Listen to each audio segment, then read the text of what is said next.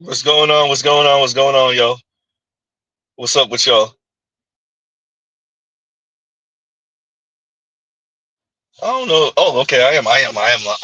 Okay, all right. I don't know. At first, I was like, wait a minute. So the technical difficulties. What did I do wrong? Okay, we're here. We're here. Like, share, subscribe, hit the super chat on the way in. Oh man, are y'all going to accept the reach back? That is the question. We know eventually there's going to be a reach back. Shout out to Accountable Commentary. Black boys, what are you going to do when they reach back for you? That is the question, right? And so we're going to start off with some videos. I'm going to put fair use now, although I'm pretty sure these people won't flag me. So we're going to play a couple of clips from Only Logical. We're going to play something from Sade. We're using Accountable Commentaries quote, no reach back. So we just have Black Menosphere and Black Menosphere adjacent content gumbo today, apparently, right? So let's play some of these clips. If I organized them correctly, and I'm pretty sure I didn't, but let's see if Mr. Z organized them correctly so that we could get a paint the picture. We're working on another borderline doomer stream, so y'all prepare for that. If not this weekend, maybe next weekend. Yeah, I don't know if I want to cover the AI stuff. I think that's been badgered into the ground, right? That's got stomped into the ground. Everybody's running around here with their hair on fire. AI is gonna delete us all, and um, yeah. So we'll get to it. We'll get to it. But let's play these. Like, share, subscribe, hit the super chat. Answer the question in the that you guys see. And shout out to the replay gang. And here we go. Shout out to Sade. Shout out to Only Logical. Fair use, fair use, fair use, fair use. All right, y'all. Here we go.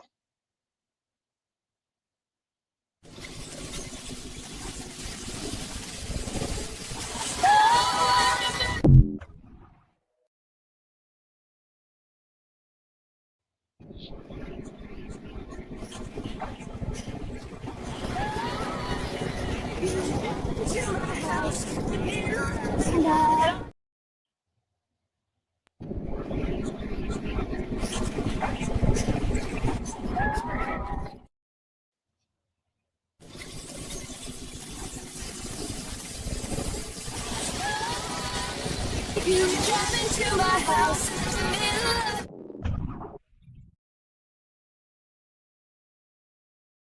feel like I'm a ruffle a couple feathers when I say this, but I'm no longer interested in dating black men. Like, I love my black kings, I love y'all so bad, but the quality of love that I'm looking for, y'all just don't give.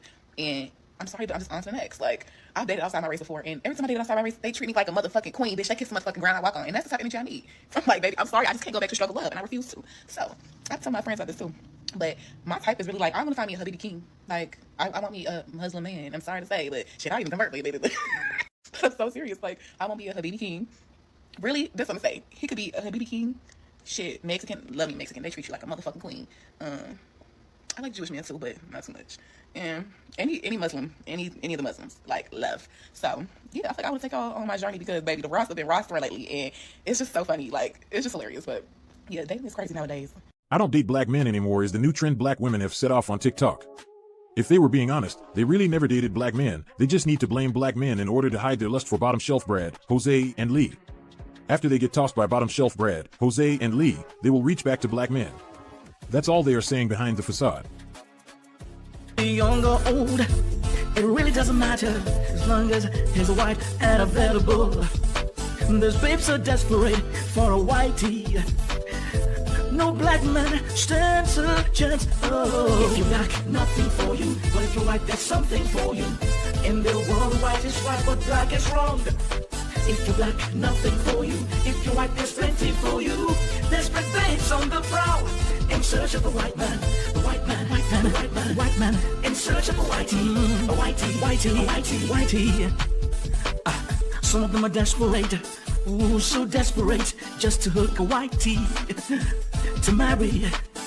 It could be English, y'all, let me tell y'all. I am not dating any more black men after today. I'm not. Sorry, because y'all don't know how to court. Y'all don't know how to date. Some of y'all just don't get it right. So therefore, I'm not dating any black guys anymore. I don't do well with black guys. It just doesn't work. I just don't know why it doesn't work, but it just doesn't work. The expectation, dating out of my race, I feel like I don't have to ask for certain things. It's just automatic. With black guys, it's like, you gotta pull teeth and nails, well, or maybe we just don't hit it off. But so far, dating out of my race, I have better luck and better experiences. So, this is what it's going to be. Yeah. So, bye to black guys. Bye. They're like hunters searching for meat. White meat, there's bitter and heat.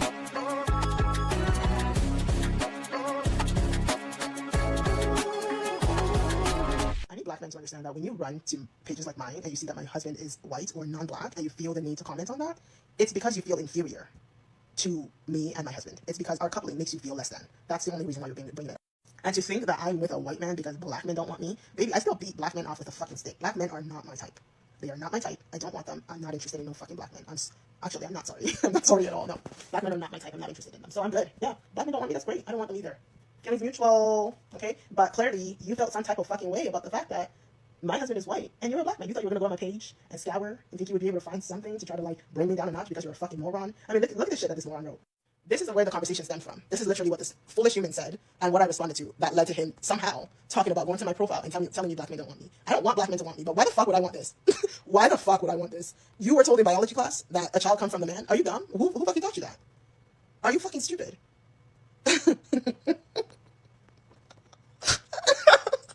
And you think that I would fucking want this? Sweetheart, black men are not my type. Y'all are safe. I'm good. Thank you. I'm gonna stick with my husband, my very white husband of 8 years. I'm gonna stick with him. Thank you very much, though. I'll pass on. They get with a white man and have this mindset that all of a sudden, they are the baddest in the room and every black man wants them. All this woman does is talk about black men. Go on her page, she can barely say anything good about her husband, but she loves talking about black men. Her TikTok is in the description. Cashapp is in the description. This video is for the simps. So the reason why the dynamics of white men and black women work so beautifully and cohesively together is because white men treat black women like women. These women that come on here and spew thinking that white men are so much better, I'ma tell y'all, like, y'all are lying. So I'm a brown girl. I like a little vanilla in my life. And I might one day be a white dude's wife. That's all right. Yeah, I got a type. Some people don't like it. But the swirl is the hype. When I see a cute guy, I always got to think, is he down with the brown? If he is, we about to link. And I ain't talking about the TikTok boys looking for clout. Because we can see right through the facade. Gross me out. I wonder, will he ever like me back? Imagine liking white boys when you're black. Especially when you're from the south. The guys that like me are yeehaws with tobacco in their mouth. My celebrity crush, my little cinnamon bun. Ooh, that boy's the one. And I'm still not done. I never met him. He never met me. If he ain't down with the brown, what he about to be. But I digress. Y'all never mind the rest. I just like what I like, speaking from the chest. But hit me up if you're looking for a black girl, because you know that this girl is down with the swirl. I'm just saying. And on the topic of the trend where it's like, you look so much happier, and the response is like, thanks, I blank. I saw this video that was like, you look so much happier. And the response was, thanks, I stopped dating black men. I fear she ate that up. A few moments later. They don't treat us like a mammy. And don't get me wrong, I know the history. I know that some of them fetishize. I understand it. But for the ones who truly and deeply and solely love their women, their black girlfriends and their black women, is because they see them as women and treat them as such and spoil them as such. 12 seconds later. I'm going to speak about my experiences with white boys, and I can tell you, guarantee 100% that my negative experiences came more so from white boys than they did black boys. I literally saw a white boy duck and dodge a black girl that he fucked just because he didn't want his friends to know that he fucked a black girl. I literally had a white boy confess that he gave a black girl an STD because he thought it would be funny and she needed it. I was messing with white boys who were literally and then going to go fuck not even 8 hours later. I have witnessed with my own two eyes a white man telling a black girl that she needs to look more white, which means that her hair needed to be in a fucking wig, which means that she needed to lose more weight, which means that she needed to talk without ebonics.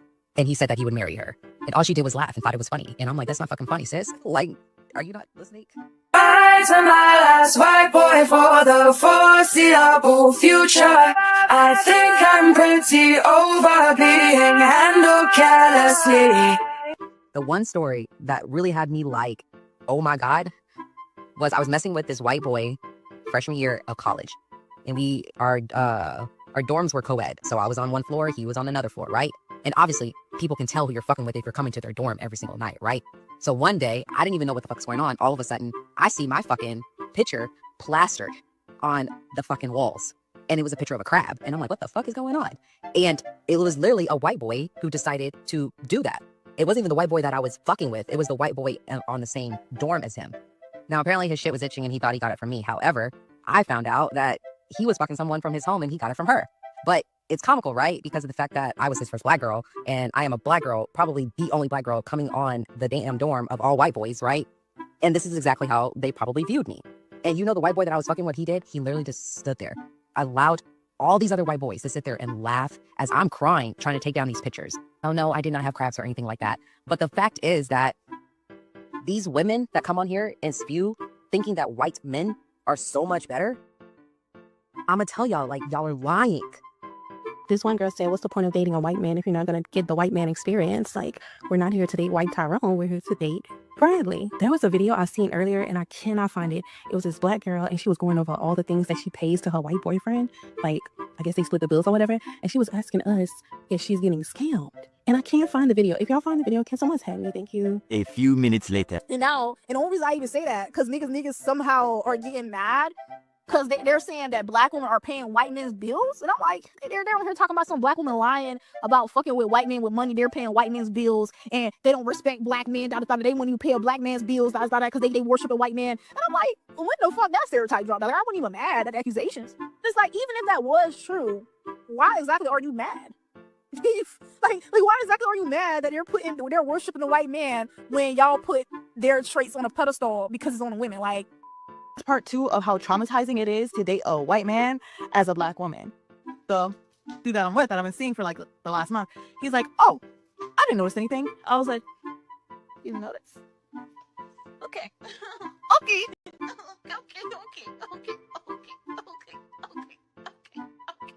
And like me, I'm not the kind of person that's just gonna go ahead and like scream like racist, prejudice. But when things are blatant like that, like, okay, so you look at this white man's ID for a split second, give it back to him, immediately trusting him, like, yeah, one of us. But when you see the black person, you look at it like, let's go ahead and scan this bad boy. Yep, scan her face right on in. Yep. There you go, ma'am.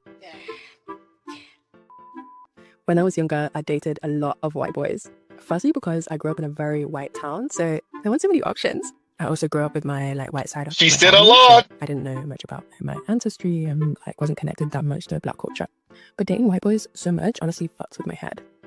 I think firstly because I was seeking validation from it. Like, kind of in the time where I was, it was almost like I was like at the bottom of the dating pool. It's like, if you're like, white, pretty, straight hair, blonde, you're at the top. And then like the further away you are from that, the lower down you are.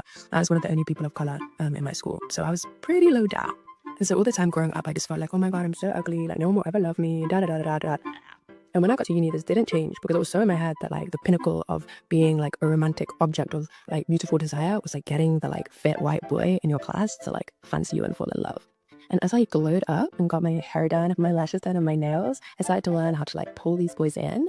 But I never really got what I wanted at the end of the day, which was like deep, radical, enduring love. And obviously that's because I was doing it all wrong. I was looking outside myself for validation. I was looking to people who didn't necessarily see or understand like the full depth and capacity of myself. And I was hoping that somehow this like picture perfect relationship would give me the satisfaction that was really a lack that was coming from deep within.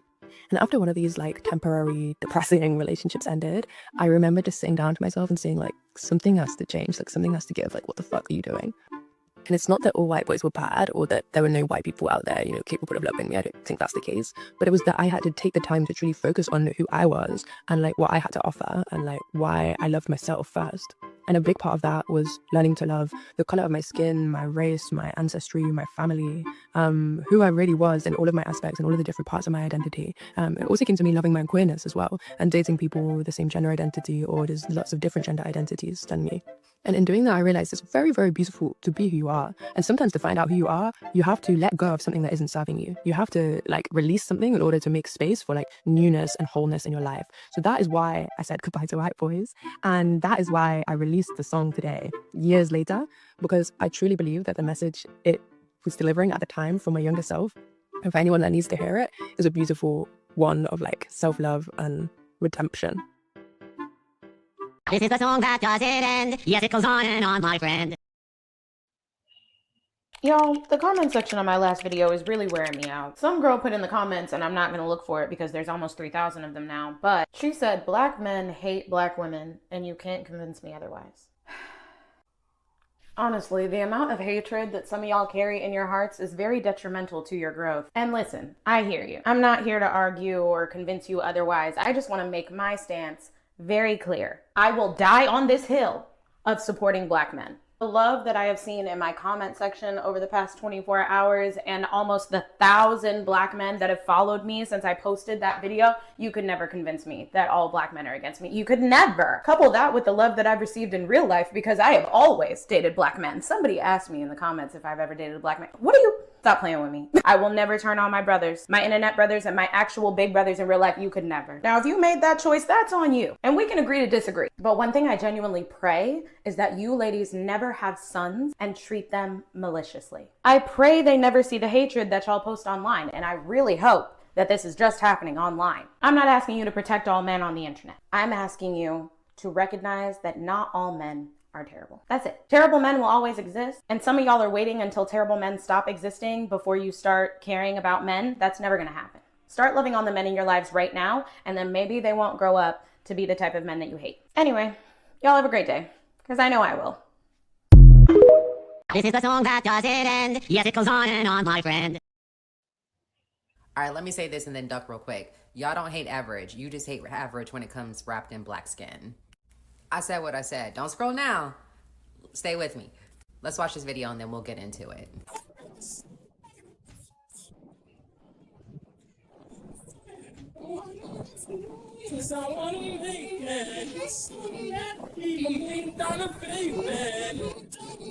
So let a black man be regular degular, got 9 to 5, flaws like everybody else, and y'all see he's invisible.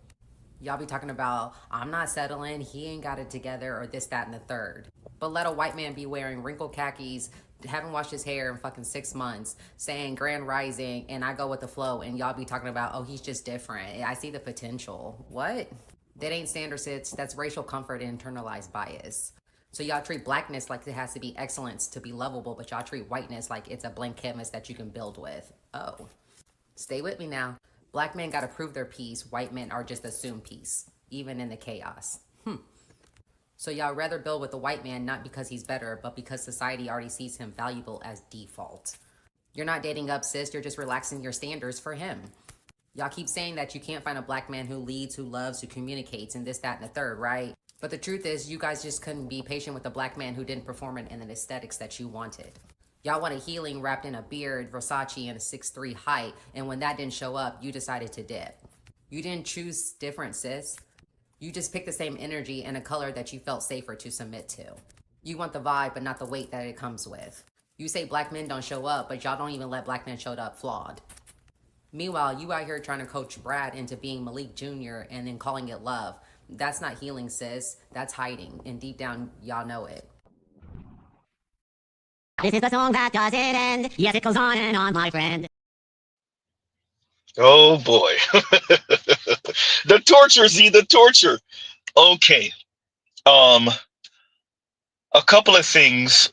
We'll actually play this again because there's something that she said that I really want to focus on for this conversation. Once again, the title is What You Gonna Do When They Reach Back For You? Black Boys. And yes, I did put the cop song as the theme song for this stream. So check the links in the description box. Once again, shout out to Shay Sade. Shout out to Only Logical. We're using some of their content today. Fair use, fair use, fair use, fair use. Right? So there's something I want to address. We're going to kind of cover these back to back, and we're going to tie them into that reach back video. Shout out to Only Logical. you see the ladies trying to do the reach back. Did Mr. Z play it? I think I did, but we're gonna play this, and because there's something that she said that I want to address. Here we go. Y'all, the comment section on my last video is really wearing me out. Some girl put in the comments, and I'm not gonna look for it because there's almost 3,000 of them now, but she said black men hate black women, and you can't convince me otherwise. Honestly, the amount of hatred that some of y'all carry in your hearts is very detrimental to your growth. And listen, I hear you. I'm not here to argue or convince you otherwise. I just want to make my stance very clear. I will die on this hill of supporting black men. The love that I have seen in my comment section over the past 24 hours and almost the 1,000 black men that have followed me since I posted that video, you could never convince me that all black men are against me. You could never. Couple that with the love that I've received in real life because I have always dated black men. Somebody asked me in the comments if I've ever dated a black man. What are you? Stop playing with me. I will never turn on my brothers, my internet brothers, and my actual big brothers in real life. You could never. Now, if you made that choice, that's on you. And we can agree to disagree. But one thing I genuinely pray is that you ladies never have sons and treat them maliciously. I pray they never see the hatred that y'all post online. And I really hope that this is just happening online. I'm not asking you to protect all men on the internet. I'm asking you to recognize that not all men are terrible. That's it. Terrible men will always exist. And some of y'all are waiting until terrible men stop existing before you start caring about men. That's never gonna happen. Some of y'all are waiting for terrible men to no longer exist before you start caring about men. And isn't that the real thing right there? She said it. Y'all heard what she said. That's what it is, ain't it? Huh? Shout out to the black manosphere. There's always an example, huh? There's always an example why we should talk to black men like they ain't ish, why we should be disrespectful, why we should be mean, why we should be snarky, why we should be rude, why we should be dismissive, why we should be minimizing of black men and black boys and their plights and their struggles, right? There's always a reason. You're waiting for all men to no longer be terrible, quote unquote terrible, right? Before you start giving a crap about really black men. Huh. And there you go. That is really the issue. That's really it's fascinating, you know, and these are mainly women, black women, who we would say are some type of centrist all the way to some type of center left, right? And these are the people that don't want to be judged as a collective. They tend to vote Democrat, and yet they bury all black men with the one or the two black men that may, and that's a strong may, do something or say something untoward. Huh? Because it's an excuse. And it's an excuse to do and say and act towards black men, negatively towards black men, the way you want to. Huh? Yikes. Huh? What she said was true. And this is a woman thing, particularly in the West. It's using excuses to do what you wanted to do anyway, to speak how you wanted to speak anyway. If all men aren't bowing and scraping and kissing ass, then we reserve the right to be disrespectful and mean and condescending and rude and sassy and smug and just general assholes. Huh? This is the excuse you find from many black women. So, for those of you, I had to suppress the song, but it was the Taylor Swift song. That was the clips that you saw Mr. Z playing over and over again, where the women, if you read the captions on the screen, it said something like, you seem happier, and they would say, oh yeah, I stopped dating black men. Yawn, right? Once again, we're here now. This happens about once a month. I guess they skipped last month. Last month we didn't really get this, so once a month, I guess once every other month now. Y'all look like y'all running out of this. There's always a new trend, always some new swirler divester. White men can save me from my blackness in an anti-black neo-colonial southern state society. Anyway, white hegemonic rule. White men come save me from you and me. Wait, what? Huh? Just about once a month we get another one of these. Huh? This is the song that doesn't end. Yes, it goes on and on, my friend. Just about once a month we get one of these.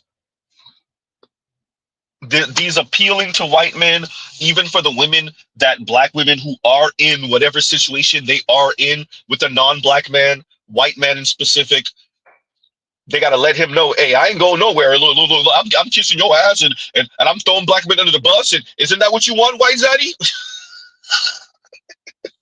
Huh?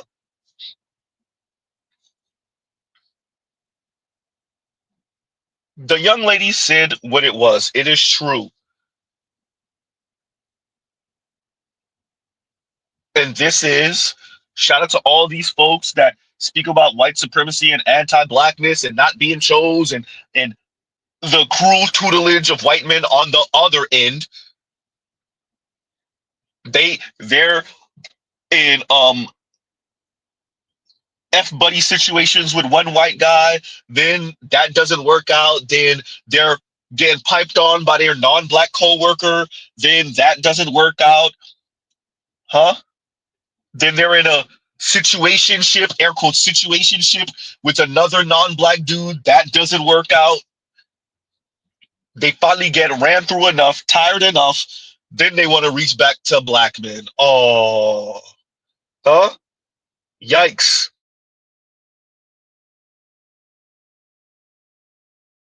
This is for the simps. This is your chance to clean up.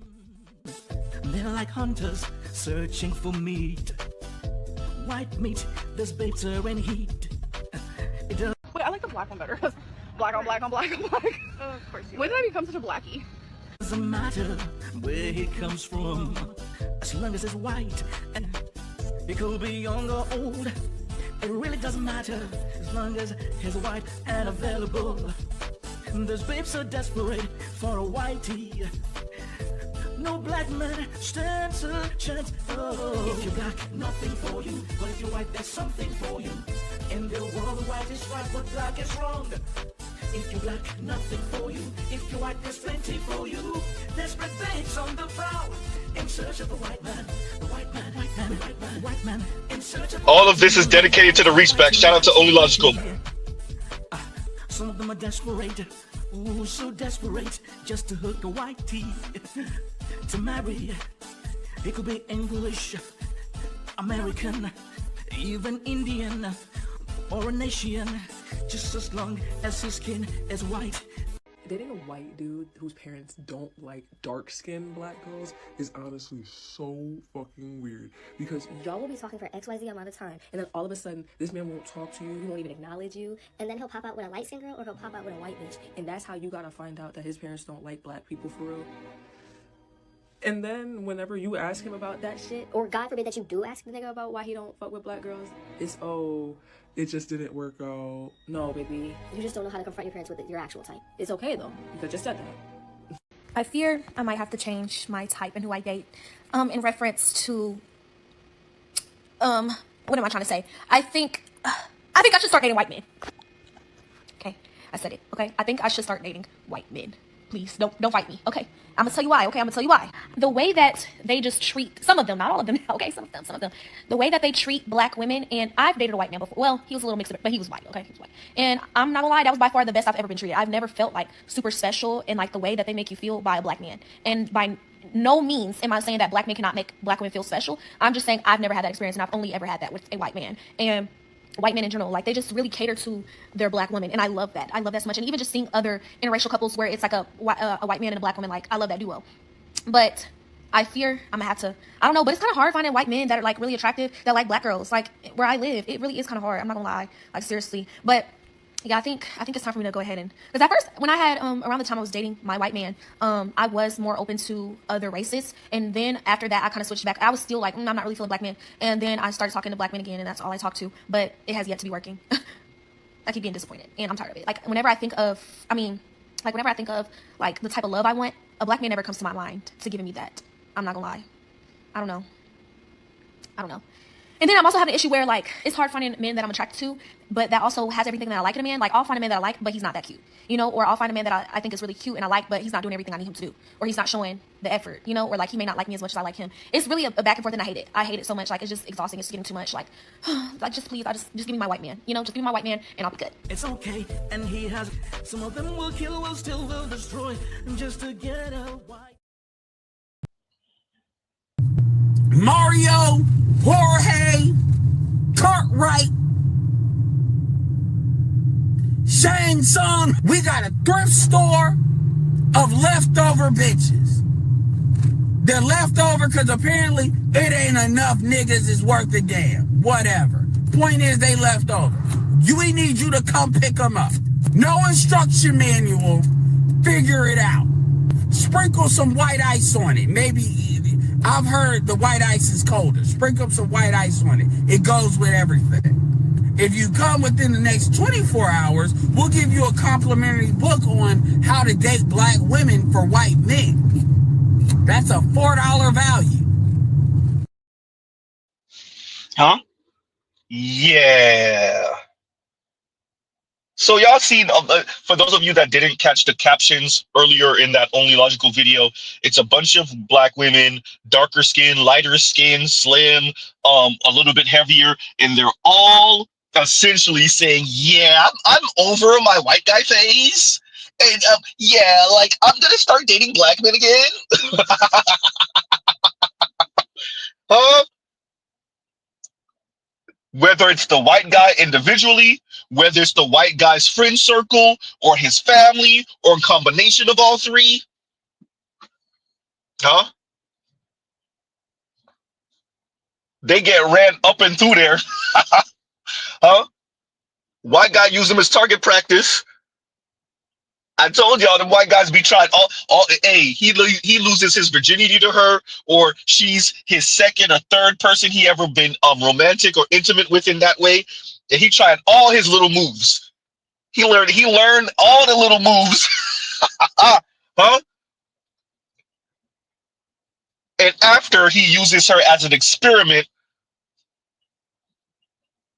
his parents give him that timer.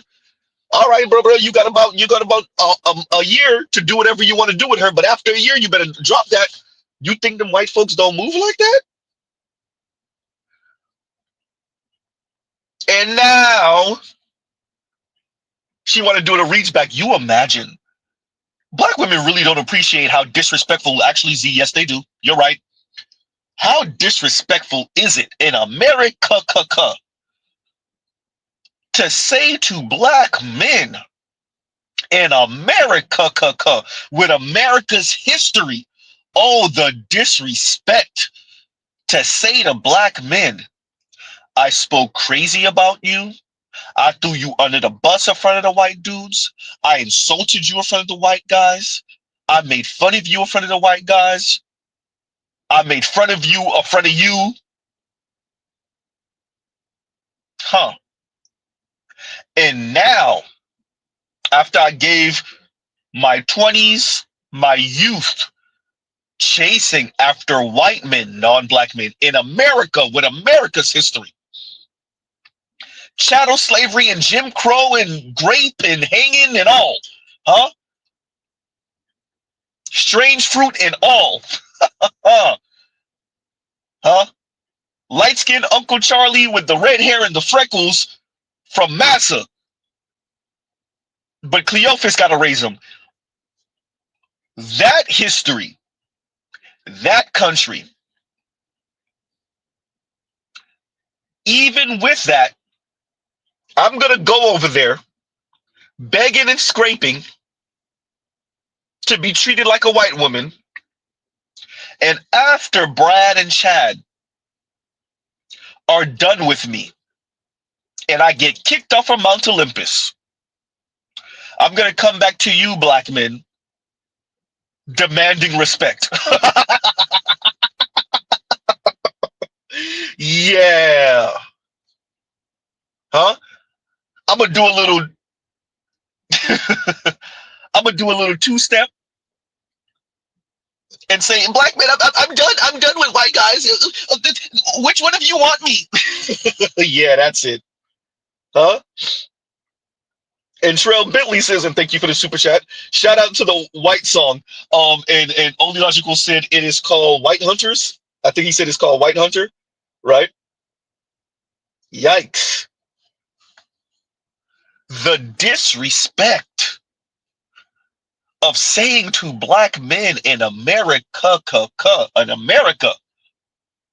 that after I threw myself to the non-black men, I told them, black men don't value us, and black men don't know how to treat a women, and black men colorism and featureism and texturism, and they don't value us, and they don't know how to treat women, and they have low IQ, and they, low impulse control, and all the racist crap. You regurgitate all the racist crap right back to the white guys, to the Latinos, to the South Asians, to the East Asians.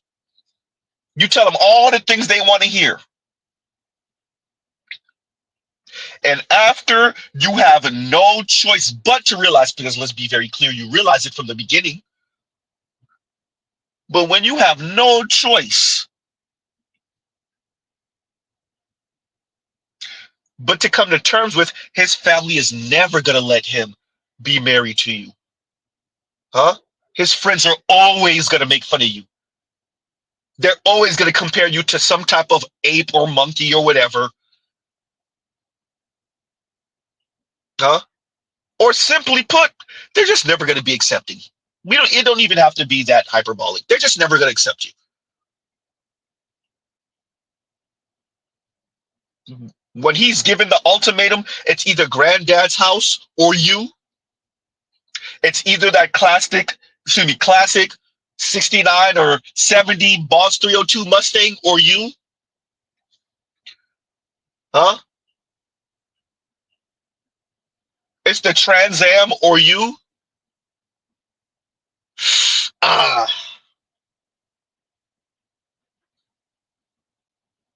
Okay, fine. That happened one time. You try again with another white guy.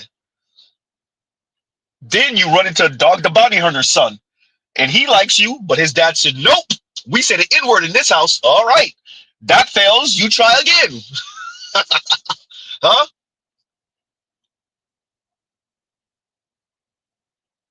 Yikes.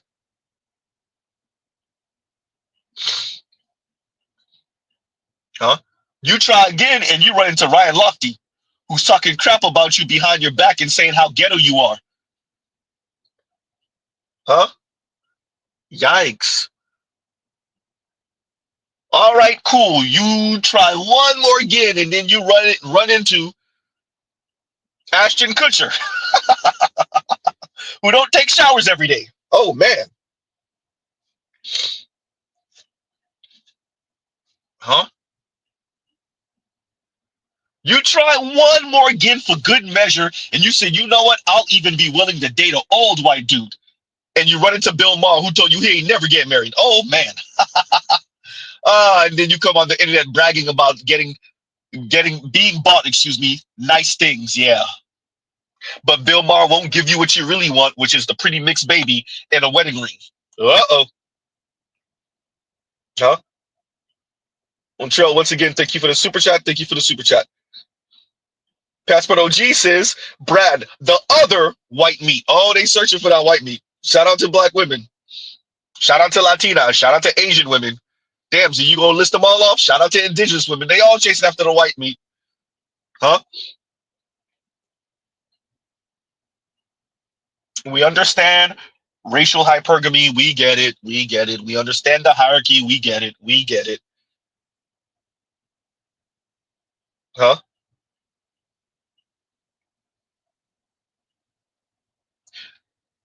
No longer will we be accepting black women speaking about how loyal they are. You're not loyal. You don't have many options. There's a difference. Your ego won't let you admit that the white guys ain't checking like that and you really don't have nowhere to go. Huh?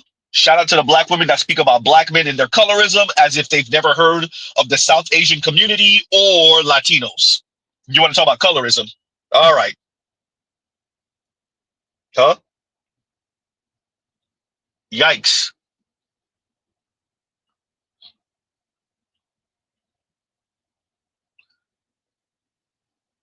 They will be reaching back. Shout out to those of us, especially under 40 millennials and Gen Z. Oh, they're going to be reaching back. Huh? They will be reaching back. Huh?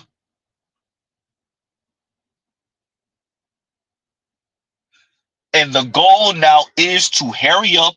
And if she doesn't have any children, hurry up and get that baby from you so she could hurry up and break up with you afterwards. She going to be 3 months pregnant and break up with your ass. Huh?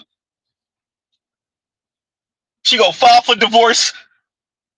3 months pregnant with the second child. She got what she wanted from you. She's done. Thank you for your services. Yeah. Now she could claim she was married and she had her children in wedlock. Thank you very much.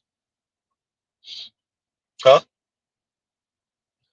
Yikes. And as the young lady said, if you're looking for all men not to be terrible for you to give a F about men, then you're full of crap. It's an excuse to be rude and belittling and smug and sassy. Ma'am, dear women, particularly in our case, black women, you just want to be rude, smug, sassy, condescending, belittling anyway. That's who you are. Huh? Huh? I'll read this comment from Pastor G. He says, real men raise mixed, excuse me, real men raise mixed stepkids. Exactly. Right? Exactly. Real men raise mixed stepkids. Real black men raise mixed stepkids. Exactly. The insult. America and America's history and black women running, let's be very clear, they're not just falling in love. They're not just randomly meeting the white guy in the store and they bump cards and they get to talking and in a couple of weeks they pipe in and in a couple of years they're married and they have no, that's not what's happening. These black women are actively hunting, shout out to Only Logical, hunting white dudes, throwing themselves at any non-black man, openly advertising online for any black man to come and rescue them from black men. Huh?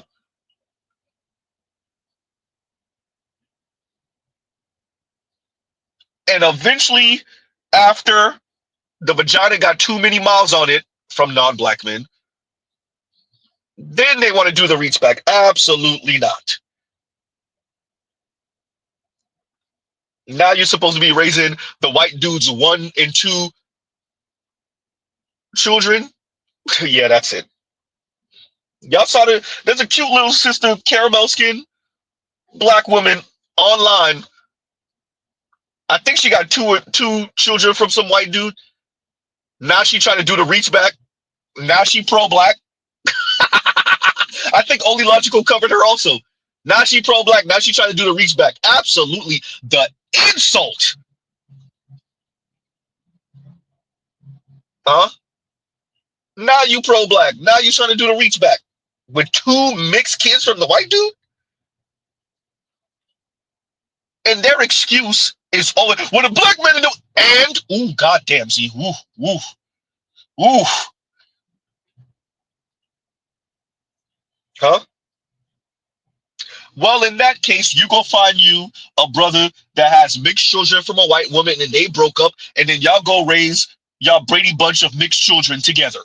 Y'all go ahead and get married. He'll have a white ex-wife, you'll have a white ex-husband, and y'all go raise y'all 3 and 4 kids, mixed kids together, and have that whole Brady Bunch thing going with a bunch of mixed kids. Huh? Weird. Huh?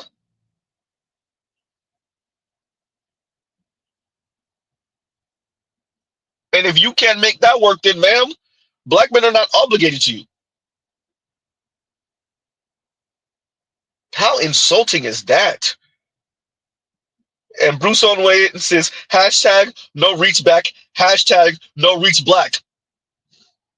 Because you know they try to do the reach back, reach black. And this is like a every generation thing. Millennial and Gen Z black women just are so loud. They have social media and the internet, so they running around here. Girl, you look so much happier. Oh, you know, I'm dating the non-black men now. I'm dating white guys now. I stopped dating black men. Huh? Yikes. Loser. Huh? And they showing off their white zaddies and all. Leave them out there, dear black men. This is Mr. Z's message this morning.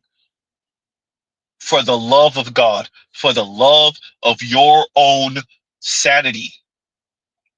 Huh? Remember what Cree told y'all is going on. What do you mean, Z? For all of you who are new to Z's channel or you only been here for a couple of months, I haven't played this in a little while. Here's a black woman telling you how black women are getting down in secret. Just in case you didn't believe Z and Z's reaching and Z doing too much and Z sounds racist and Z sounds quote unquote anti-white, whatever the hell that means. Huh? Gosh, there were 2 points, but I'll just respond to the latter one. I meant to say this earlier when we were talking about the reason that black females may be more confused about the system of racism, white supremacy, and who practices it. And I said I thought the primary reason was that we don't experience the more violent forms of it. No, that's secondary. Primary, this is really key. People really need to, I hope people will hear this, and I hope people will believe this. Some people know this. The primary reason is that black females are either the primary participants or secondary participants, meaning that their mothers, their sisters, their aunts, their friends, somebody they know who's a black female is engaging in sex with white people. Our minds are more mushy because we engage in more sex with white people than black males do. And that seems to be the reverse of what is the case, because on the sidewalk, you see a whole lot more black males with white females than the reverse. But there's a whole lot. There has always been since slavery, there has always been, continues to be, in office buildings, in houses, everywhere you can possibly think of, lots and lots of sex between black females and white men. The key is that it's real hush-hush. It's real secret. And white people, they enforce and depend upon its secrecy so that we don't even know the devastating effect other black people don't even necessarily know, where all those defensive statements are coming from black women, because people don't know she's been in the bed with a white man. They depend on the secrecy of that, and they don't want it exposed. Hush. It's real secret. And white people, they enforce and depend upon its secrecy so that we don't even know the devastating effect other black people don't even necessarily know, where all those defensive statements are coming from. And we're back. You heard what he said. And for those of you that don't know, yes, that was a black woman. That's a black woman telling you that there's lots and lots of secret sex going on between black women and, in this case, white folks, white men. I would argue lots and lots of secret sex going on between black women and a bunch of non-black men. Habib at the corner store, huh? Julio, the Latin mechanic, the Latino mechanic, Dominican, Cuban, Puerto Rican, Mexican, huh?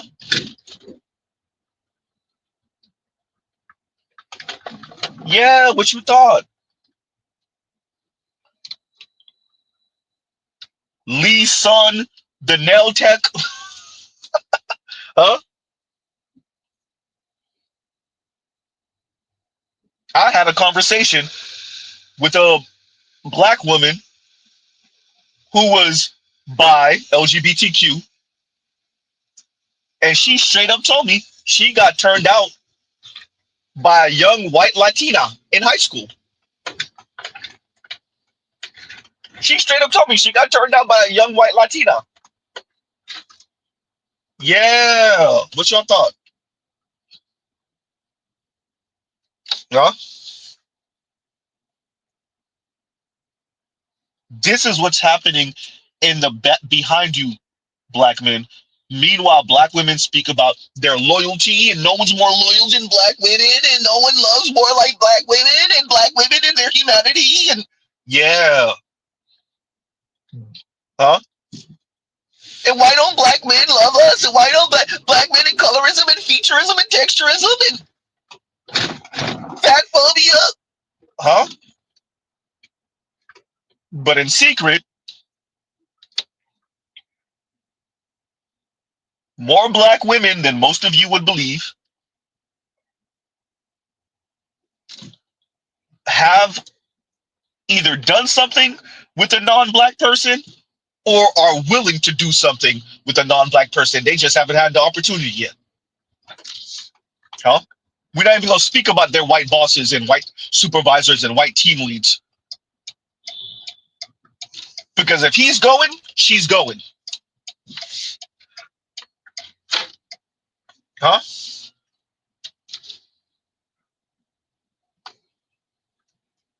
So the question remains, black men, what are you going to do when they reach back to you? What are you going to do when these black women, these card-carrying, official or unofficial swirlers and divestors, reach back to you? What are you going to do? Because they're going to reach back.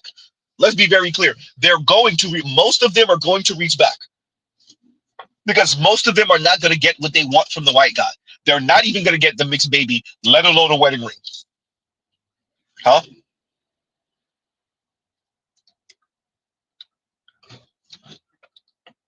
And she's gonna wait a few months. She's gonna tell you, yeah, I've dated around, and it just never worked, and we just never connected the way I wanted. And you'll be like, okay, that happens. And 4 months in, after she done put that guk on you, huh? After you done got the wet, 4 months in, she's gonna tell you. That's what she's gonna tell you. Yeah, and then she's gonna slip. Yeah, one of my white exes. Wait, what? What are your what?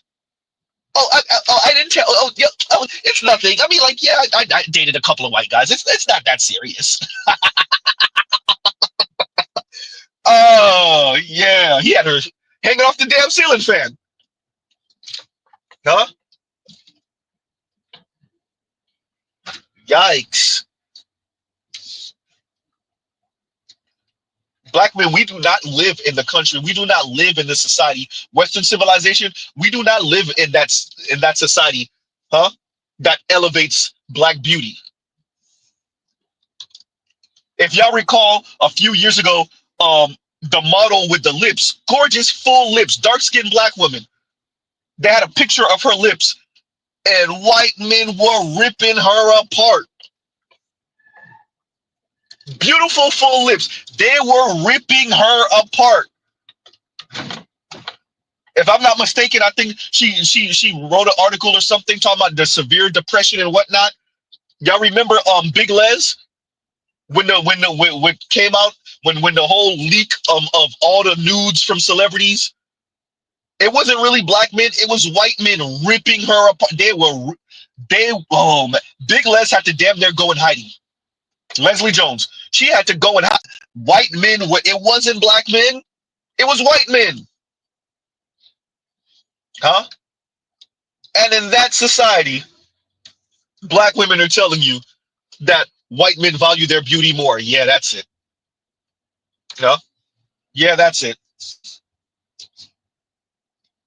Who was calling Serena and Venus monkeys? It was black men? Both of them are chasing after white dudes, but it was black men? Huh? At least Serena kind of diversified a little bit. Venus, keep her a white man. Because instead of trying to buck what white men are calling them, no, they have to have their beauty validated by the white guys. This is a woman of color thing. The more white men insult them, belittle them, ignore them, the more they have to have their femininity and beauty validated by a white man. God forbid they went to a diverse school, middle school, high school. They went to PWI for college. Oh, now she has to have her femininity validated by a white man. It has to happen. Huh? And the more the white guys ignored her in high school, the more she has to have her femininity validated by a white man. It got to happen. So for all of us that you see these black women and they have these very, very afro features and the wide nose, and she keep her hair natural and she got it wrapped up just right, and she got the Africa earrings and the onk on, and then you find out she dating a basic brand. Huh? Some of you brothers have your heart broke. Why do you have your heart broke? The more African her features, the more she need the white man to validate it. Who's supposed to speak positively about her femininity? You? Your opinion matters? Okay, yeah, that's it. When they when they say decenter men, what they really mean is don't give a F about what the Negroes talking about. And Negroes is not the word I really want to use right now. The white man's opinion is law. Black man's opinion, what is that? Huh? First of all, what's a black man? Oops. Huh? Yikes.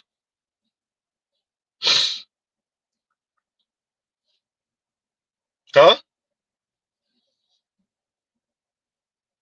So as Bruce on Wayne said, hashtag no reach backs, no reach black. And thank you once again, Bruce on Wayne for the super chat. Thank you for the super chat.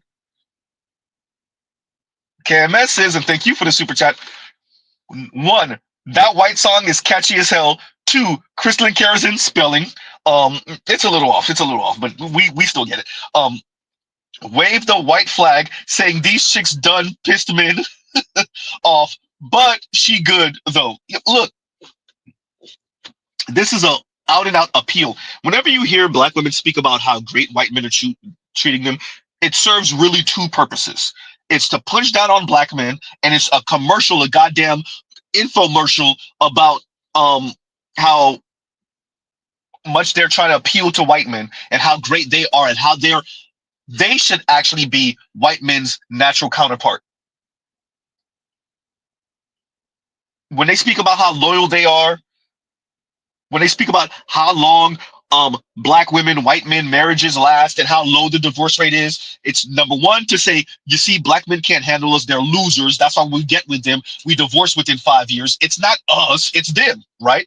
That's what the black women are saying. They're also saying to white men, you see how great we are to you, daddy? Huh? See, when we get together, we're the true power couples. Huh? Yikes. Disgusting.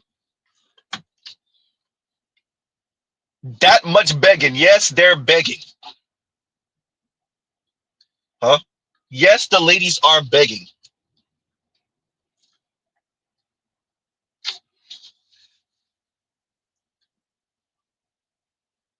Wow. So, as the young lady said, you know,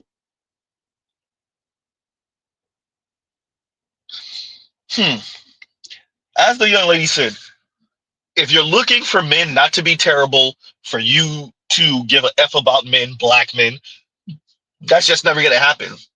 And the ladies know that. That's why they do it. That's why that's the standard. Huh? That's why, what's her name? Sovereign woman, sovereign black woman.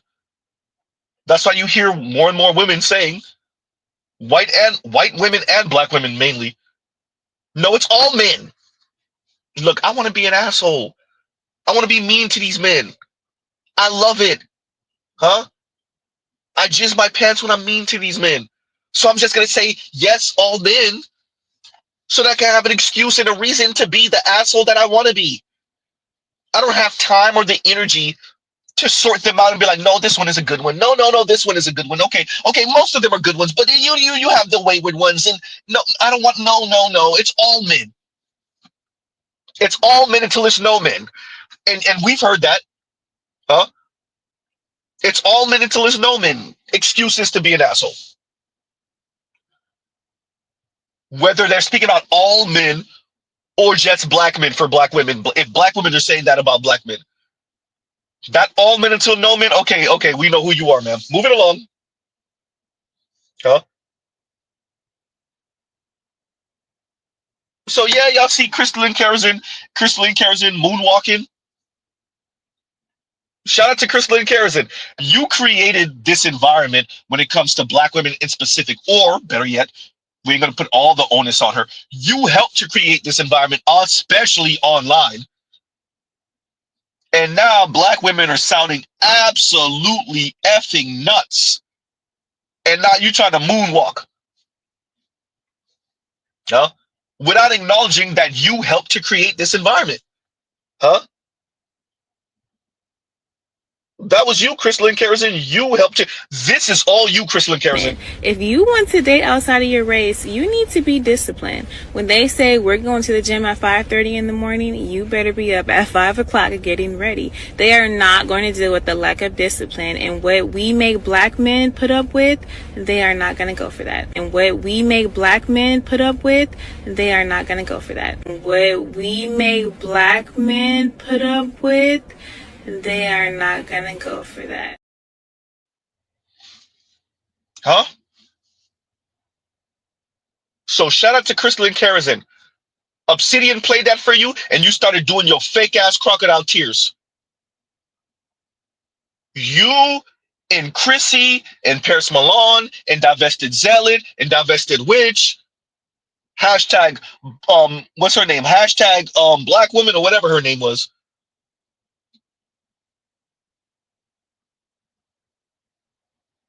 Huh? Real talk with Yanni, even though she's not really a card-carrying divester or swirler. There's a bunch of you little content creators that help to bring that about. Y'all help to bring that about. Huh? No, see, that's not what we meant. That is what you meant. And the women, the young women, interpreted correctly. See, Z appreciates that we might have some 13-year-olds that fall onto this channel. Huh? I check my analytics. I have 18-year-olds listening in, 20-year-olds, 24-year-olds. I'm careful with my language. That's why I say you meet a good black woman, you grab her hair and you grab her hand, not hair, maybe her hair. You grab her hand and you run for your life. And you make sure to vet even family. You make sure to vet all them homegirls around her. The white and the black ones, the Latina and the Asian ones.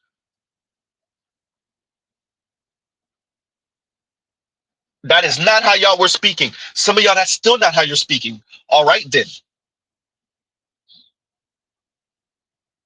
Huh? But let's be very clear.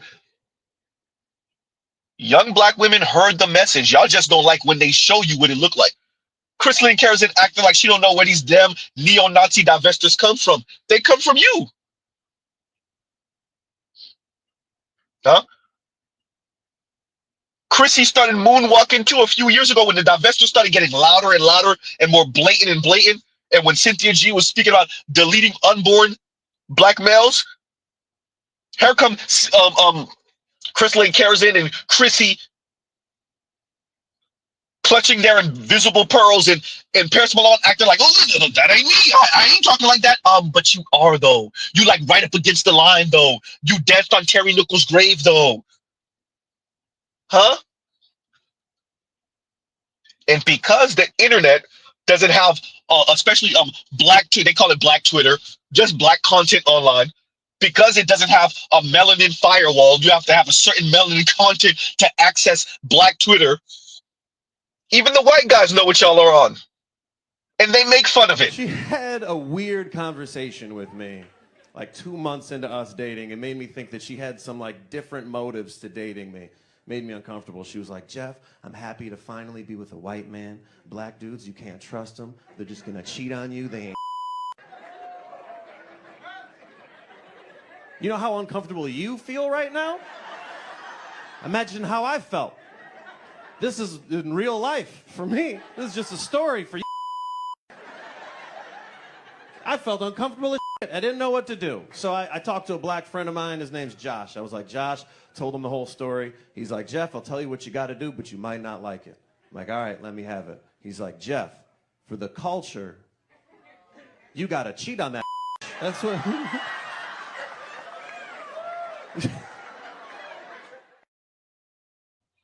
Huh? The white guys are putting this in stand-up. This is not the only one. Yes, black women, you're that blatant. Huh? Yes, you are. The white guys are telling y'all to slow up with the worship and calling them massive. I'm speaking on the behalf of all white dudes that date black girls. Can y'all stop fucking calling us massa? Like, what the fuck do I... You know what you're doing. You know, like, what the fuck am I supposed to say? And y'all be thinking it's funny as shit. You be laughing your ass off, having the time of your life. Girl, fuck you. I want black women to have a lot more self-respect than they do now. Kind of just like worshiping white guys. Worshiping white guys. Worshiping white guys. This is sad. It's getting sad now. Huh? Yeah. That is how loud you've been. And if a white guy is not opposed to it and he's just trying to get just trying to get his paw wet while he's waiting for the right white woman or maybe even Asian woman, then yeah, he'll engage. And yeah, you'll think something is gonna come of this. Something's gonna come, all right. But something's gonna come of this, whatever situation you have going, and it's not. Huh?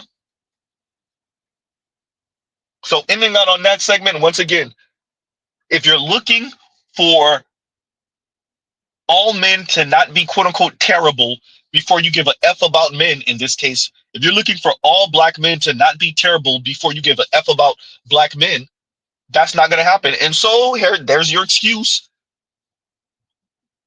to be the little asshole you always wanted to be, that you already are. And so when that loneliness is chasing you all around the room and you crying yourself to sleep at night, and now Rose Toy ain't doing it's not satisfying you the way you need it to. And you reach back,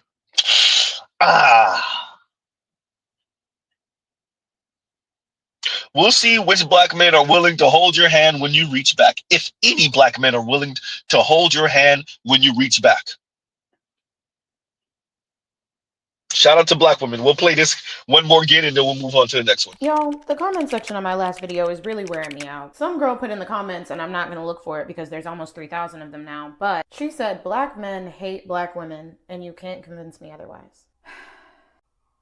Honestly, the amount of hatred that some of y'all carry in your hearts is very detrimental to your growth. And listen, I hear you. I'm not here to argue or convince you otherwise. I just want to make my stance very clear. I will die on this hill of supporting black men. The love that I have seen in my comment section over the past 24 hours and almost the 1,000 black men that have followed me since I posted that video, you could never convince me that all black men are against me. You could never. Couple that with the love that I've received in real life because I have always dated black men. Somebody asked me in the comments if I've ever dated a black man. What are you? Stop playing with me. I will never turn on my brothers, my internet brothers, and my actual big brothers in real life. You could never. Now, if you made that choice, that's on you. And we can agree to disagree. But one thing I genuinely pray is that you ladies never have sons and treat them maliciously. I pray they never see the hatred that y'all post online. And I really hope that this is just happening online. I'm not asking you to protect all men on the internet. I'm asking you to recognize that not all men are terrible. That's it. Terrible men will always exist. And some of y'all are waiting until terrible men stop existing before you start caring about men. That's never gonna happen.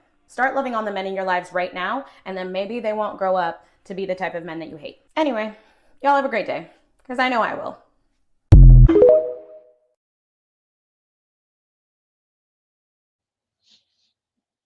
And thank you for that. Moving along.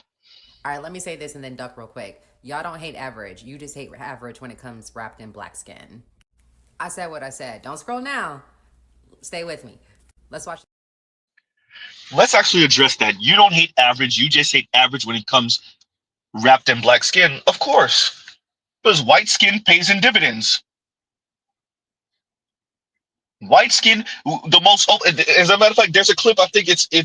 Is it on one of the videos I played earlier from Shay Sade, or is it from Only Logical, with a black woman straight up saying, "Y'all saying we paying for Brad?" Yeah.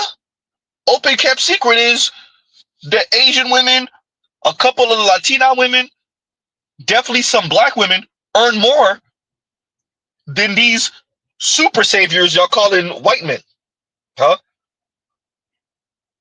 The omnipotent, omniscient white dude, huh? The mythical, magical white man, the infallible white man. The open kept secret is not all these white guys are in situationships, relationships, whatever the hell, with women of color, and the white guy is earning more than her, especially earning far substantially more than her. Yikes. The man could have saved your child. Huh? So absolutely. Continuing. All right, let me say this and then duck real quick. Y'all don't hate average. You just hate average when it comes wrapped in black skin. And that's all. Right? As Laura said to Shay Sade a couple years ago, black men start in the hole, black men got to prove themselves, not just to non-black people. That's already bad enough. Black men have to prove themselves to black women? Yeah, nope. Huh? Shout out to all the women that are straight up saying now, no, men are guilty until proven innocent. Okay, yeah, that's it. Shout out to you, sovereign woman. Huh? These little neo-Nazi eugenicist ass black women. She literally said, y'all over here dying on the delivery table, and I'm out here living my best life. I am not joking. The lady literally said that. I'm over here enjoying my life, and y'all over here dying on the delivery table. Oh man, you ain't never heard something more bitter in your life, huh? You tell me, what in the world can a black man say that's worse than that? Huh? She said, Cynthia G, you over here talking about deleting unborn black males. I got one. Two could play that game. I can say Nazi stuff too. Huh? I can say mean-spirited, spiteful, rage-inducing things too. I can say the most morbid things too. Watch this.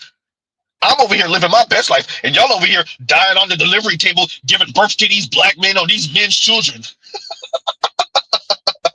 Huh? Yes, y'all heard right. Sovereign woman said that verbatim.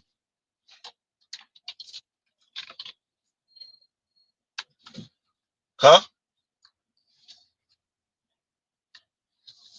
These little bitter. Hey, what can a man say worse than that?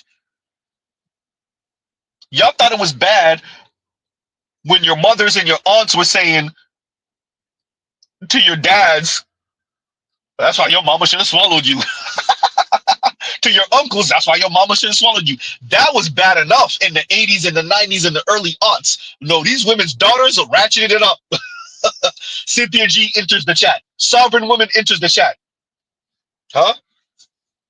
Y'all thought it was bad enough when you heard older Xers and boomers, black women, excuse me, saying to the men, oh yeah, your mama should have swallowed you. Calling every black man that's not kissing their ass some type of gay. Y'all thought it was bad enough with that. Yes, let's make sure we say this for anyone listening that's going to pretend like they don't get it. Black women calling straight black men gay as an insult. Say it again, Slowzy, to make sure you don't leave any space for interpretation. Black women calling black men that they know are heterosexual and straight, gay as an insult. There you go. Y'all thought it was bad enough with that in the 80s and the 90s and the early 2000s. Those women's daughters are grown now. Those women's daughters are Cynthia G. Those women's daughters are divested zealot. Those women's daughters, are sovereign woman.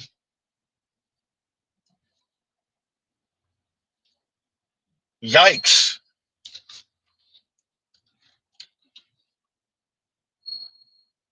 So while you had the very oldest of Xers, boomers, maybe the youngest of silent generation, calling black men gay because black men are not kissing their ass,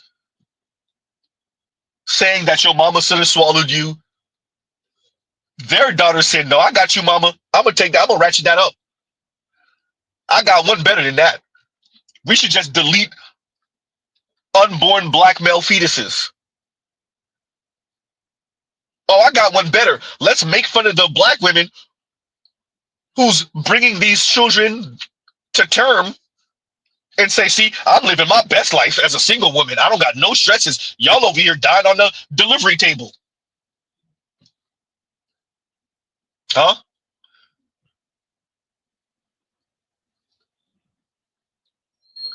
Yes, it is as if these women sit home and say, what's the worst thing I could say? What's the most sexist, putrid, disgusting, toxic sludge thing I could possibly say? What's the most poisonous thing I could possibly say?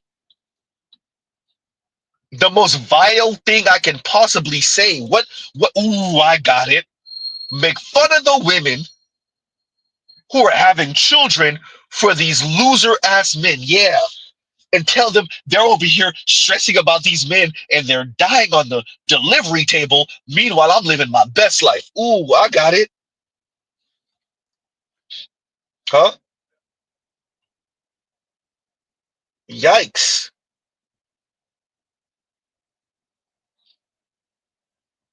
Huh? Continuing. All right, let me say this and then duck real quick. Y'all don't hate average. You just hate average when it comes wrapped in black skin. I said what I said. Don't scroll now. Stay with me. Let's watch this video and then we'll get into it.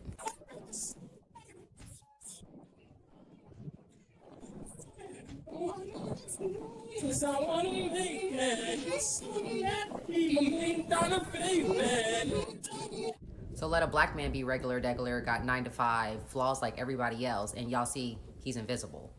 Y'all be talking about, I'm not settling, he ain't got it together, or this, that, and the third. But let a white man be wearing wrinkled khakis, haven't washed his hair in fucking 6 months, saying grand rising, and I go with the flow, and y'all be talking about, oh, he's just different. I see the potential. What? That ain't standard sits, that's racial comfort and internalized bias. So y'all. So the question then remains, and thus for those of us that actually care to ask the question then remains. And I've posed this question, I posed it to FD, and I didn't give him a chance to answer it. I should have just stayed quiet after posing the question. Because it's the silence that causes you to, or that entices you or forces you to answer the question. What did white colonialism do to the minds of women of color, namely in our case, black women? What has white hegemonic rule done to the minds of women of color, namely black women? What did the European beauty standard, don't blame black men, what did the European beauty standard do to the minds of women of color, namely in our case, black women? Huh? That is the question. And is it always black men's fault? Oh yeah, see, now that one's that everybody can answer that one. Yes, it is. Yes, always. And twice on Sundays. Huh? Yes, it is, Z, and twice on Sundays.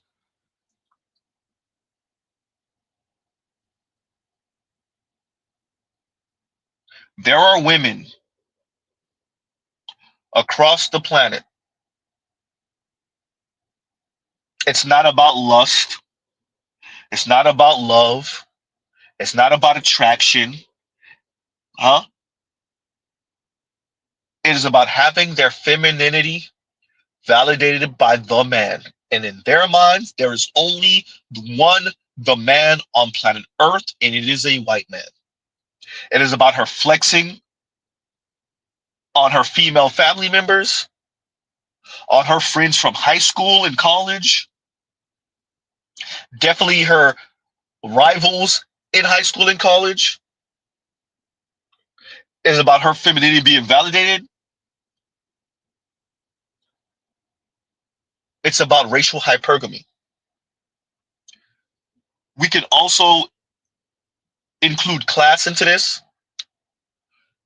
as you have a lot of these folks try to quote unquote equalize the society for men and women, which will never actually be fully quote unquote equal. You're going to watch more and more women stay perpetually single, which obviously means more men are going to be single. And you're going to watch as women either outright say it or show it. If I can't be with those guys up there, whether they're extreme good-looking guys, the extreme tall guys, or the guys with large amount of wealth, really, really financially well endowed, goddamn, see, high income earners, then to hell with everything. And you're watching it happen now. You're watching the left in particular in this case never address that. That the more that they push women to be quote unquote financially equal with men, the more the women say, if I can't be with those top 20%, maybe top quarter, then to hell with all of it. Really, I want the top 1%. But if I can't be with the top quarter, then to hell with all of it.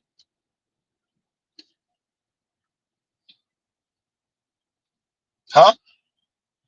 And then you watch these folks pretend like they don't understand what's going on. The women are showing you through action. So what you will have is an exacerbation of this racial hypergamy. And yeah, you'll have some black women in this case flake off and say, you know what, yeah, I ain't doing all that. And I don't want to be lonely, and I don't want to have to pay these bills by myself. And that's where the reachback comes in.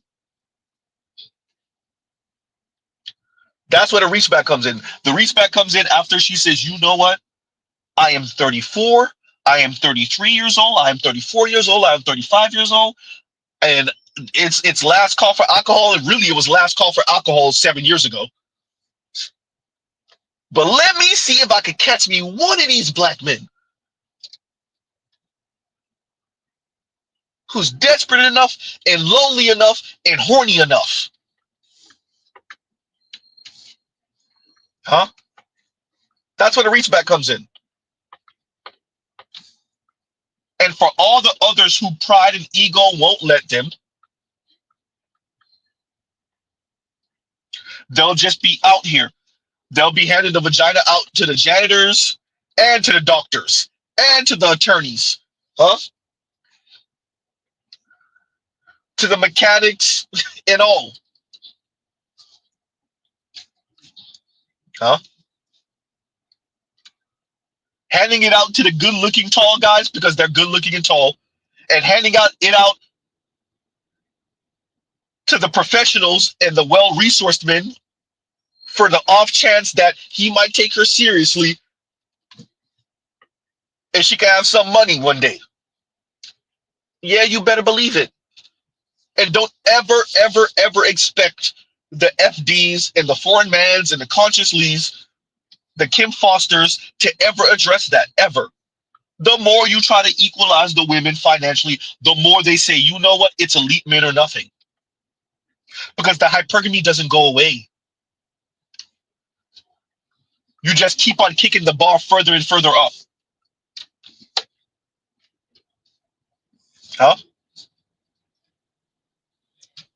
And on a side note, you know, I'm going to come back to what I covered the other night, and we're going to go through it with Kim Foster.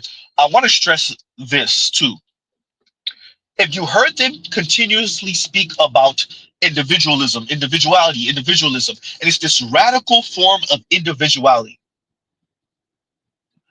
as if people don't live in communities, as if people don't form families, huh?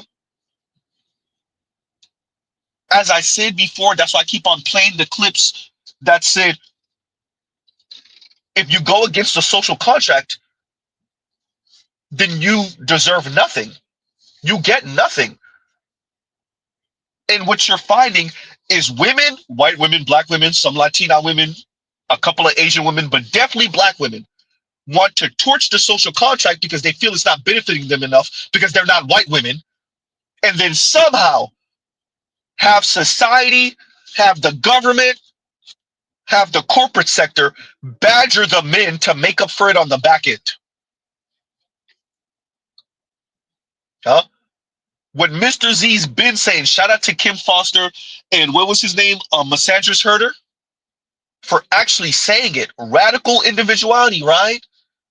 Hyper individuality, right?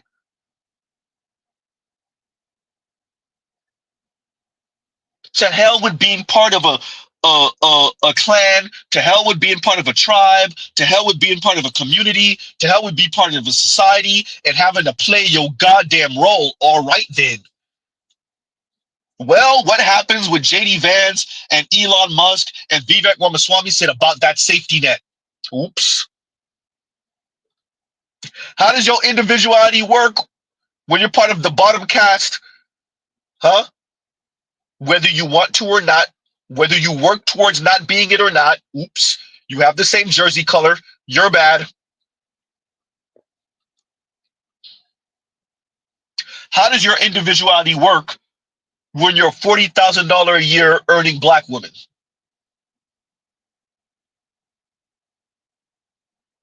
That's why Mr. Z said these black women like the Kim Fosters don't care about black women. They don't care about other black women. They don't get to be a white woman, so to hell with the world.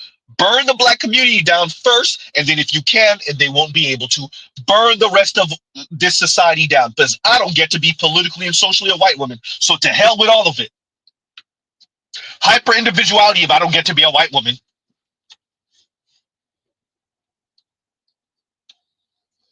Huh? So for those of you that don't know what I'm referring to, I think I covered it a couple of nights ago, and I only covered about 15 or so minutes. I think I had it sped up, so maybe it totaled up to like maybe 9 or so minutes. I'm going to cover the whole thing maybe in the next couple of days. I have the link for it. Shout out to Louis, Red Pill Sleeper Cell. It's on his channel. Check his channel out. Once again, Red Pill Sleeper Cell. He sent me something else the other night that I have to check it out also. But yeah. And how does that frame in, or how did that factor into what we're covering today with these weirdo reachback folks? Huh?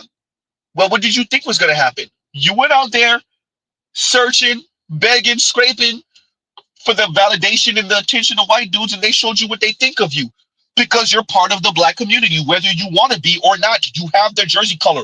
That's how it works. You don't get to be an individual. God damn, Z, you hurt their feelings. Oh, Z, you can't say that. Yes, you are just one big Negro, black women. Oh, you thought that was just for black men. Oh, you didn't think that white men meant you too. Oh, you're bad. Oh, you thought that was just for black men. Yikes. Huh? Yeah, Troll, they did say that. She also said degender. Right? Exactly. She did also say degender. So hyper individualized, degendered human beings. It's going to be fascinating watching y'all go heads up with white society, namely white conservatives. To be honest with you, I don't even think the white liberals going to let you get away with it. I didn't say leftists. I didn't say progressives. I said the white liberals, I don't even think they're going to let you get away with it. I don't think y'all ever gonna get a chance to get to the white conservatives and battle them.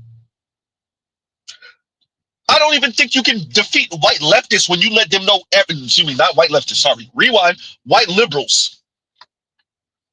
I don't even think the white liberals are gonna go along with it. Let alone the white centrists, white conservatives, and God forbid the white nationalists. Y'all never gonna get all the way over there. That ain't gonna happen.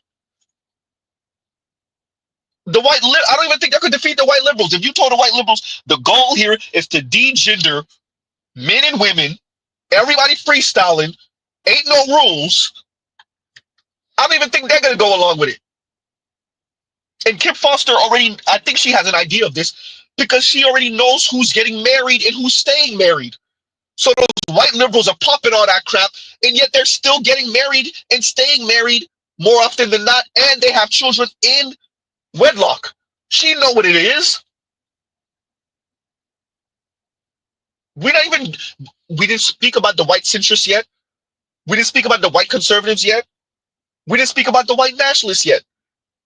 I'm talking about the white liberals. The college-educated white liberals are getting married and having children in nuclear family. Yeah, they might get divorced 10, 15 years down the line, 12 years down the line, but they're getting married and having children in wedlock. You got to first battle them and win. You have to first get white liberal women in majority. Not a critical mass. No. White liberal women in majority to sign up for this decenter men and degender men. You could maybe get them to do that whole decenter men rhetoric. You ain't gonna tell them what it means for their life though. Just like you don't tell black women. Shout out to Trell. Exactly. She did say degender. Huh?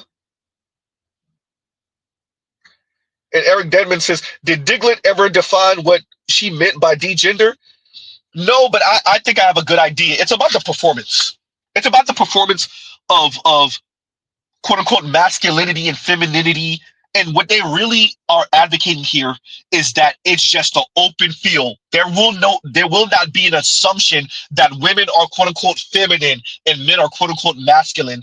And really what this is, especially for black women, especially for a black woman like a Kim Foster, it's about them being boss hogs to, it took everything for me not to say that word, to yitch-made ass men. At the end of the day, all of this comes back to, Z, you gonna play the clip?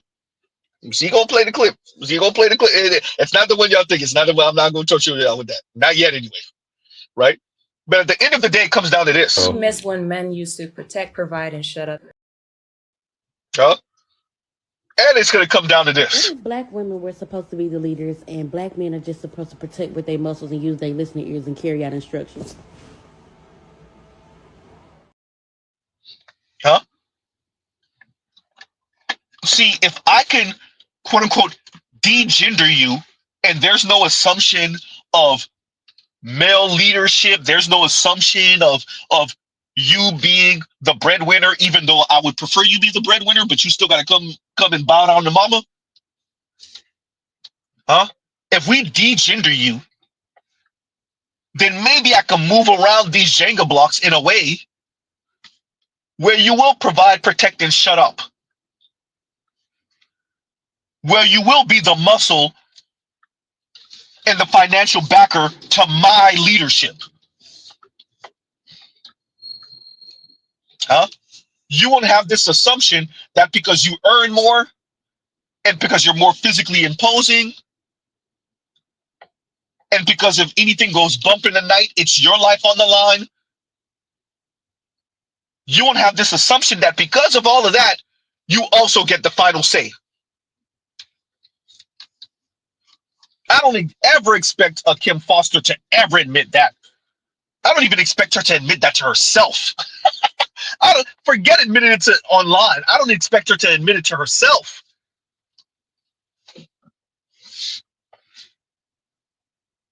Degender is about the performance. Huh? They know they can't quote unquote de-sex you. That's when you start getting into the T in LGBTQ. Huh?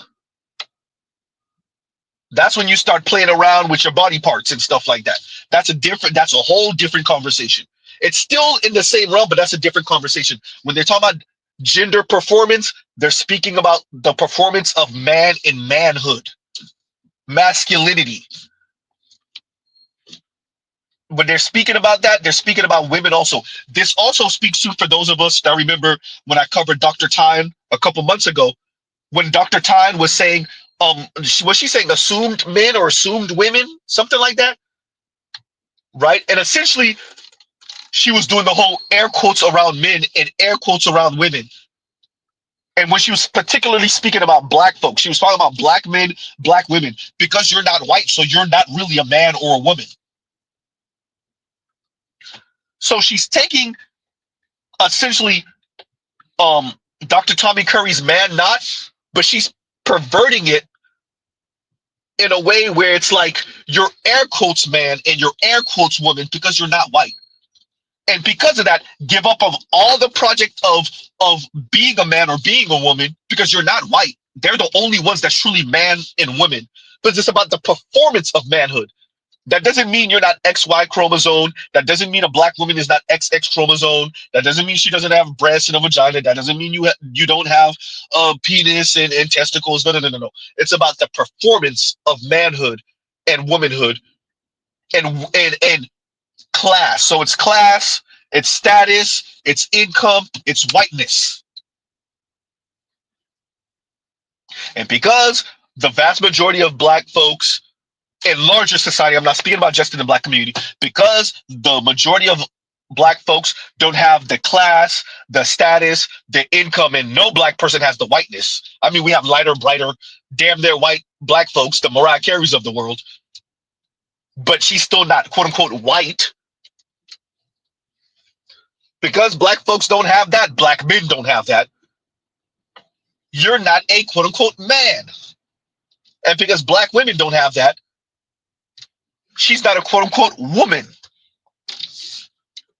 So when they talk about degender, they're essentially saying, and Kim Foster, if I'm to read her correctly, look, we don't have the status, the money, the skin color to be a quote unquote man or woman, the class to be a quote unquote man or woman.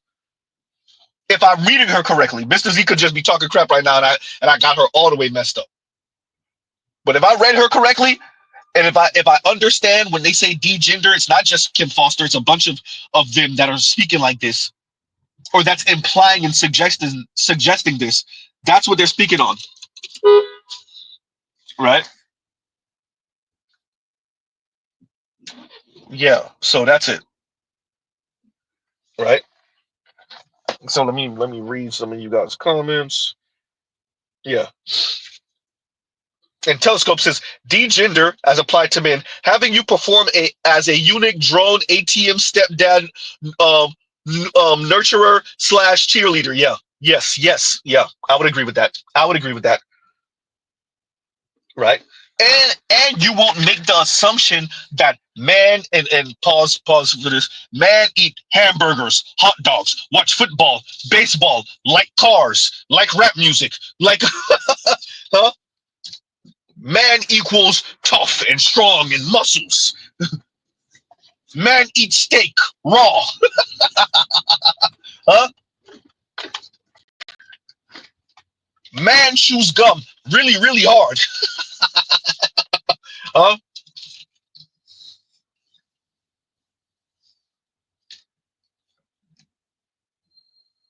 So we won't make the assumption, man few words, man talk little. Huh? Hulk smash. Right?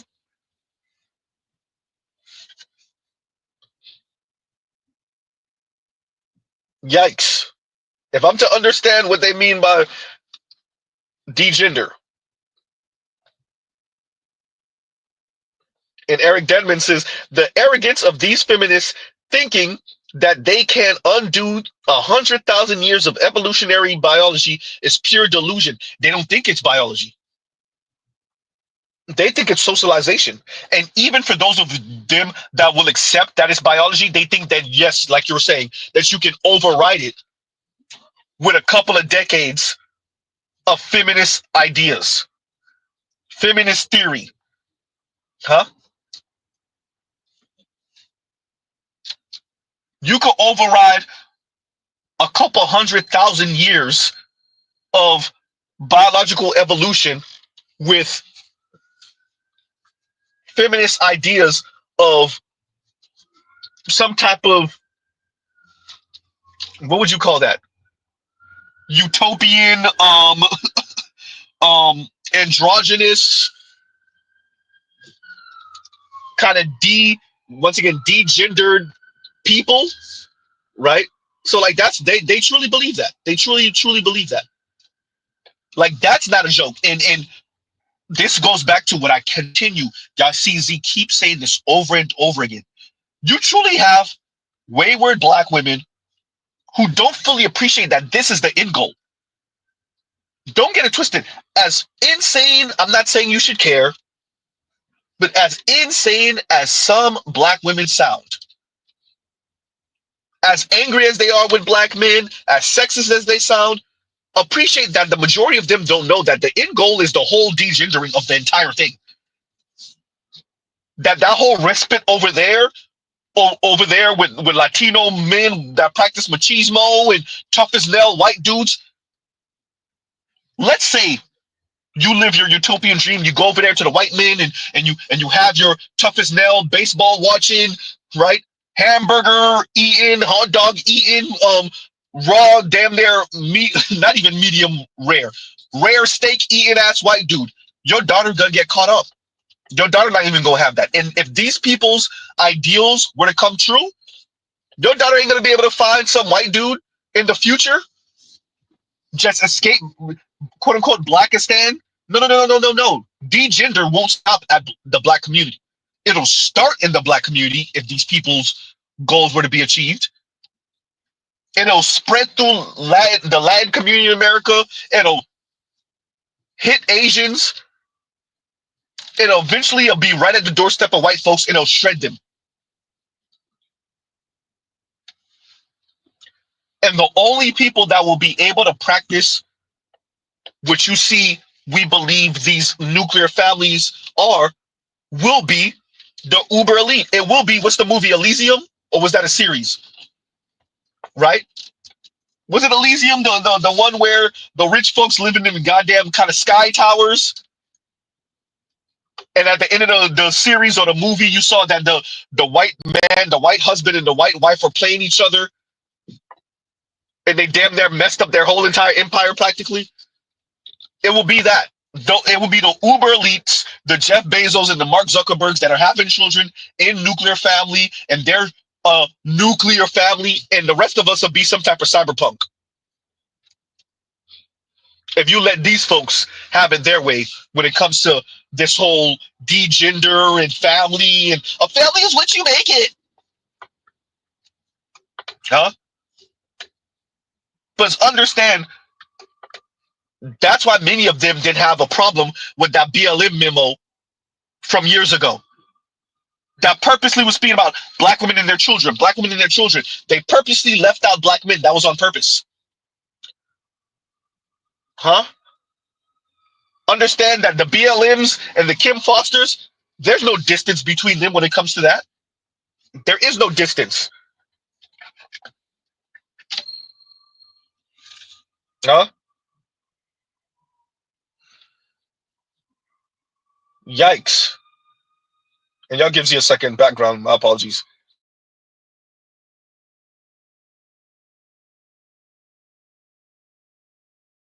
As a matter of fact, while we're doing that, let's finish this. There you go. All right, let me say this and then duck real quick. Y'all don't hate average. You just hate average when it comes wrapped in black skin.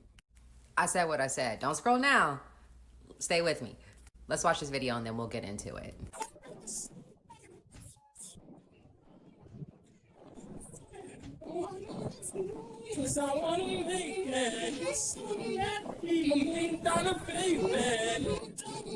So let a black man be regular degular, got 9 to 5, flaws like everybody else, and y'all see he's invisible.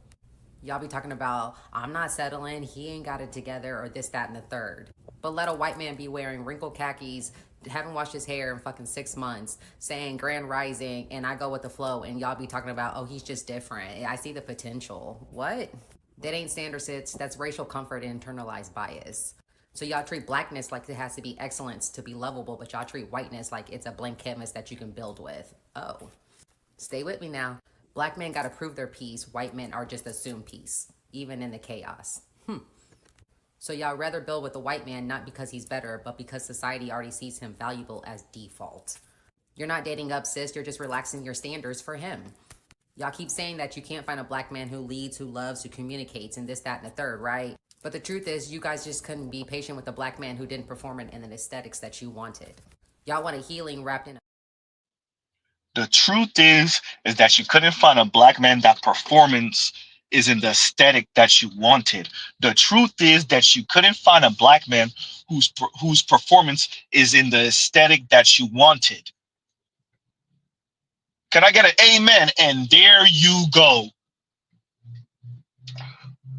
Now, that is not exclusive to black women. Of course, we're speaking about mainly black women here.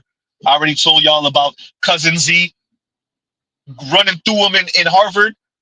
And a couple of those mainly small hat white women, but not all of them were small hat white women, ended up with frumpy ass small hat white dudes. Huh? Used to be getting Melvined all over the goddamn room. Huh? Older cousin Z looked like Z but with muscles. Huh? They were getting Melvined all across the room. Now they with the frumpy small hat white dude. Huh? Don't ever think that once you go black, you never go back. Yeah. Yes, she will. She will. She will. Huh? And that's for non-black women. We're not even speaking about black. Look, we already know that black women will be dealing with a Pookie in the hood, a diesel Pookie, a tall Pookie, a charismatic Pookie in the hood. Huh? But let one of their basic bob-ass white co-workers show any interest. She's going. He don't got to be tall. He don't got to be particularly good looking. He doesn't have to be charismatic. His skin color implies stability. She out of there. Huh? No, black men, you have to be charismatic. You have to be tall. You have to be good looking. You have to be well groomed. You have to have the wardrobe. Brad don't have to have none of that. Brad could walk around here with the chacletas and the cargo shorts and the same polo shirts he's been having for 5-6 years that are faded as hell. We all know Mr. Z just described a bunch of white guys you done seen with the faded ass baseball hat that he wears backwards. Brad could look like that. She'll go. Huh? As this woman said, you have to pop up with the Versace shirt. You have to pull up in the Tesla Model S. Huh? That's what you have to do. Huh? Brad could pull up in the hand-me-down Ford Ranger that his granddad gave him. Huh? And she going. You got to pull up in the Scat Pack. Brad pulled up in the 15-year-old Ford Ranger. Huh? He's drinking natural, not natural light. Huh? You got to be drinking a Corona. He could drink a Natty Light. Huh? Your skin got to be flawless. He could have zits and all. Huh? You got the super fresh tape. Brad hasn't seen a barber in at least 6 months. Huh? Yikes. Shout out to all those black women. Oh, but y'all be ending up with these fat white women. Black women, you do not want to play the who pulled up with the worst looking white person. You do not want to play that game. Huh? And KMS says, and thank you for the super chat. Like, share, subscribe, hit the super chat. KMS says, Z saying black women going to be in the parking lot after the club let out vulture pimping. Yeah, no. Yes, absolutely. Absolutely. They gave you, see, we have to appreciate social media isn't too new. But I like to start the clock with MySpace because of the interface. I like to start the clock with Facebook because of the interface, right? Particularly when you consider Facebook, Instagram, and how easily they were accessible from your cell phone. That would exclude MySpace because MySpace predated that.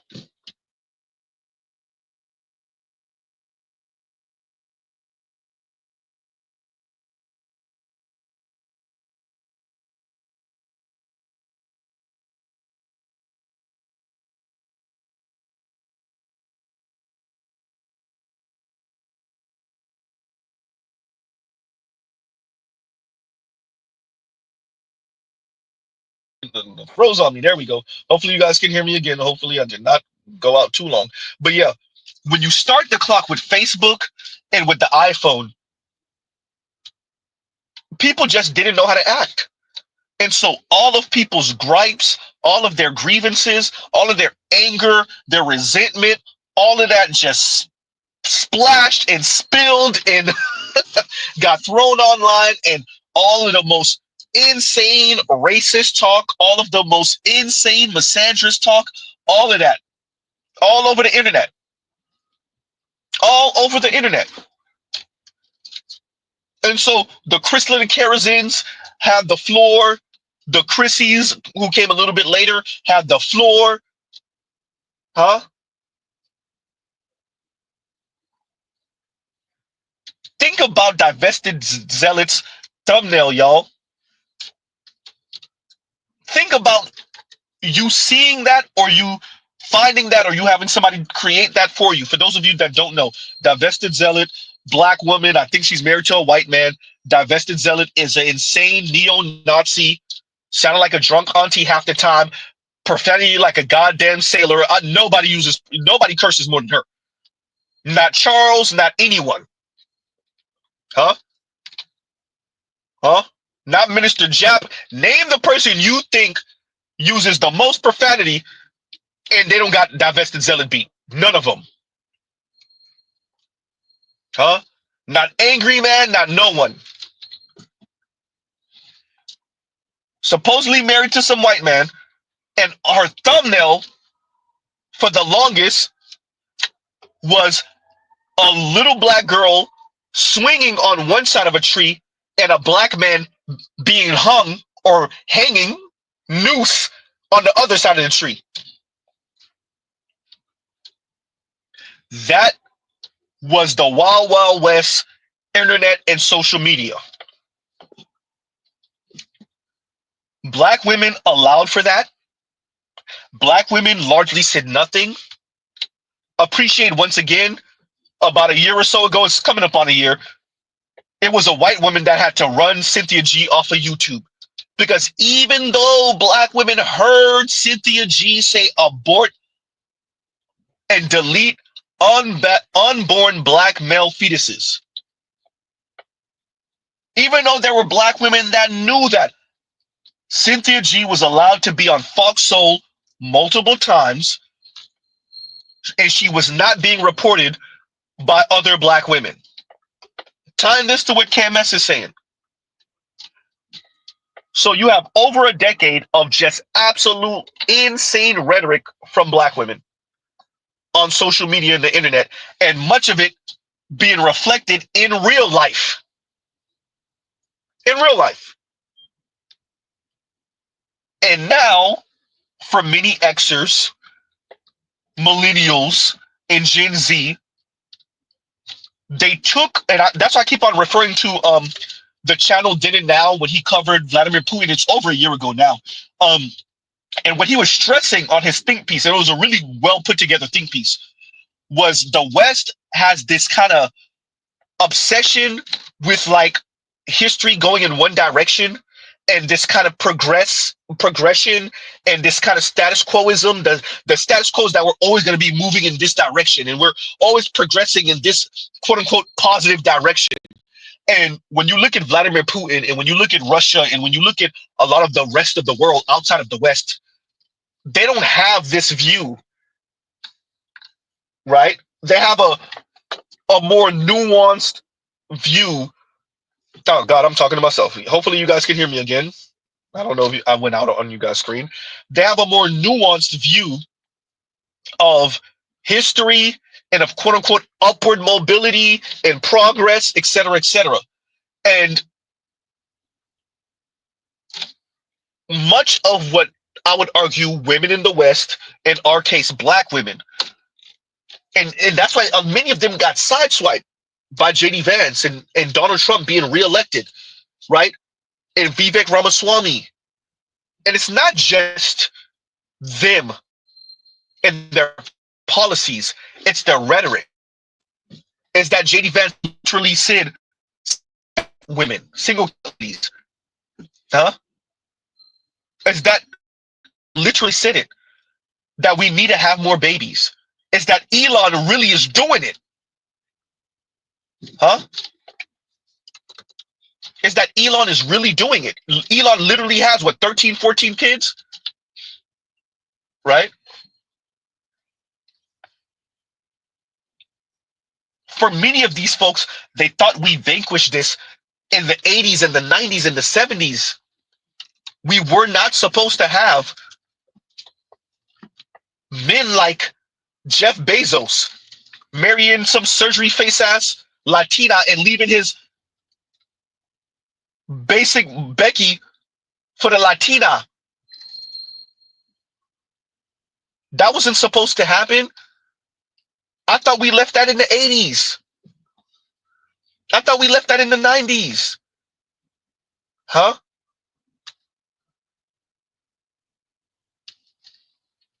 Yikes. They built their whole world off of the largesse of white liberals, namely white liberal women. And what happens when white liberal women's conservative brother puts a foot in their ass? What happened when white liberal women, white conservative brother puts a foot up their ass? Now what? When you build your politics off of the largesse of a Hillary Clinton and an Elizabeth Warren, what happens when J.D. Vance and Donald Trump said, yeah, about that? By the way, I'm still answering KMS's statement here. What happens when your politics is built off of the largesse of Elizabeth Warren, huh? And Hillary Clinton, huh? What happens? Of Ruth Bader Ginsburg, huh? What happens? What's the other one that died in office and she was in the wheelchair from California? Her face is right there too. And a few years after she passed, she looks so emaciated. Y'all know who I'm talking about. Her name is right. Her face is right there. Her name is right there too. I'm missing it. Huh? The one that just passed a couple years ago. When your politics is built off of the largesse of those women. Feinstein, Gloria Feinstein. Isn't that their name? Yeah, there we go. That's the one. That's the one. Thank you, pleb. Because I wanted to say Gloria Steinem so bad. I wanted to say Gloria Steinem so bad. When your politics is based off of the largesse of those type of white women, and then those type of white women pass for Gloria Feinstein and Ruth Bader Ginsburg, or they get a foot up their ass for Hillary Clinton, huh? or they're the lesser version of the real thing for Elizabeth Warren, comparing her to Bernie. Huh? Now what? So to what KMS is saying, yeah, the black women who don't want to be starving or they can't afford to be out here, you better believe they're going to be vulture pimping. They're going to be outside trying. They're going to be sassy begging, dry begging, straight up begging, aggressive begging. Because they don't have a choice. Most women don't earn enough, namely black women. They simply don't earn enough.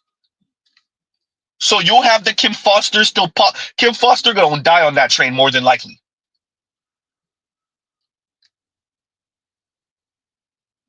The degender men and degender folks, and she gonna die on that.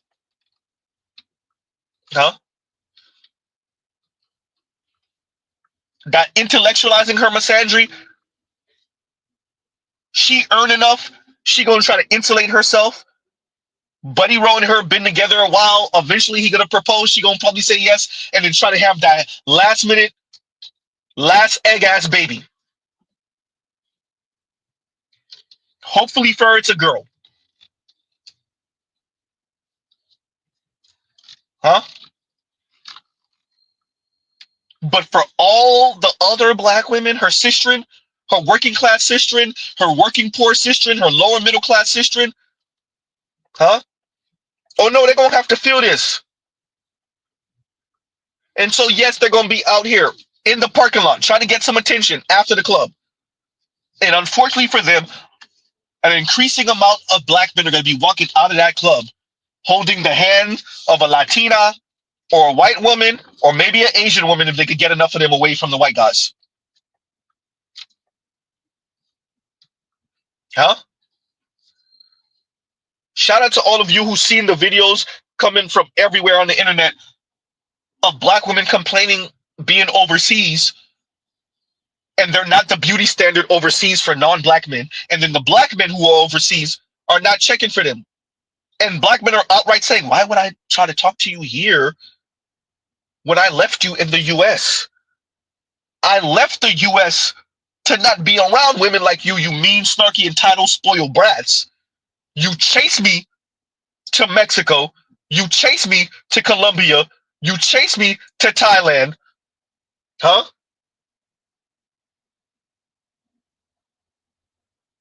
Why would I try to talk to you here?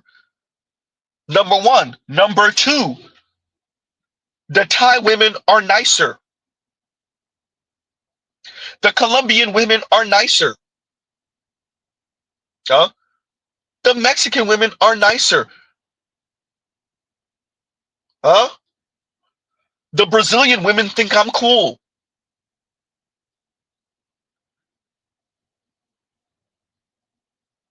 Then they run into also the colorism in Brazil. Whoops. Then they run into the Colombian men don't earn enough for them. Yikes.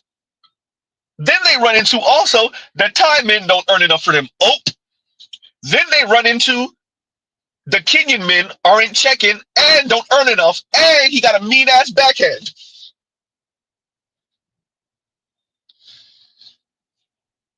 Black women always had no choice. Let's tie in right back to the topic. Black women, they didn't have a choice. It was either get on the black man's program or lie about all the other options and choices you have. It was always that.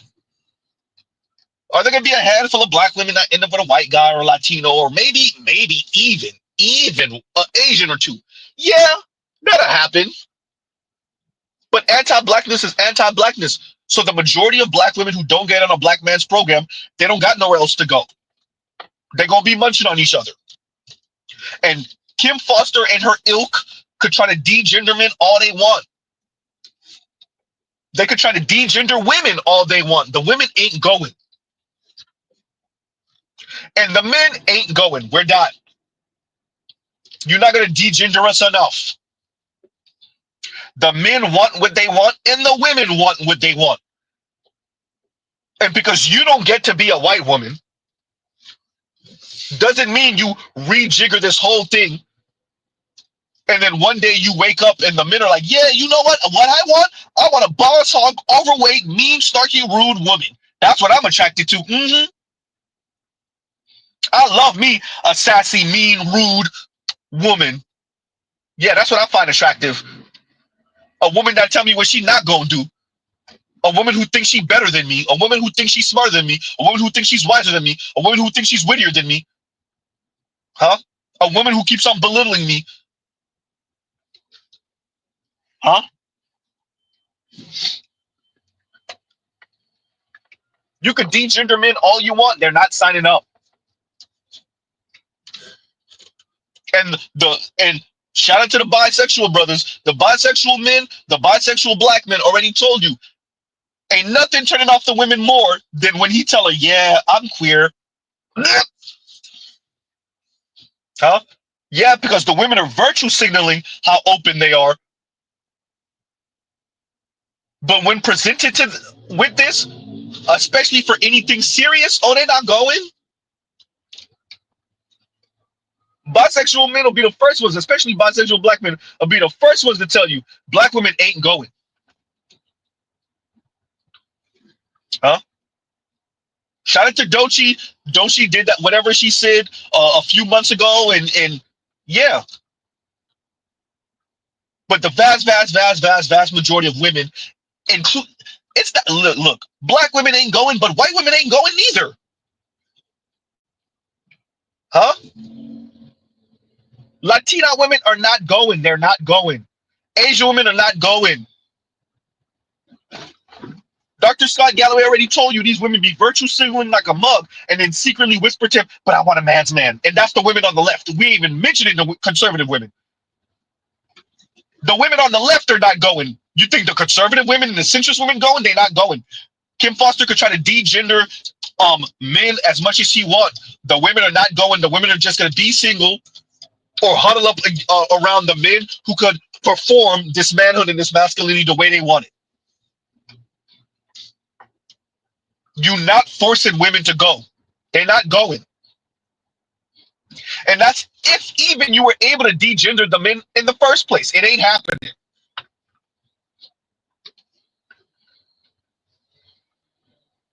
And her coward ass, I need you to say that on your channel, Miss Foster. I need you to say that on your channel with a blowhorn and tell black women what that's going to cost them. The degendering of black men, tell them what that's going to cost them. And let's see how your comments feel about it. I ain't saying all your comments are going to be in disagreement, but you'll get a sizable minority, and that's the women that rock with you. Huh?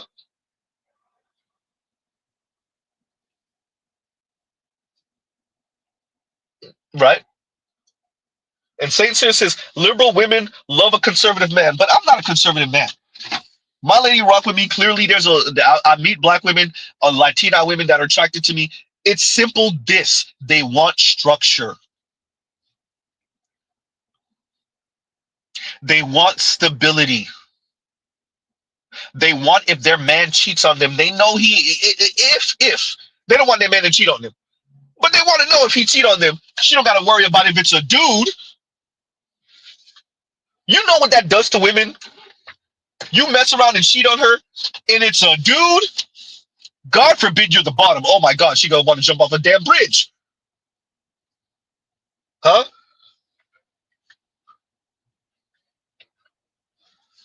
You exercise your options and it's a dude? And God forbid you're the bottom? She gonna question her whole life. Huh?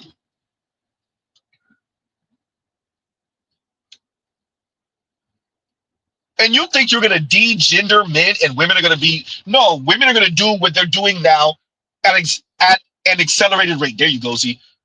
They're gonna huddle up on the elite men who could still perform this. Huh?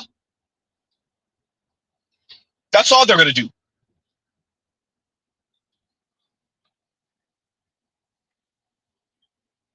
No? Y'all get in y'all little bubbles and echo chambers And you think you saying something. You think what most women are going. Most women ain't going. And that's why y'all refuse to tell them everything. Y'all don't give them the full table of contents. Hey, so we're going to do this, and then this is going to happen, and then we're going to do that, and then that's going to happen, and then we're going to strip them of this, and then we're going to, you know, and then eventually, listen, women, you'll like it. You're going to love what's going to happen at the end of this. Right? At the end of this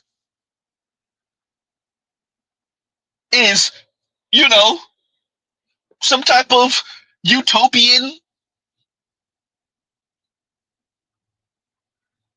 society where there's no quote unquote men, there's no quote unquote women. We're just all beings loving each other. Okay, yeah, that's it. The women ain't going, y'all. They're not. And that was if the Kim Fosters of the world, the white Kim Fosters, the black Kim Fosters, that's if they could get the men to bend to their will in the first place. Not this far. That sound nice. Huh? But I'm glad she said it. I'm glad the misandrist heard her. Her and Kim Foster, the misandrist heard her over here talking about this hyper individuality and degendering. And I always knew that was the goal. And that's why I said what I said to FD when he popped up on my stream. Y'all ain't gonna say nothing to the ladies. Y'all gonna let them scream and yell and what's going on? I don't like this. What's happening to the men and the men? And yeah, this is what come with that equality you wanted. What you don't appreciate though is how far the Kim Fosters and the FD are gonna take this. Huh? How far they're gonna take it and what that's gonna mean for you. That's why you notice that's why you don't see them say nothing about why are the men approaching and the men are not talking to me and we're going out of the. You don't see them talk. Yeah, it's pop culture stuff, true. But that's not the only reason they're not covering. They're not covering it because they know that this is what's coming with their project. They just not saying that to the ladies. I said it. Defang the men and don't say nothing to the women. Huh? Now tying that to the what the young lady said about how these women, black women, they're throwing a fit because the black men they want didn't come in the aesthetic they want. So the qualities they want didn't come in the aesthetic they wanted from black men at least. And so to hell with that. And then they'll go end up with any basic ass Brad. Yeah. Racial hypergamy. If you're a black man, you have to be tall, you have to be muscular, you have to be charismatic, you have to be good looking. She needs to show you off to her homegirls like you're a trophy. If you're a white man, you're already a trophy. You don't have to have any of that. If you're a white man, you're already a trophy. Huh? You just being white is the bragging right. Goddamn, Z Robin.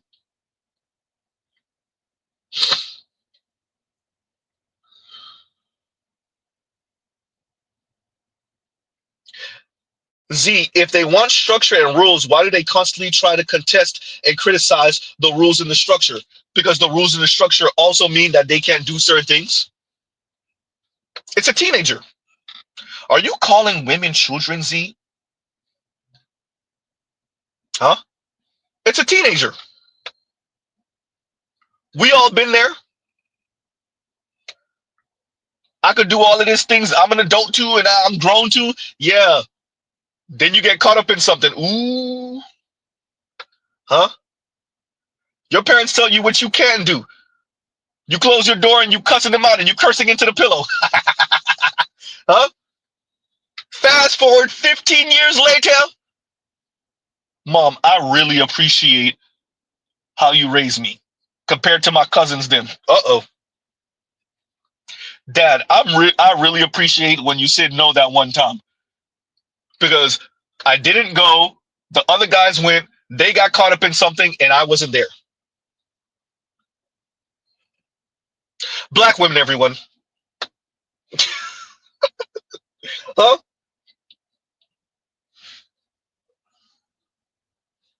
Yikes.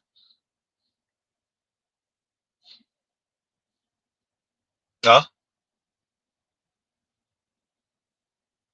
Structure.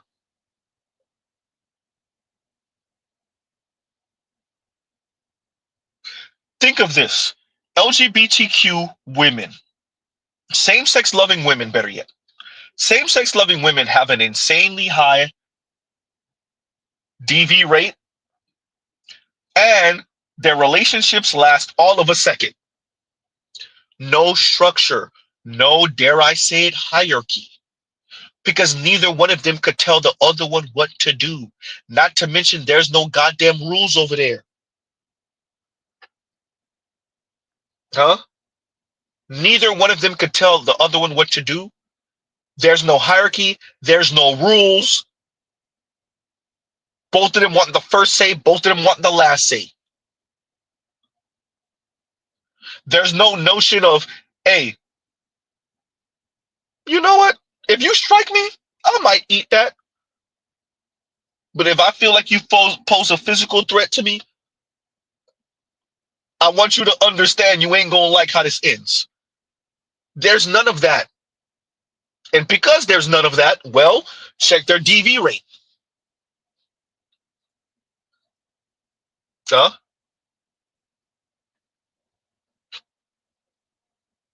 Yikes.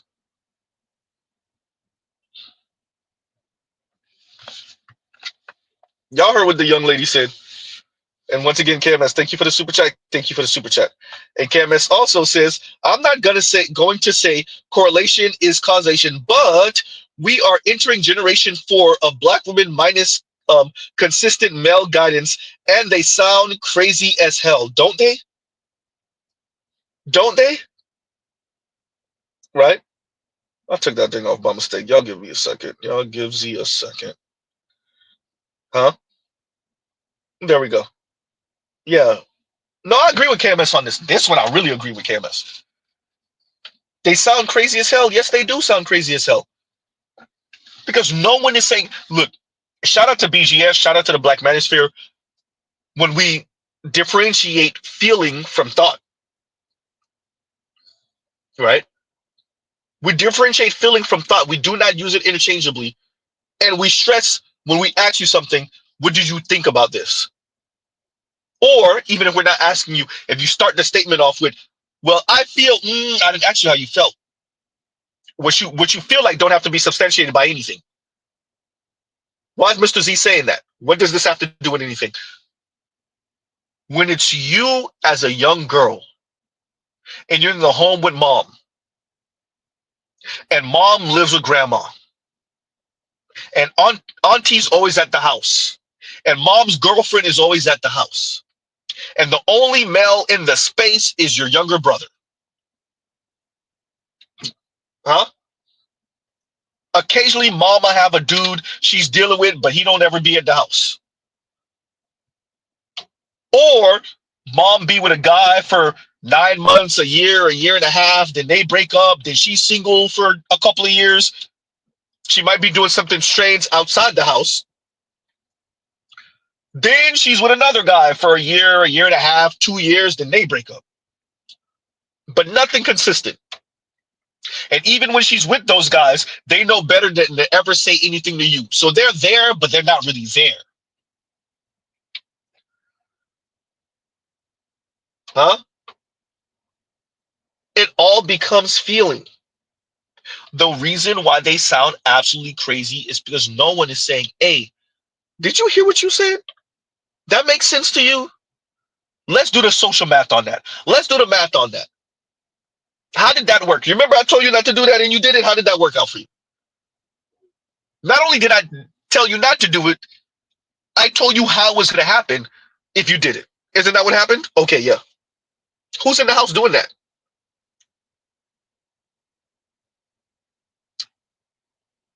They sound crazy because they're enabled. Huh? They sound crazy because they're enabled. Where's the structure?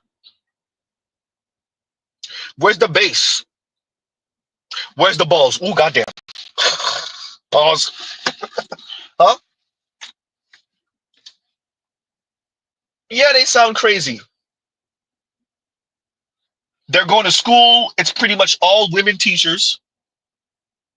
They're at home with nothing but mom and grandma. Maybe mom's sister lives there, so mom, grandma, and aunt. Huh? They're going around with mom, so mom's going to the hair salon with them. Mom's going to the nail tech with them. Where's the man? Huh? So even if we're speaking about heterosexual women, how does she learn how to interface with men? Who does she learn that from? She sounds crazy because she is. Ooh, goddamn.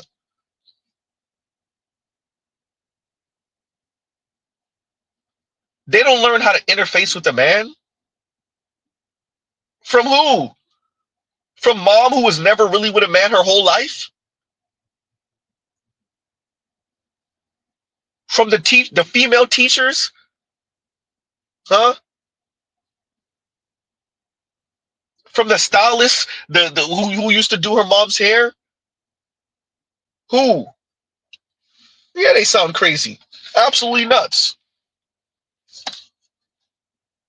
They don't learn how to interact with men. And Brooklyn Finest says, Z, do you think black women have decided to crash the race? That is a good question. I don't think black women think they have to compete for anything. Or better yet, say that better, Z. Black women don't think and don't feel that they should have to compete for you. I think first off, they're crashing out. That's number one. Number two, they're throwing a temper tantrum because they don't get to be white women. Right? Number three, they're realizing more and more that more and more men, black men, young black men, want nothing to do with them. They don't care, and they don't reflect, and they don't care to reflect on why that is. In black women's minds, we're all one big Negro, and you're supposed to clean up behind the black man who, quote unquote, did her wrong, did her dirty, and left her with this kid or two. Right? So you're just one big Negro. So the crash the race thing, I think, to be honest with you, I think the majority of black women, especially at a certain age range, so let's say the 23s, 25s to like 45, 50, for the most part, they're just going to talk crap online. They're going to talk crap online. If you ever get them at a get-together or whatever, they'll spew whatever nonsense, but they ain't going to do nothing. They're going to bust a grape in a fruit fight. They're not doing nothing, bro. They're just talking crap. They're angry. They're miserable that rose toy stay on. That rose toy overheating. Huh? That rose toy stay having to have his batteries changed. They cry themselves to sleep at night and then get on the internet and be tough guy. I don't need no man. I'm good where I am. Why these black men always act like we be crying over them and I don't care. Okay, whatever. The homegirl told us you cried yourself to sleep at night. Who's lying, you or her? Huh? The white girl at your job said you gave her a dirty look when she was speaking about her black boyfriend. Who's lying, you or her? Huh?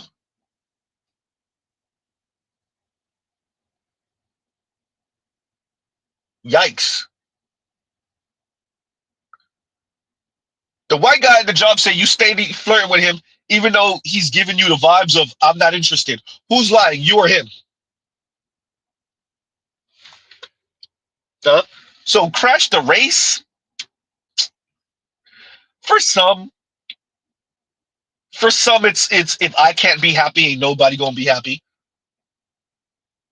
For some, it's that.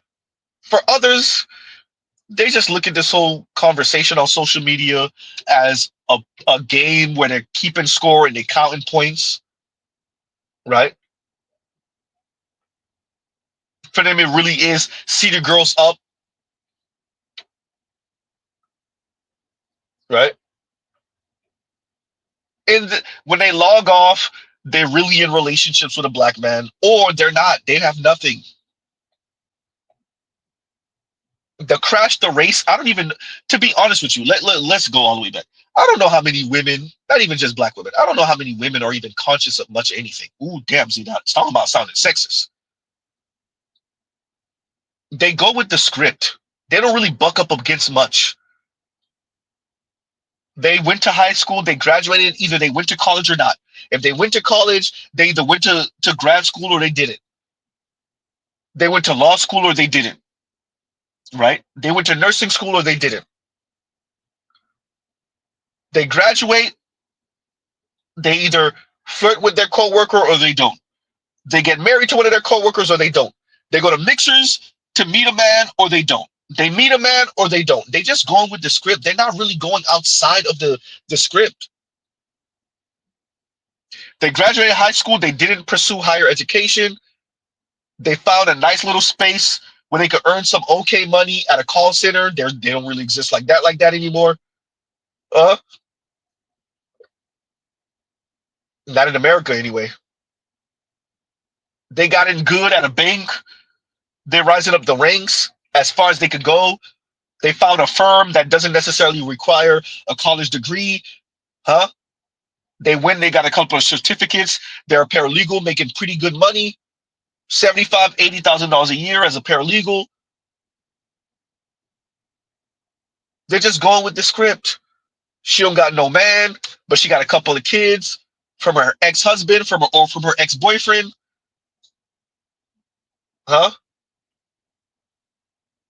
Turn around, meet another man, have a kid from him, marry him. She has 3 kids from 2 different dudes, one ex-husband, one ex-boyfriend. They're just going with the script, bro. I just described how many black and Latina women you know.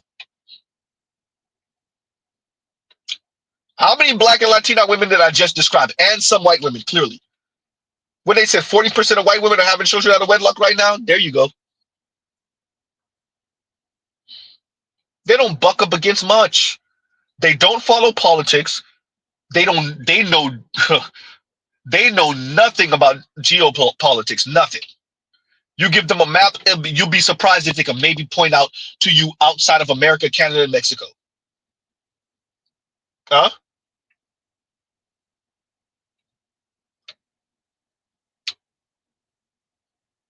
They don't follow politics. They don't follow nothing.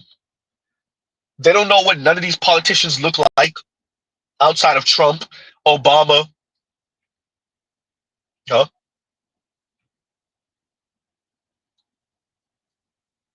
Nothing. They don't know the difference between China and Japan.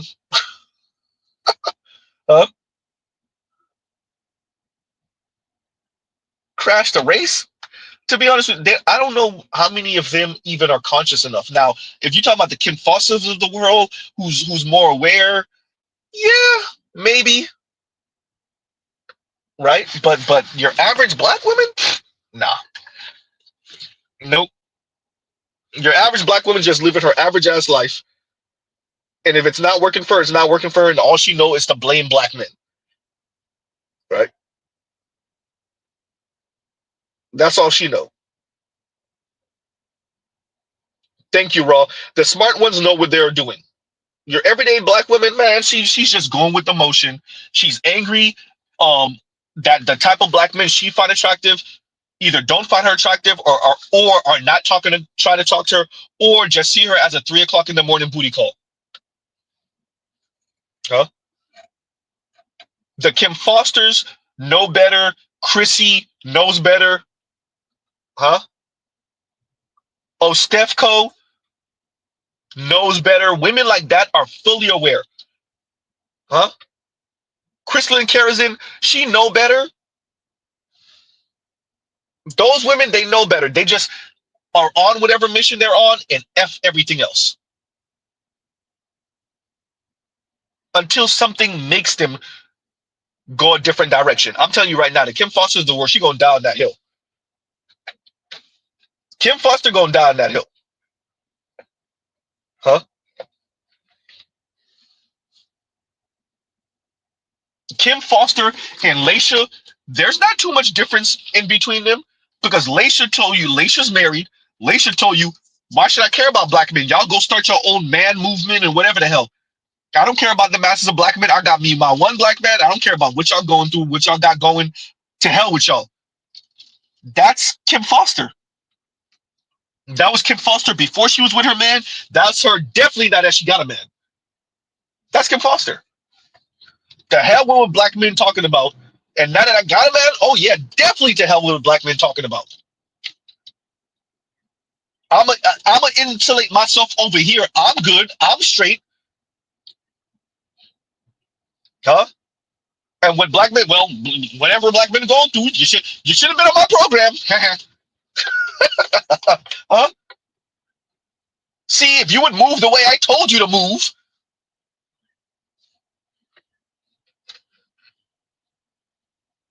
No, the Kim Fosters of the world, they know I agree with Raw. They know exactly what they're doing, and they're gonna die on that hill.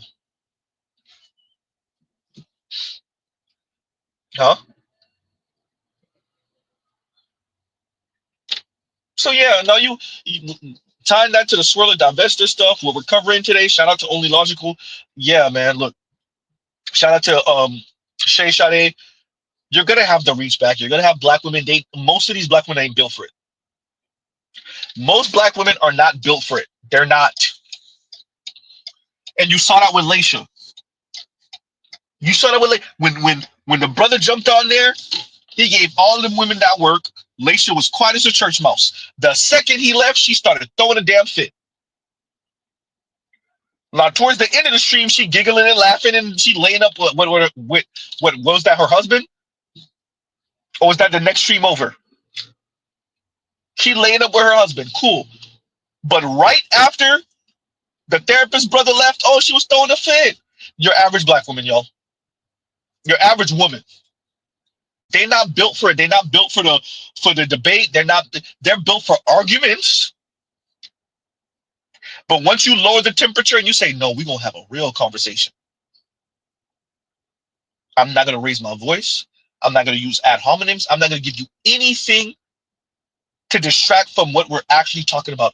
Black man, black woman relationships. Black women in their misbehavior. Black women in their future with any man, white, black, Latino, Asian, or otherwise. The second you strip any chance for them to try to use excuses, oh, why are you talking to me like that? Once you take that away, they don't got nothing.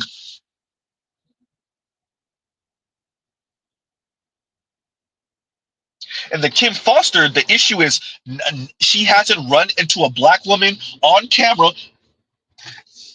that check her ass. She's been real. Kim Foster been real good with it. Shout out to Kim Foster.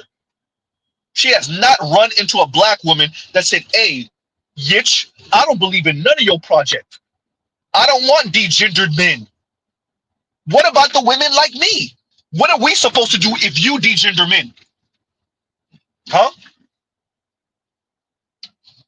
If women like you have your way, what are women like me supposed to do? Kim Foster hasn't run into that woman, not online, at least not on camera. Not recorded, better yet, I should say. She hasn't run into that woman. See, Laisha ran into the therapist dude. They brought him in. Shout out to Lapeef. The Kim Fosters of the world? No?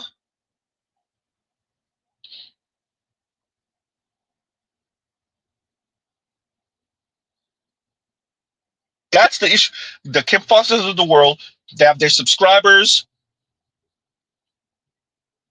who's boosting their head up. But what they don't appreciate, or better yet, what their average woman doesn't appreciate is Kim Foster. You let her go. You let a certain type of administration come in and try to reverse a lot of what Trump's on. She may not be able to get exactly what she's talking about.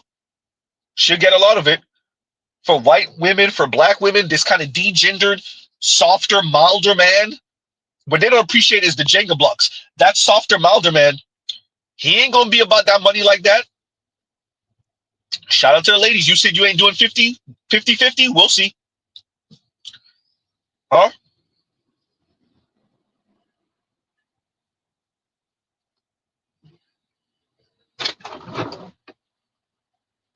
The issue that we have with women, namely black women, they too damn friendly with other black women when it comes to this thing. Even when they disagree, when they have brunch, they don't tell the Kim Fosters of the world, Yitch, I don't believe none of that crap you talking about.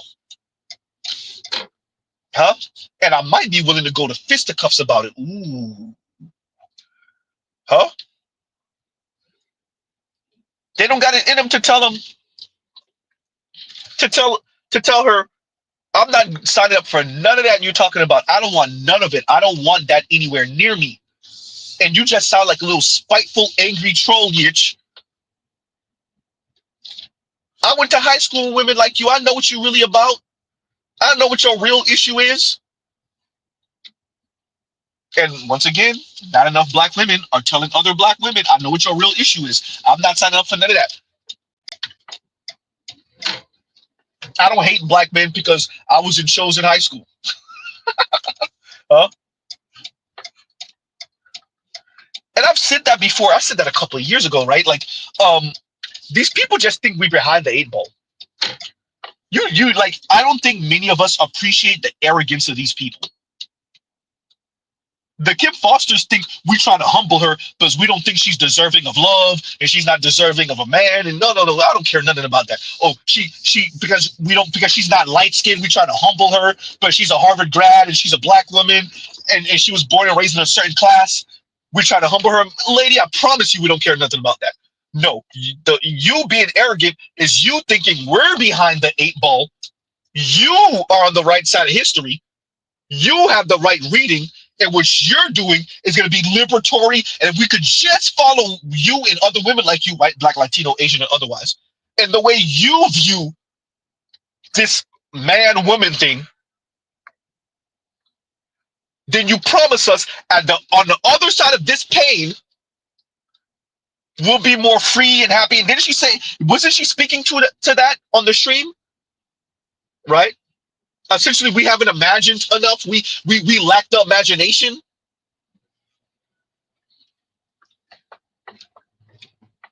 She jabbed at black men a couple of times. But she was jabbing at the black community, but she was specifically jabbing at black men. We lack the imagination. No, ma'am, we understand what your project is. We disagree. Period. Huh?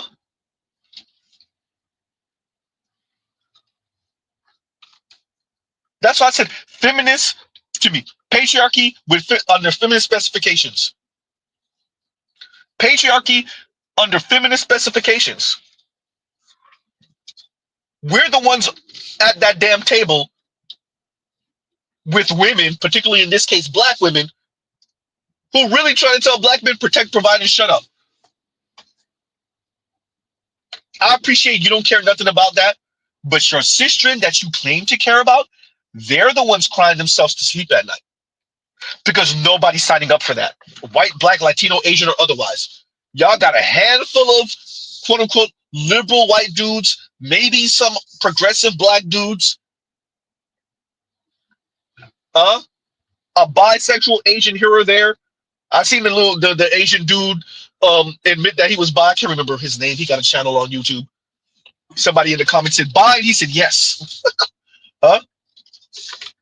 Y'all, yeah, 1 or 2 of them, not enough. So what are black women supposed to do? Shrugs. And the Kim Fosters are supposed to be the women advocating for black women. Okay, yeah, that's it. She won't even tell you what's going to come with this ending of patriarchy and, this degendering of men and women. She won't even tell y'all that. And y'all think she got y'all best interest at heart? Okay, yeah, that's it.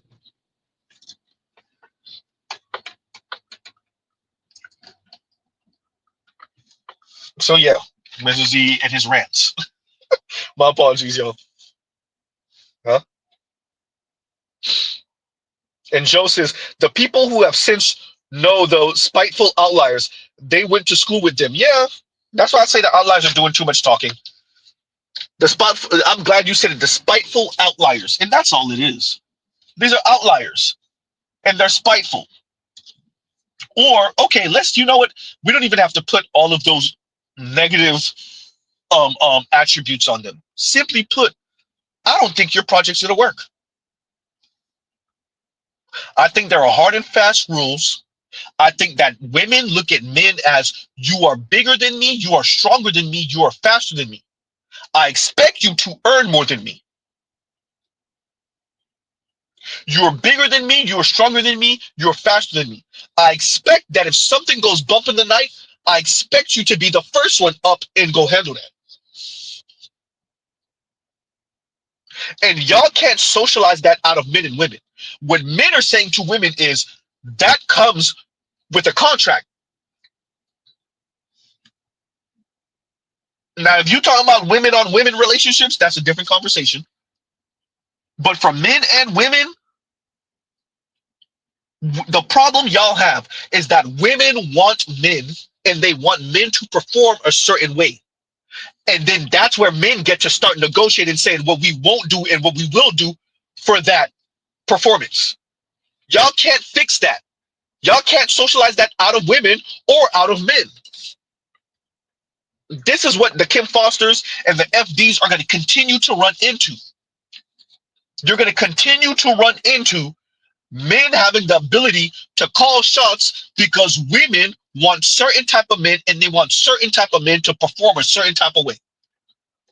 Y'all did this back. Oh, no, you didn't. Now, did you? You thought you could starve the beast. Huh? Shout out to, what was their name? Jam? The young brothers I covered a couple months ago. And shout out to Waving the Red Flag. Because whether it's the young brothers from Jam, whether it's Waving the Red Flag with Ed, Josh, and Alvin, Ed and Eddie, Alvin and Chipmunks, you're listening to men say, we'll just starve the beast. And that's essentially what they're getting at. We'll starve the beast. And this is what Mr. Z is saying. If we don't perform this way, then black women won't have a choice but to get their mind right. That's where swirlers and divestors come in. Y'all think y'all not starving the beast? Huh? That's what? Women want what they want. Men want what they want. You're not starving the beast. Because you're never going to be able to equalize the income all the way, the wealth all the way. The women just huddle up on the supremely good-looking men because they're like, F it, I won't get the money and the status anyway, so I'm going to just go for the genetics. Or they're huddled up on the men with lots of resources.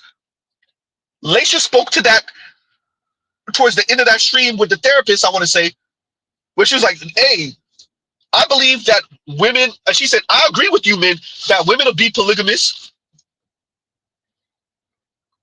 Huh? I believe that women, if we took away the stigma, women will huddle up on the same man, 2, 3, 4, and 5 deep. Huh?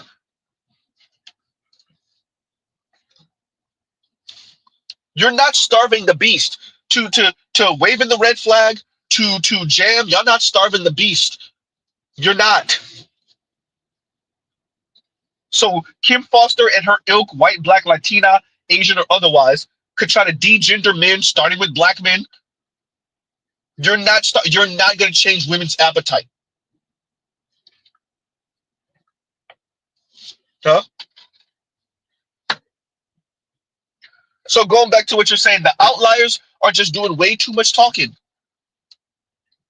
Joe's the outliers, you're right. But even if we take away the negative characteristics and character flaws, the problem these folks have is that they can't starve the beast. The women want what they want. Huh?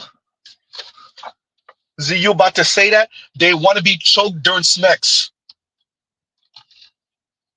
They want to be smacked on the ass. Huh?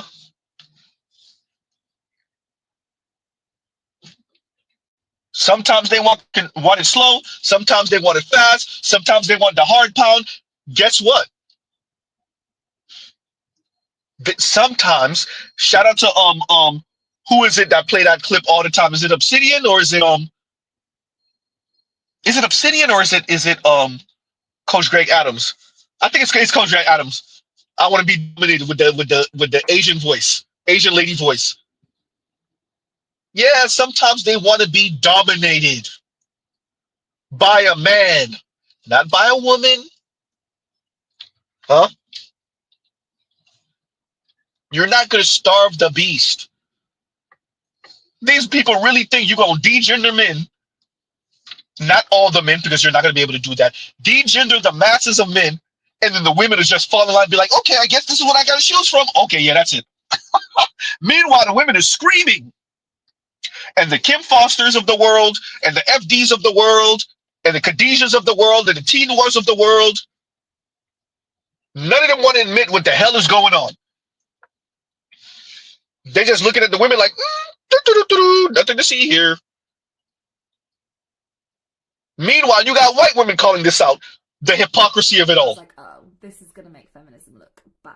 Welcome to the Bell Hooks Book Club! Just as it was misguided for reformist feminist thinkers to see freedom as simply women having the right to be like powerful patriarchal men, so it was simplistic to imagine that the liberated man would simply become a woman in drag. Yet this was the model of freedom offered men by mainstream feminist thought. Men were expected to hold on to the ideas about strength and providing for others that were a part of patriarchal thought, while dropping their investment in domination and adding an investment in emotional growth. This vision of feminist masculinity was so fraught with contradictions it was impossible to realise. No wonder then that men who cared, who were open to change, often just gave up, falling back on the patriarchal masculinity they found so problematic. The individual men who did take on the mantle of a feminist notion of male liberation did so only to find that few women respected this shift. Once the new man that is the man changed by feminism was represented as a wimp, as overcooked broccoli dominated by powerful females who were secretly longing for his macho counterpart, masses of men lost interest. So I'm very aware that I live in a bit of a bubble with this stuff. The people who I grew up with and the people who I now like to spend time with as an adult are all pretty committed to anti-patriarchal values and principles, like properly. Like most of my female friends genuinely don't want a protector or a provider. They don't want any of the patriarchal stuff. They're not doing this halfway house thing. But like I say, I know that that's a bubble. And I know that if I just look a centimetre past the bubble, I can quite clearly see that there are a lot of women in the world who really uphold this standard of patriarchal masculinity. Almost all. In covert ways and in covert ways. And a lot of these women have kind of melded this with the idea of feminism in a way that I find really annoying. Like a few years ago, I came across this idea for the first time that actually it's feminist to expect the man to pay on a date because men on average earn more than women on average, and women on average spend more on makeup and their looks and stuff, and that's why it's actually good to expect men to pay on a date. And I was really disappointed by that.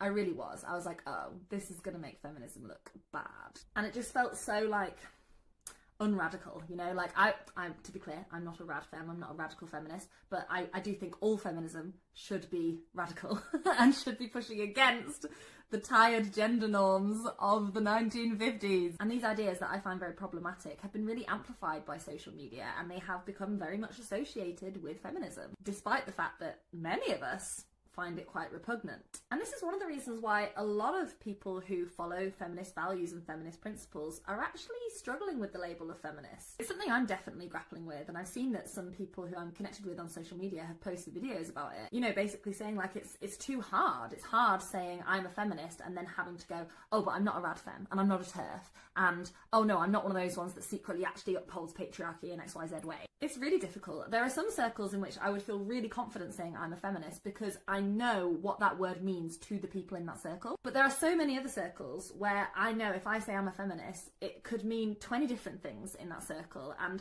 they're not necessarily wrong for thinking that because they're going on the internet and seeing people making these videos and getting hundreds of thousands of likes, you know? And I do think that if we're looking at like the whole of the UK, for example, that yeah, the majority of women do still cling on to patriarchal standards of masculinity. They do want this kind of half and half, you know, a modern man who's emotionally evolved, but also, you know, still having that protector and provider thing. I remember seeing a video a while ago of someone who was upset basically that every man she ever dated kind of laughed at her when she would try and invite them into softness with her. And she was kind of saying, why can't the men in my life embrace softness? And I was like, yeah, absolutely. And then she said, you know, why can't he be my protector but also be soft with me? And I really felt for her, because for me, from my perspective,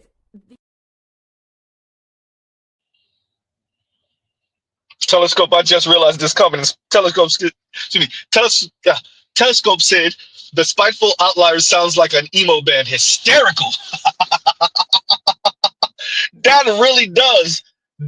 That's scary. Like a band with like a serious small cult following, and they travel around the country.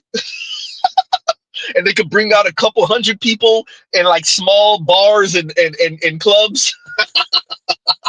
The Spiteful Outliers. That definitely does sound like a small, let's be clear, white band. Maybe even a screamo band, but like a band. Yeah, no, I definitely agree with that. The Spiteful Outliers. And they occasionally travel around the country and make their way, maybe two or three city tour in Canada also. Maybe they stop in Mexico City in Mexico. That's hysterical. Oh man, that's a good one, Telescope, because I can see it. I can see it. The Spiteful Outliers. Oh man, they get a shout out in a movie. Oh man, it's funny because it's true. But y'all heard what the white feminist said. That's what it is. No one's telling the women what it's gonna cost them at all. And so you're watching women scatter. You're watching white women say, and look, if I can't have an elite man or a black man worth a damn, to hell with all of it. Huh? Black women said, all right, then if black men gonna get defanged, I'm gonna go get me a white man. Oh, the white man playing in my face. So yeah, pun intended. What am I supposed to do now? Well, stay single with your rose story. That's what you're supposed to do. Huh? Yikes.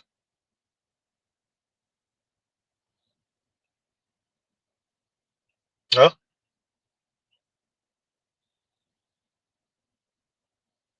And Joe says, there are a lot of feminist dudes to pick from. How are you struggling? Unless you don't want them. Exactly. You're virtue signaling. And you find, you know what? This is why Z got it on deck. Here you go. Here you go. Men and masculinity. Yeah. So this is a new book, right? This is what I'm writing about in my book. And as the sister of two brothers and the mother of two sons, particularly as the mother of two sons, I think about this a lot. And this goes exactly to truth and lies, because as feminist women, we want to be equal. But if you say to us, yeah, but you know what, male CEOs have full-time caregivers at home. Find me a male CEO who has a family, who has a wife or a partner, who is not the lead caregiver. I defy you to find me that person. So then you say to the same women, so if we want to be CEOs, yes, we're superhuman and all that stuff, but you know what? Actually, you can't really expect us to do 24/7 jobs any differently than the guys do. So if we're going to be there and we're going to be in those top positions, we need a lead caregiver at home, as I have. I mean, my husband obviously has a full-time job. That's great, but he's the lead parent, because I could not be the lead breadwinner if he were not the lead parent. I simply couldn't. Somebody's got to be home. I mean, even at 15 and 7, actually, particularly at 15 and 17, somebody has to be home. Yeah, right. As we discovered, we saw the Doll's House last night. We came home. Our 15-year-old had been home alone. Somebody ought to be home. So the place was trash. A bit. Pizza boxes. We won't go there. So then you say, okay, so you want to be the CEO or the president of the university or the surgeon or the scientist, whatever.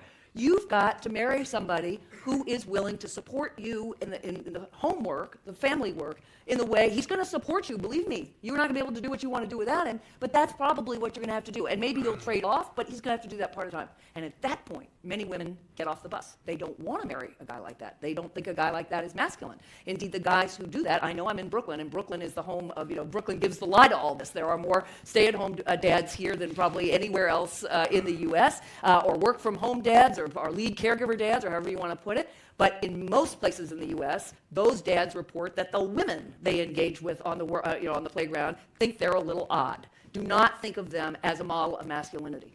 We can't have it both ways, right? Just as I was told growing up, don't be too smart. You don't be too smart around a guy. He won't want you. Well, right, that vision of femininity had to change. It had to change. Guys had to think that women who are powerful and smart and competitive were attractive, because otherwise we couldn't do it. Well, you know what? We have to think that a guy who puts his family first, that a guy who says, no, I want to be the lead parent. I'm going to defer a promotion. I'm not going to be the most powerful guy out there. We have to say, you are a masculine, valued, wonderful man. And if we can't get there, we are not going to make this kind of change. Because we've gotten as far as we can get without doing that. We've got 15% of unbelievable super women who get really lucky, right? Or who have a lot of money, or who are just really superhuman, who manage to make it work. But we're not going to get further than that. So it's really about changing the way we think about it. It's not only, but a lot of it is about changing how we think about men and what we think a masculine, attractive guy is. That's the question for the coming generation, as it were. Yep. That's going to, okay. Yeah. The white woman is calling y'all on the hypocrisy. Huh? The white woman is calling you on your hypocrisy, ladies. She says it's the women that think the men that are walking their children at the park, those women are the ones that look at them weird. Yikes. Huh?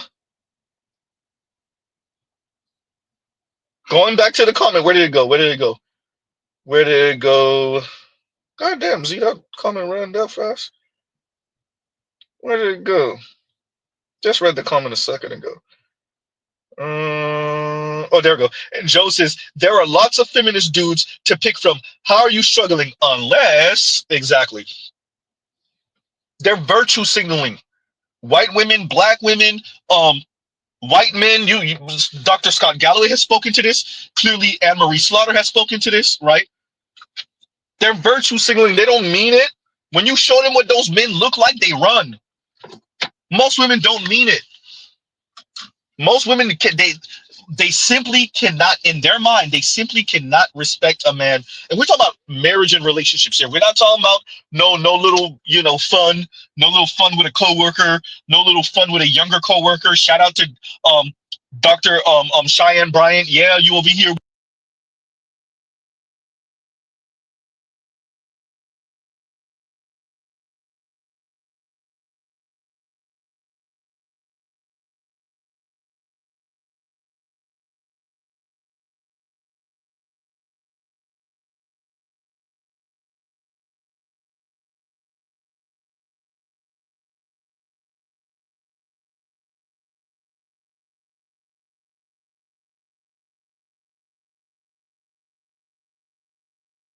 She wants.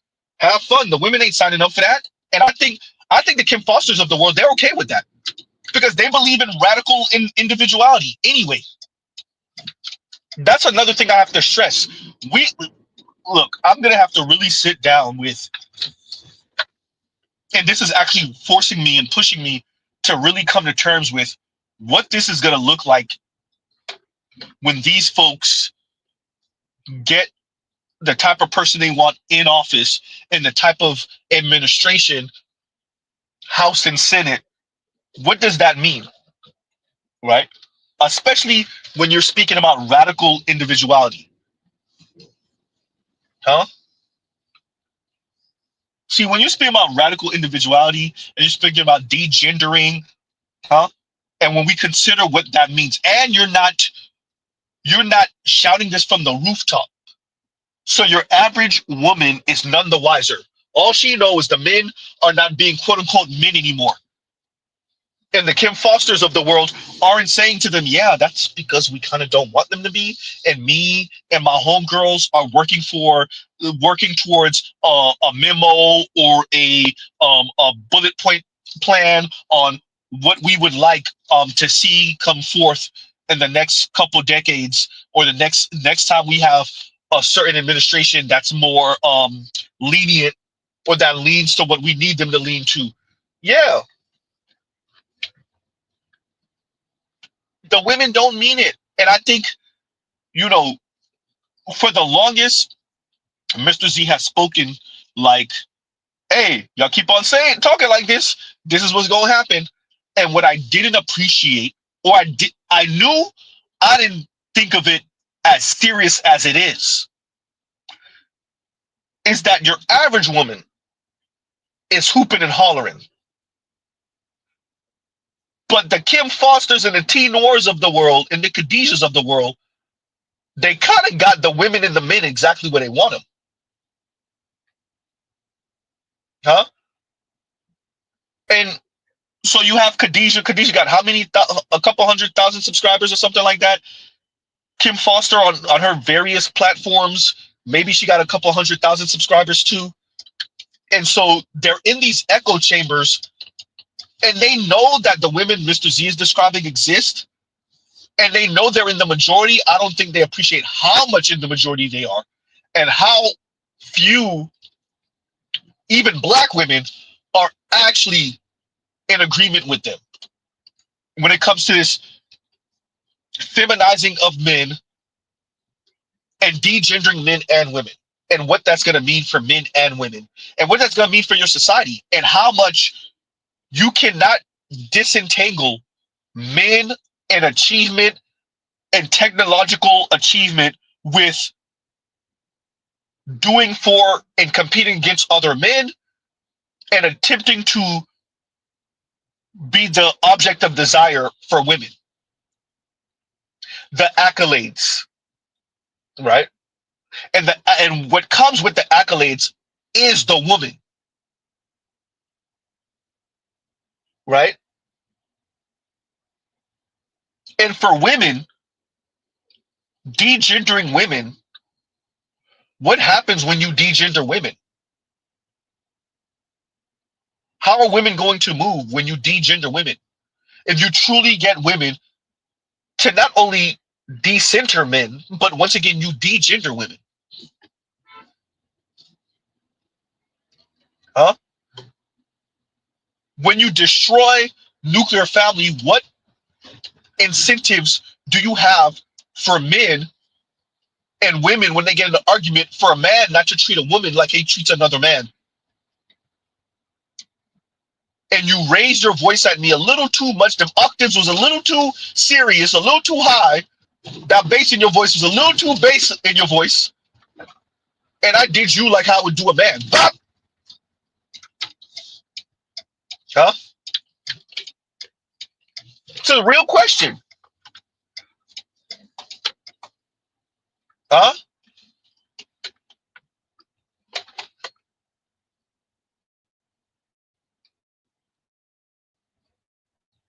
So yeah, no, these women are virtue signaling, bro. Are they really signing up for this? Nah. Most of those women are not signing up. They're not signing up.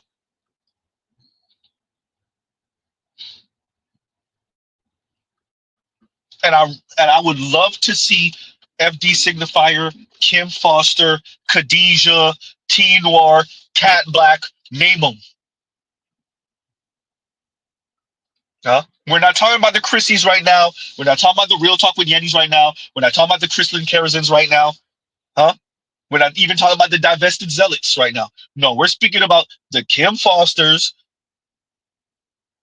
the Khadijas, the T Noirs, the Cat Blacks, the FD Signifiers, the Conscious Lees, right? Say to them, tell them what's going to come with this queerness from men and from women. Tell them, no, don't be honest with them. Don't give them no. Try. Don't give them any freaking utopian fantasy idea of if he did something, he's gonna still feel obligated to physically protect you. And nope. Just like what the white woman said, yeah, that protection and provision stuff is out the window. You better buy it your damn self. You better go check what's bumping it. Well, y'all won't even be living together, to be honest with you. That thing go bumping tonight. I hope you got your tool on you. Power tools. Huh?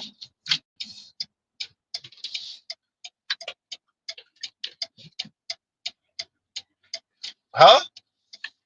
Of course the women are trying to get both ends. Shout out to the UK white woman. Of course the women are trying to get both ends. They were always trying to get both ends. The women were always going to try to get in both ends. That's not nothing new. Huh? She sounded truly heartbroken. Oh, it did. And then, I was kind of disappointed. No, the women were, simply put, the women don't want to do the hours, man. Y'all know how many hours Mr. Z has put in over the past couple months? The women ain't trying to sign up for that. Mr. Z out here doing 8 and 9 hour streams sometimes. The women ain't not trying to sign up for that, bro. Do y'all see how long some of our streams be going on? The Roger Report, Mr. Z, AB Media, Art New Style, BGS. We put in 3, 4, 5, 6, 7, 8, 9 hour streams. Raj told Z he had a 10-hour stream. I know BGS done put hours in streams. Art New Style put hours in streams. Charles used to be falling asleep on stream. Y'all not trying to do that, bro.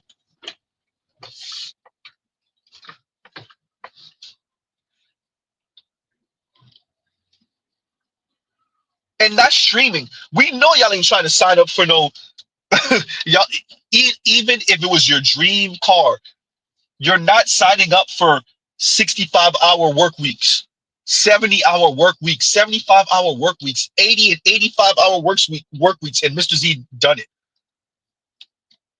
A couple times a year, Mr. Z get into the 90s. Huh?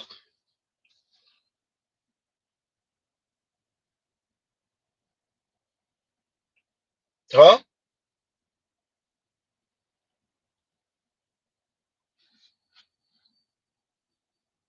And we're not even going to speak about what Mr. Z does that's physically demanding.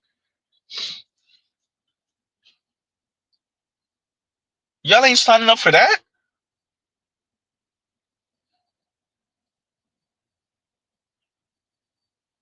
And so with men, and this is, once again, this is going to be your biggest issue, Kim Foster, FD Signifier, Conscious Lee, all of you supposed leftists, your biggest issue is that you're not going to change men's taste buds. So nice try on that one. Men are going to be able to negotiate because women want men and they want men to perform a certain way. So yeah, you'll find your one-off leftist woman that say, no, I don't need all that, and I really need it, and she really needs it. But for the vast majority, absolutely not. Once the women are looking for a protector provider, guess what? Now the men get to call shots. Oops. Huh?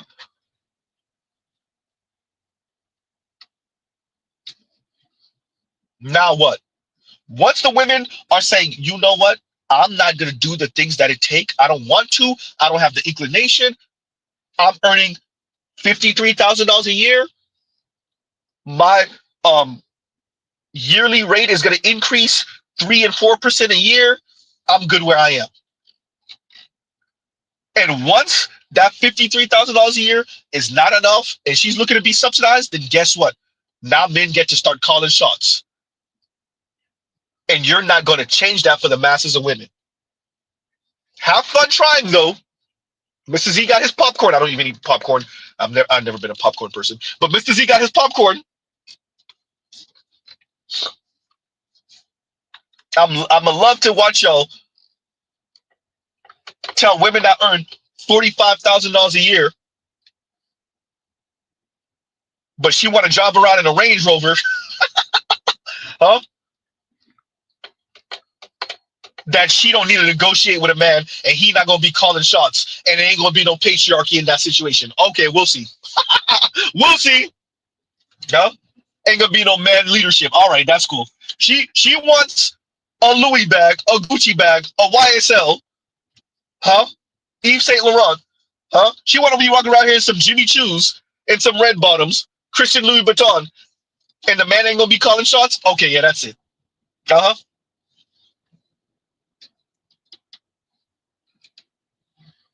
Huh? and she's earning 43, 49, and $50,000 a year, $38,000 a year. Okay, yeah, that's it. All right, the man ain't gonna have the last word. Okay, yeah, that's it.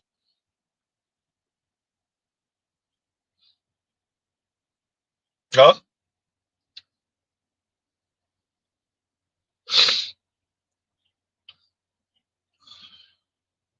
Say that racist. Talk about it, Z. Times where I was working and driving and don't remember what I was doing or how I got there. Wake up mid activity. Say that. Huh? And this is this. Y'all know Mr. Z gonna agree with Jason Black on this one. Jason Black said this, and Mr. Z said, "Amen." Men will die for that car. Men will work ourselves to death for that car.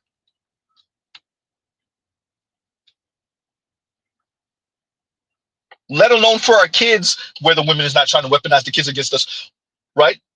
Let alone for the kids and the wife, for the car. Huh? Women want the G-Wagon. They want the Range Rover. They want to be able to stunt on their friends. Huh? They want the baby Benz at least. Are they willing to do that 60 hours a week, 65 hours a week to get it? Oh, look, she just met a man and he got a couple of extra dollars and he's willing to work for his and maybe for hers. And you think he's not going to have the last word? Okay, yeah, that's it. Have fun degendering men and women in that space. All right. Huh? Have fun with that. Huh? Equal pay for equal work? Yeah, but we both put 40 hours. The difference is I put an extra 20. I put an extra 20 a week. That's the difference. Yeah, we both put 40 hours a week. The difference is I put an extra 30. And I'm not going to have the final say? All right, we'll see. Huh? And you think you're going to degender this relationship? All right, we'll see. I'm going to love to see y'all say that to the women outright. Heterosexual and straight women. And see if they don't put them paws on you. Okay. Hey, white women going to come out the bag on y'all, let alone black women. Say that to white women and see if they don't come out the bag on y'all. We ain't even talking about Latina and black women. Latina and black women, as crazy as they talk, I can't wait until y'all not going to say it. That's the thing. Y'all never going to say that. You're never going to outright tell the women, black women and Latina women, let alone white women. Look, we're trying to degender the men and the women. And so, like, what that necessarily means is that man won't necessarily feel obligated to get you that Tesla Model 3. Oops. Huh? He won't feel obligated to give you that $5,000 and $6,000 and $7,000, that $10,000 as a down payment on your car. That's why Mr. Z says subsidize.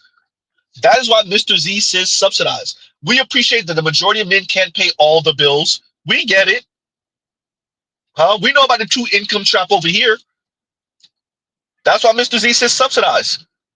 Yes, you're gonna have to make payments on that car, but that husband still gave her the $5,000 and $7,000 and $10,000 down payment, though. Huh? And she was never gonna be able to do it herself. Oops.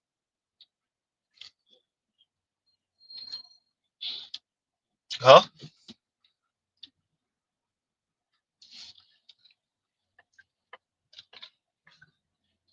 And Telescope says, Telescope worked 3 jobs to buy property when I was young. Constant driving. I woke up on the side of the freeway in the shrubbery more than once. Chicks ain't doing that. Bro, say that. Say that. Y'all already know. Z already told y'all we ain't gonna say it here because, you know, anyway. But y'all already know what my situation is and what I've done recently and, you know, the big step that I'm planning on making. But there's a big purchase that I want to make, borrowing a house for a certain somebody. I've been eyeing certain, you know, vehicles, we'll say. Yeah, right.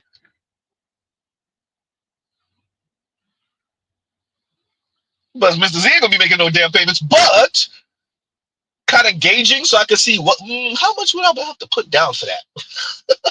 Huh? How much am I gonna have to put? How much is that gonna cost? How much am I gonna put down on that? Let me see. Huh? And Mr. Z is not rich. Mr. Z don't even earn $100,000 a year. Mr. Z not one of them six-figure dudes, and Mr. Z is not 6 foot tall. And I'm still like, I can make that work. That won't hurt me. That won't be the end of the world. If I just move right, if I do this, I move this thing here and that thing there, and then okay, I'll still have savings, and I won't be okay. That won't kill me.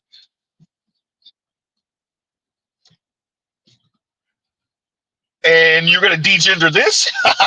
Okay, yeah, that's it. Huh?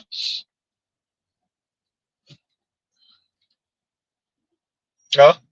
Ray said Z working for that new Z. Well, that new Nismo Z, I actually like it, but it only comes in automatic, unfortunately. Right? I don't really care for the new Nismo Armada, but that Pro 4X still, right? But no, not the new Z. You know, if y'all get what Mr. Z was talking about, some of y'all get what Mr. Z is talking about. I'm not talking about a vehicle for Z. Let's say that. Let's say that, Ray. Right? Huh?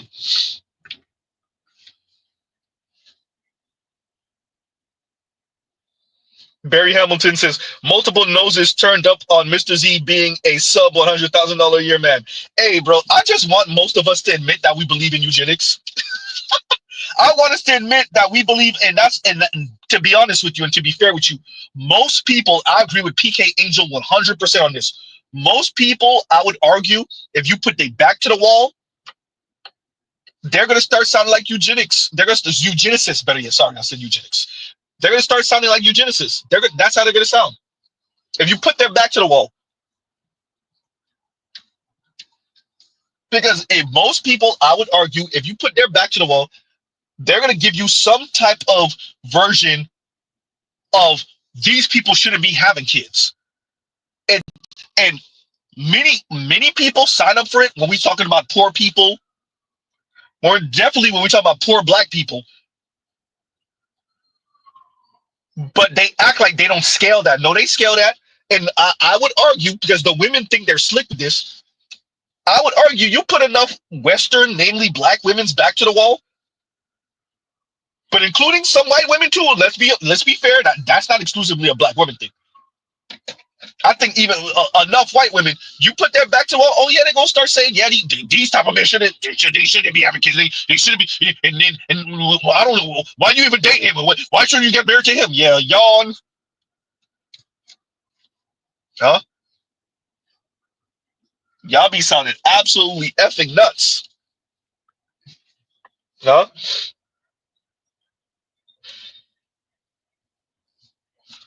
Ross says, no, we remember you said you went on 3 vacations in 1 year. I did, though. And making less than 100 a year. And I wasn't hurting when I came back. How do you save your money? How do you spend your money? Right? How do you spend your money? Right?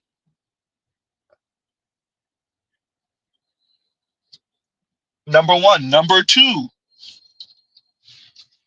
Is Ms. Z all in Mr. Z's pockets? Number three. If we truly believe that it's only guys that earn over 6 figures, I think last year, the report says last year, about a quarter of men earned over $100,000, so 100 and more. So is that what we're saying? Only a quarter of men should be getting married or having children? Is that what we're saying? If that's what we're saying, dear America, then pass a law about it then. If you think the men are despondent now, if you think young men are despondent now, let it be known, put it into law, that if you're not earning 100 a year, you don't deserve a woman. You definitely don't deserve kids. Huh? What they say, stop talking about, be about it. Stop talking about it, be about it, America. Dear women, stop talking about it and be about it. And the only way you could maybe get in for less than 100 is if you're over 6 feet, right? For every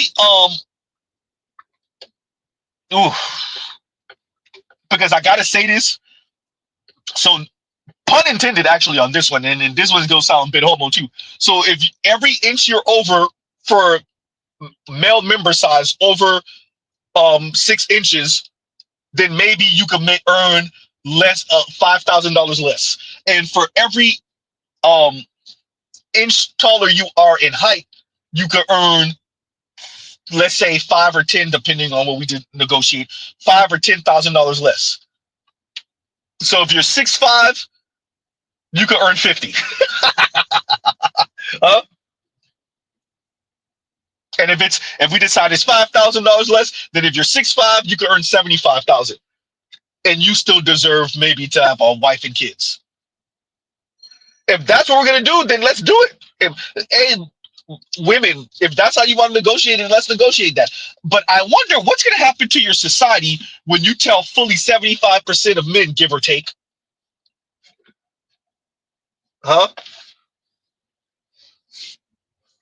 that they're just irredeemably undesirable. When you tell, give or take, about 75% of men that they're not tall enough and they don't earn enough to have a woman, and definitely not to have no children.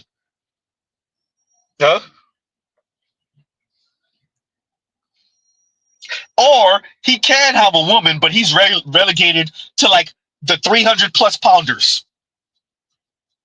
You don't even get the 220s. You don't even get the 200 pounders. You don't even get the 180s. No, you are relegated to the 300 pounders.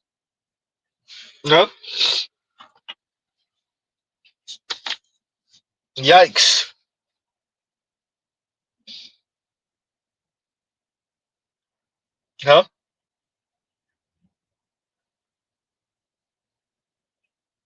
Man.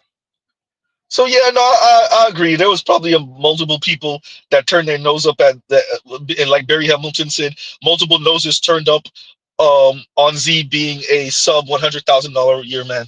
Yeah, I get it. I understand what society we live in. I understand what social media has bought this conversation to. I get it. I definitely understand. I appreciate what women sound like, what black women sound like. I think most of them don't mean it, let's be clear, but a lot of them do. A sizable minority of women really do mean it. Now, what does that mean for them in their life? That's when the conversation gets interesting. But a sizable minority of women, that includes black women, oh yeah, of course, they do mean it.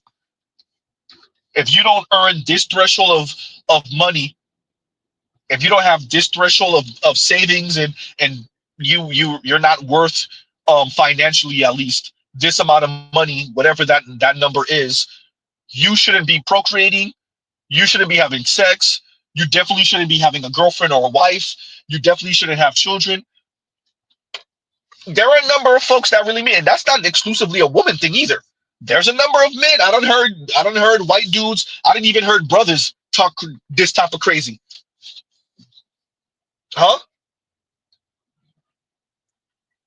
That's why I said, if you put people's back to the wall, they're gonna sound, you're gonna hear all type of eugenics talk. They don't appreciate that's how they sound. They don't appreciate what they're saying. Some of them get it, most of them don't. We're gonna end up right in Auschwitz. You let enough people talk, especially if they're frustrated or angry. Like the other day, I was listening to Coach Greg Adams, and he went on a little rant, like F the black community type talk, and I was like, yeah, just another frustrated black person. I recall what, a year or so ago, I heard Chrissy talk the same way. Whenever Negroes get frustrated, they sound like that. Whenever Negroes get mad that they black, they sound like that. Whenever they got to think about the weight of blackness, it's like, but you're gonna move and you're gonna go evolve and lose and cry. Okay, yeah, I hear you. Whenever black people gotta be hit with the realization that they black, and they get frustrated, they get angry, and they think about these things a little too tough and sit on their shoulders, the cost of blackness in America, They start sounding like I said, Coach Greg Adams sounded, and how Chrissy sounded. I done heard a couple of black folks sound like this before. No? Angry Man done went down that road a couple of times, and all the times. Huh? Myron Gaines. Yeah, clearly Myron Gaines. We already know that. That's nothing new. Huh? That F the black community stuff. Tommy Sotomayor. We done heard this. Huh? Divested zealot. We heard these people sound like this before. You get frustrated with other black people, and you like F it all to hell. F you, F the black community. Okay, all right. Right. So yeah, no, the money thing, the not earning over six figures, yeah, I get it. Shout out to the black community. Shout out to women. I get it. Huh?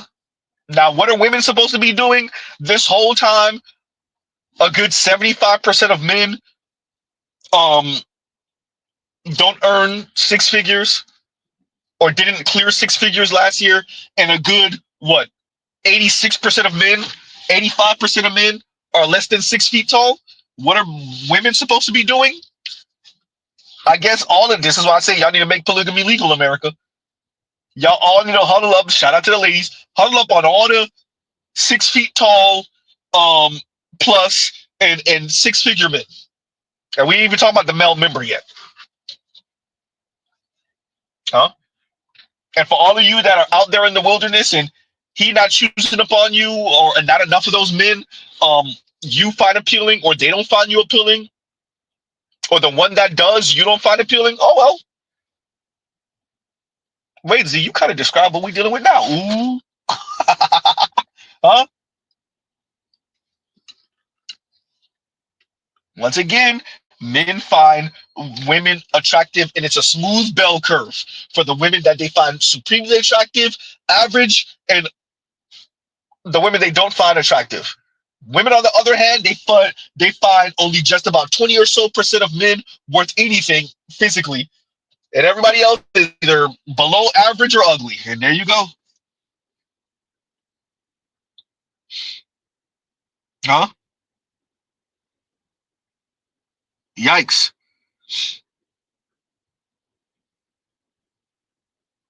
I'm just reading through your comments. I'm reading through your comments. Barry Hamilton, I ain't gonna read that. That's hysterical.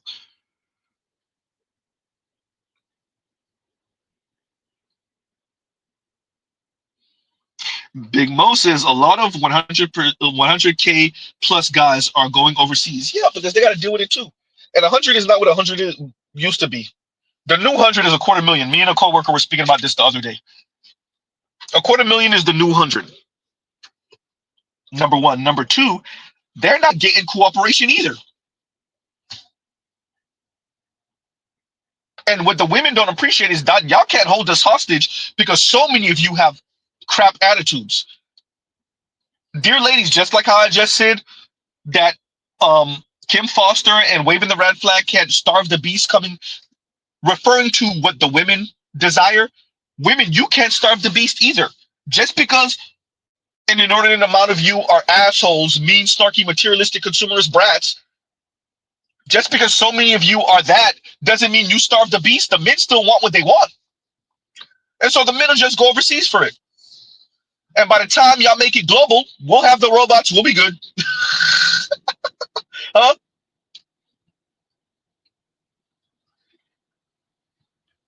Dear ladies, you ain't gonna starve the beast. You're not going to have enough men not want what men want. Shout out to the ladies. You're not going to change this appetite. Nice try though. So yeah, if you the number of the six-figure brothers is getting out of here. First of all, they can financially afford it. That's number one. Number two, if they work from home, oh yeah, definitely. Number three, if their job or their career offers some good vacation time, oh, they out of here. And why not? I'm making 120 a year, and y'all go stick me and have me stuck here with these asshole 90 and 80 and 120 and $150,000 a year women, these shrewd ass wannabe Milton Freeman and Frederick Hayek ass women? Absolutely not. These wannabe Ayn Rands, these borderline eugenic ass women? Nope, nope, nope. Huh? Absolutely not.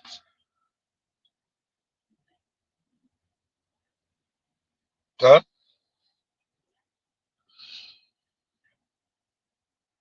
Mr. Shukti says, women 50-50 logic. He makes 100K and she makes 40K, with each putting 50% of their earnings towards expenses, and she wants equal / final say while he still funds all extras. Yeah, that's really good math, Mr. Shukti.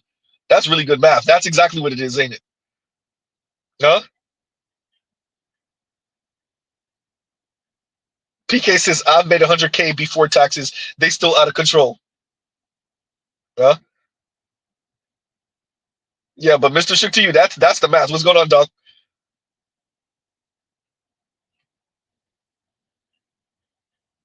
That Mr. Shukti, actually, that's perfect math.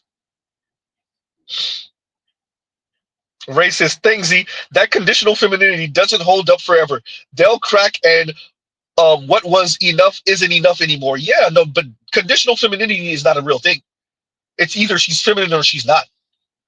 And it's either she was feminine before you met her, or that fake femininity has an expiration date. And the expiration date goes off about the first time you annoy her. Or if she's really good, if she's a really good actress, right? Oscar-worthy actress, if she's really good, that femininity clock ticks off right after her dad walks her down the aisle. If she has a dad, right? Right when y'all say I do, she can stop pretending now.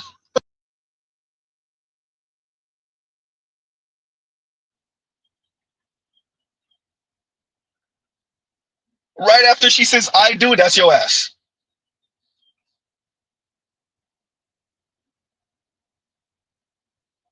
So that's how that works.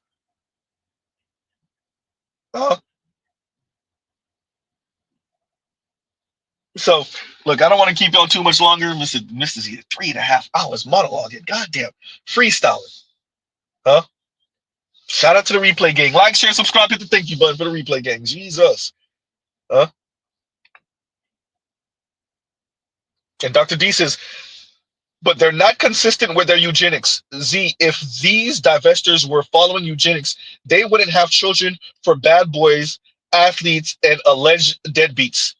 True. True. Here's the problem, Dr. D. You expected this to make sense. You're expecting this to make sense. That's why you said consistent. It's not supposed to make sense. This is when their feelings come in. This is when them just saying spiteful things just because it's spiteful come in. Right? The eugenics is not for women, clearly. The eugenics, the way they speak, this whole talk of deleting unborn black male fetuses, and as I said, sovereign woman said this once, you know, y'all over here dying on the delivery table, and I'm over here living my best life. All of that talk, all of that who don't deserve any vagina, the songs, y'all heard the song before. Broke boys don't deserve no vagina. Y'all heard the song. Y'all know what Mr. Z saying, right? All of that talk is jabbing at you. It's speaking about how many men don't qualify. This is also how women virtue signal their value. Whenever you see these women who you know ain't nobody really of any value trying to talk to like that, all the, you know, this guy, he was trying to talk to me in the mall, and then she's virtue signaling how desirable she is, even though she's not that desirable. Huh? That's less for you and more for other black women and whatever non-black man tickles her fancy. That eugenics talk, how many black women actually mean it, especially like you said, the ones that already got 2 kids from 2 different dudes and both of the guys are losers? Huh? That anger is directed mainly to those two black guys and to all the rest of us who won't come and save her. Huh? Remember, we're all one big Negro. And so you, Dr. D, and Mr. Z should pay the cost for whatever man impregnated her and ran. That's how she frames it, right? That's how all women frame it. The dude impregnated her and ran. Make it sound like she was great. Huh? Yikes.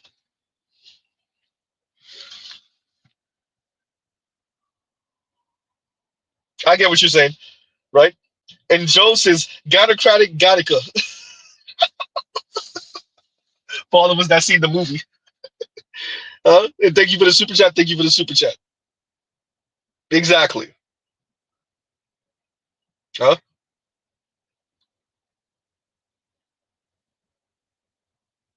Yikes. I'm just reading through some of you guys' comments.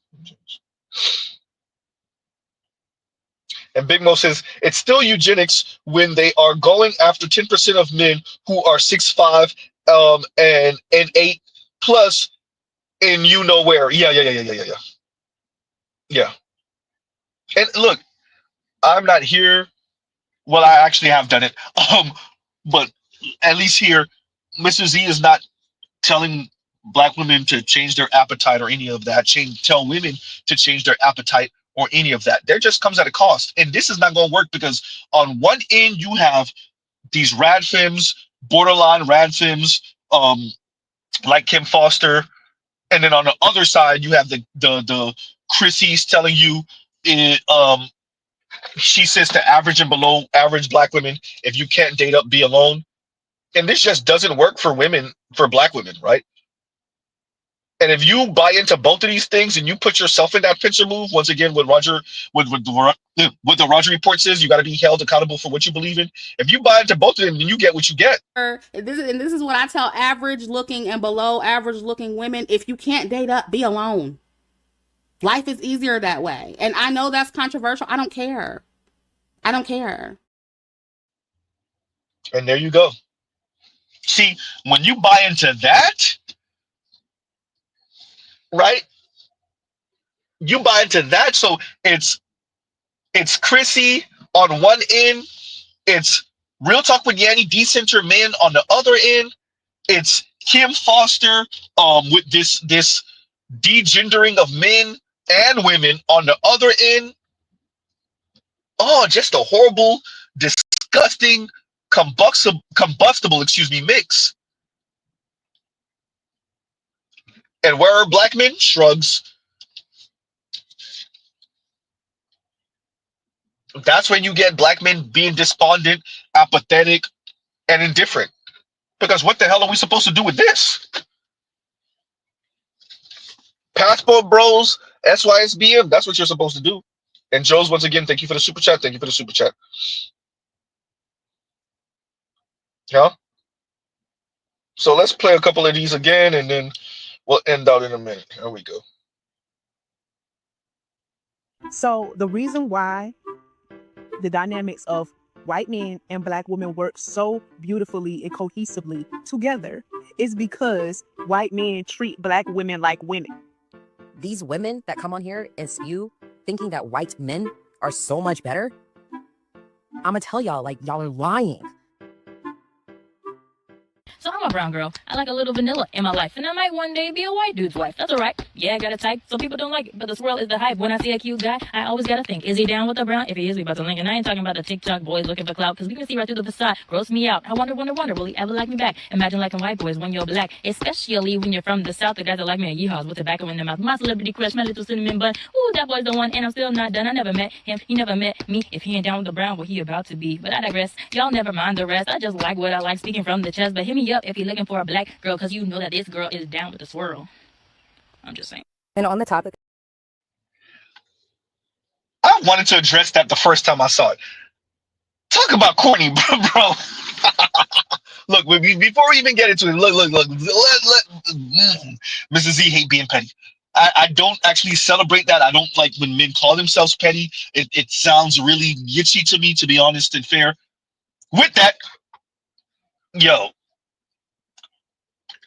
hey, I think Kim Foster critiqued it perfect once. What show was she reviewing where the white girls try to get into one of them sororities? I want to say it was in Alabama. Is it Bama Rush? Something like that, right? And she spoke on the delicate dance between rhythm and being a little bit offbeat, where you kind of signaling innocence, right? And like, so it's kind of corny, but like the white guys like it because it seems innocent, and so you still have that kind of teeny bopper, and this is where we get into some kind of, you know, iffy type of language. And anyway, you have some of that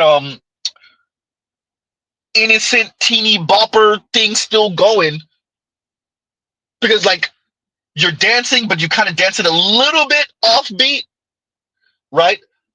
You like it's just you're missing the rhythm just a little bit, but that's actually a good thing in this case, right? And you have the look. Clearly, we're talking about white women, mainly blonde, blue-eyed white women, right? Smaller frame, usually white women. And so this young lady with this swirl song in the dance, she had a bit more rhythm than the white women I'm describing. The young white women, we're talking about 18, 19, 20-year-olds. Mainly 18, 19-year-olds, 17-year-olds even, maybe, right? But it's corny. And like, I guess the fact that it's corny to Z is what would be appealing to the white guy she's trying to appeal to. And if that's the case, then, you know, good job, right?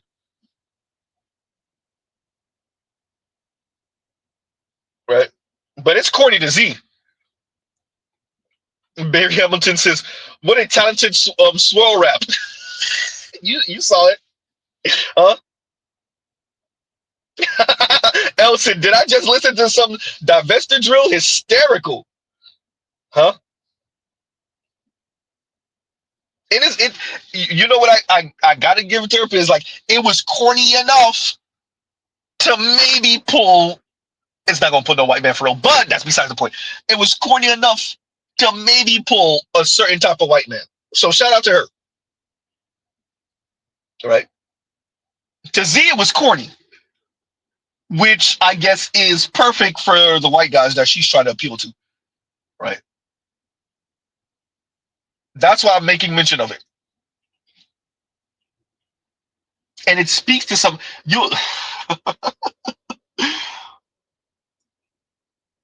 Once again, if and when this fails for the vast majority of black women, the title says it all. What you gonna do when they reach back for you? Dear black men, what are you going to do when they reach back for you? Bright Black says, divestiture drill. I know Els killed me with that. Right? Shout out to Els Active.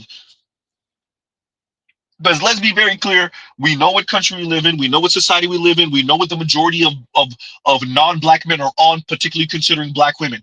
The majority of these black women, they're going to get their back blown out. They're going to get a sticky back, full mouth, sticky stomach. Goddamn Z, why you got to be so visceral? I'm just saying. Huh? They're going to get a sticky back and they're going to be sitting back. Goddamn Z. Huh? They're going to get their pearl necklace. They're going to get their face drizzled on. Goddamn Z. And they're going to be sitting back. For the vast majority of them, the vast majority of these women will not even get the mixed kid, let alone the wedding ring. We know what society we live in. It hasn't changed. Not significantly enough anyway. Huh? So we already know when the white boy's going to be on with him. They're going to be sitting back after, of course, he's done.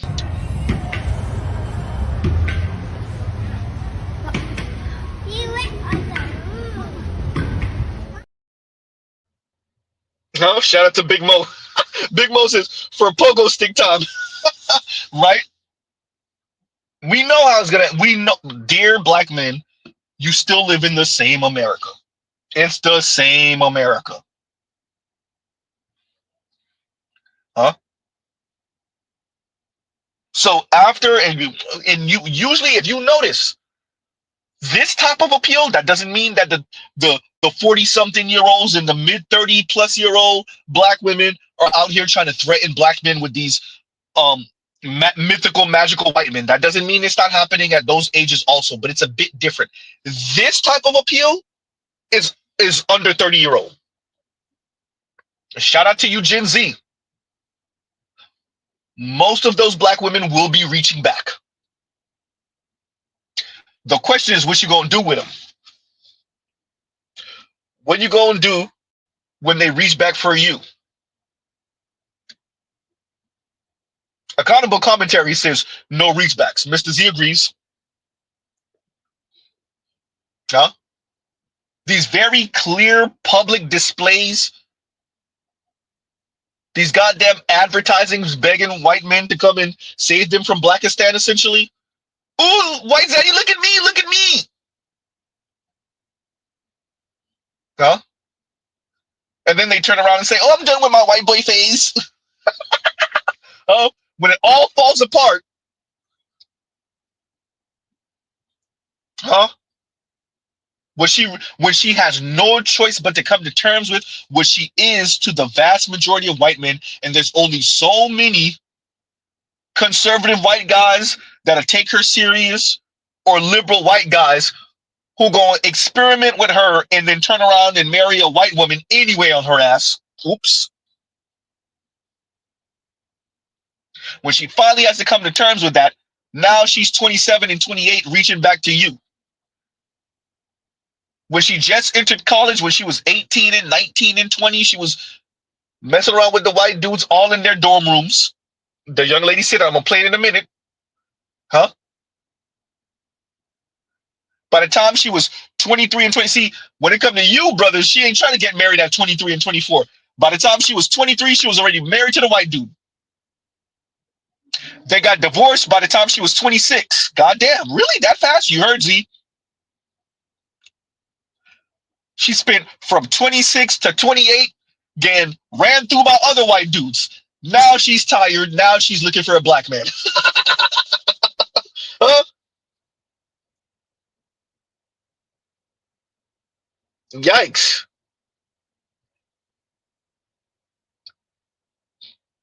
Now she's looking for a black man. Really now?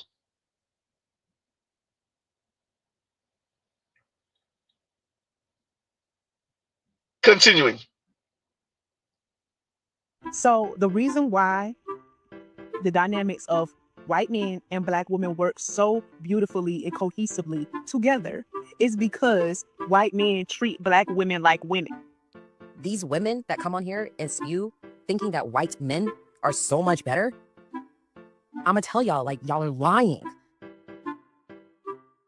So I'm a brown girl. I like a little vanilla in my life. And I might one day be a white dude's wife. That's alright. Yeah, I got a type. Some people don't like it, but the swirl is the hype. When I see a cute guy, I always gotta think, is he down with the brown? If he is, we about to link. And I ain't talking about the TikTok boys looking for clout, because we can see right through the facade. Gross me out. I wonder, will he ever like me back? Imagine liking white boys when you're black, especially when you're from the south. The guys that like me are yeehaws with tobacco in their mouth. My celebrity crush, my little cinnamon bun. Ooh, that boy's the one, and I'm still not done. I never met him. He never met me. If he ain't down with the brown, what he about to be? But I digress. Y'all never mind the rest. I just like what I like, speaking from the chest. But hit me up if you're looking for a black girl, because you know that this girl is down with the swirl.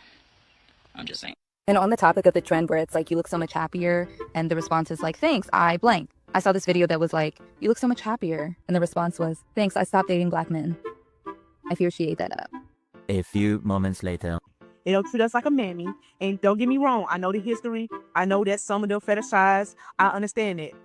But for the ones who truly and deeply and solely love their women, their black girlfriends and their black women, it's because they see them as women and treat them as such and spoil them as such. 12 seconds later. I'm going to speak about my experiences with white boys, and I can tell you, guarantee 100% that my negative experiences came more so from white boys than they did black boys. I literally saw a white boy duck and dodge a black girl that he fucked just because he didn't want his friends to know that he fucked a black girl. I literally had a white boy confess that he gave a black girl an STD because he thought it would be funny and she needed it. I was messing with white boys who were literally and then going to go fuck not even 8 hours later. I have witnessed with my own 2 eyes a white man telling a black girl that she needs to look more white, which means that her hair needed to be in a fucking wig, which means that she needed to lose more weight, which means that she needed to talk without ebonics. And he said that he would marry her. And all she did was laugh and thought it was funny. And I'm like, that's not fucking funny, sis. Like, are you not listening? I to my last white boy for the foreseeable future. I think I'm pretty over being handled carelessly. The one story that really had me like, oh my God, was I was messing with this white boy freshman year of college. And our dorms were co-ed. So I was on one floor, he was on another floor, right? And obviously, people can tell who you're fucking with if you're coming to their dorm every single night, right? So one day, I didn't even know what the fuck's going on. All of a sudden, I see my fucking picture plastered on the fucking walls. And it was a picture of a crab. And I'm like, what the fuck is going on? And it was literally a white boy who decided to do that. It wasn't even the white boy that I was fucking with. It was the white boy on the same dorm as him. Now, apparently his shit was itching and he thought he got it from me. However, I found out that he was fucking someone from his home and he got it from her. But it's comical, right? Because of the fact that I was his first black girl and I am a black girl, probably the only black girl coming on the damn dorm of all white boys, right? And this is exactly how they probably viewed me. And you know the white boy that I was fucking, what he did? He literally just stood there, allowed all these other white boys to sit there and laugh as I'm crying, trying to take down these pictures. Oh no, I did not have crabs or anything like that. But the fact is that these women that come on here and spew thinking that white men are so much better, I'm gonna tell y'all, like, y'all are lying. This one girl said, what's the point of dating a white man if you're not going to get the white man experience? Like, we're not here to date white Tyrone. We're here to date Bradley. There was a video I seen earlier and I cannot find it. It was this black girl and she was going over all the things that she pays to her white boyfriend. Like, I guess they split the bills or whatever. And she was asking us if she's getting scammed. And I can't find the video. If y'all find the video, can someone tag me? Thank you. A few minutes later. And now, and the only reason I even say that, because niggas somehow are getting mad because they're saying that black women are paying white men's bills. And I'm like, they're on here talking about some black women lying about fucking with white men with money. They're paying white men's bills and they don't respect black men. They wouldn't even pay a black man's bills because they worship a white man. And I'm like, when the fuck that stereotype dropped? Like, I wasn't even mad at the accusations. It's like, even if that was true, why exactly are you mad? like why exactly are you mad that they're worshiping the white man when y'all put their traits on a pedestal because it's on the women? Like, It's part 2 of how traumatizing it is to date a white man as a black woman. The dude that I'm with, that I've been seeing for like the last month, he's like, oh, I didn't notice anything. I was like, you didn't notice? Okay. okay.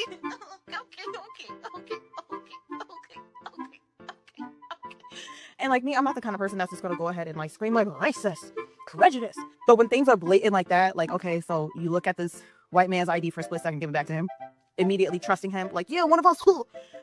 But when you see the black person, you look at it like, let's go ahead and scan this bad boy. Yep, scan her face right on in. Yep. There you go, ma'am.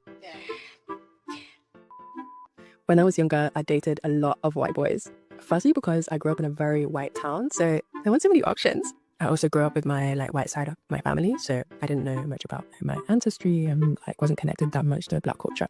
But dating white boys so much honestly fucks with my head.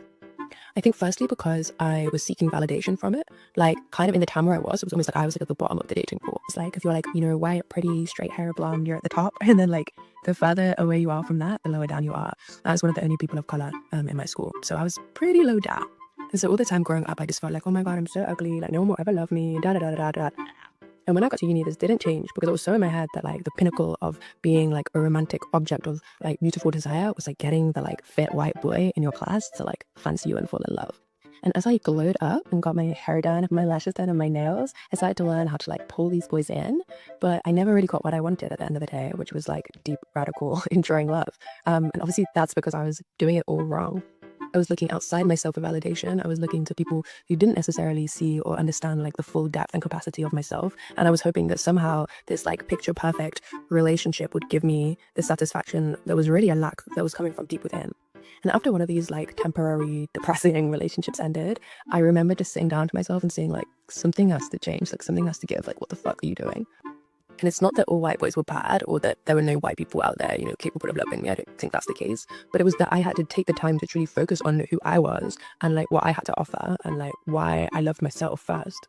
And a big part of that was learning to love the color of my skin, my race, my ancestry, my family, who I really was in all of my aspects and all of the different parts of my identity. It also came to me loving my queerness as well and dating people with the same gender identity or there's lots of different gender identities than me. And in doing that, I realized it's very, very beautiful to be who you are. And sometimes to find out who you are, you have.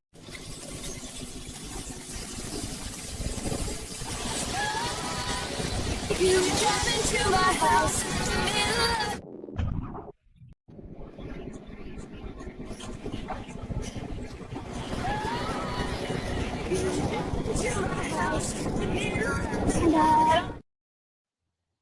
Oh boy. The appeals to the swirl, right? Yikes. And then a few moments later,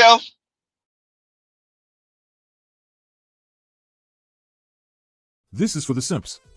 This is your chance to clean up. They're like hunters searching for meat.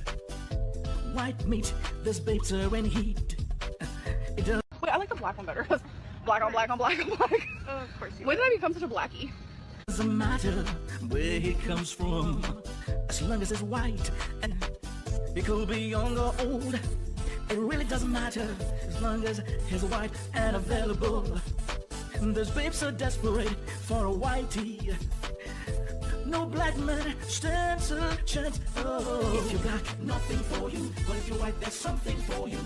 In the world, white is right, but black is wrong. If you're black, nothing for you. If you're white, there's plenty for you. Desperate babes on the prowl, in search of a white man. The white man, white man, white man, white man, in search of a whitey. A whitey, whitey, whitey, whitey. Some of them are desperate. Ooh, so desperate just to hook a whitey to marry. It could be English, American, even Indian, or an Asian, just as long as his skin is white. Dating a white dude whose parents don't like dark-skinned black girls is honestly so fucking weird, because y'all will be talking for XYZ amount of time, and then all of a sudden this man won't talk to you, he won't even acknowledge you, and then he'll pop out with a light-skinned girl or he'll pop out with a white bitch. And that's how you gotta find out that his parents don't like black people for real. And then whenever you ask him about that shit, or God forbid that you do ask the nigga about why he don't fuck with black girls, it's it just didn't work out. No, baby. You just don't know how to confront your parents with your actual type. It's okay though. You just said that. I fear I might have to change.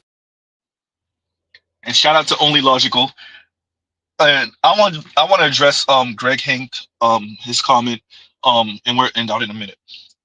Greg Hank, the videos I played is to emphasize this, and he says, bro, who cares what these crazy women want? What they want after they fail with the white dude, they still want the white dude. What they want is a obedient, bow down, kiss ass black man who's gonna protect, provide, and shut up. And I'm saying this to the young brothers. This is why I'm playing these things. It's not just to incite. I'm showing black men, black young men. The girl you find attractive, and you know she might have dated one or two white guys, huh? These are the women. These are the women. You notice what they're saying?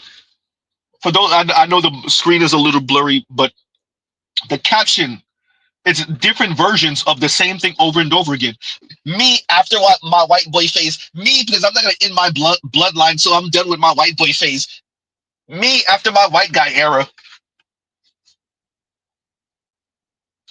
Who cares what these crazy women want? These crazy women minimize and play down the white peen chase that they were on.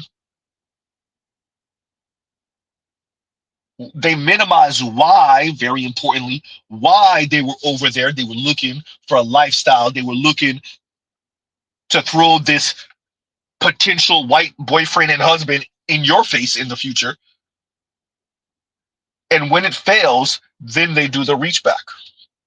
The reason why I'm covering this is because we see this every so often. Every generation It's the appeal to the white guys and the non-black guys, and the non-black guys are so much better and they got to treat women and they're real men.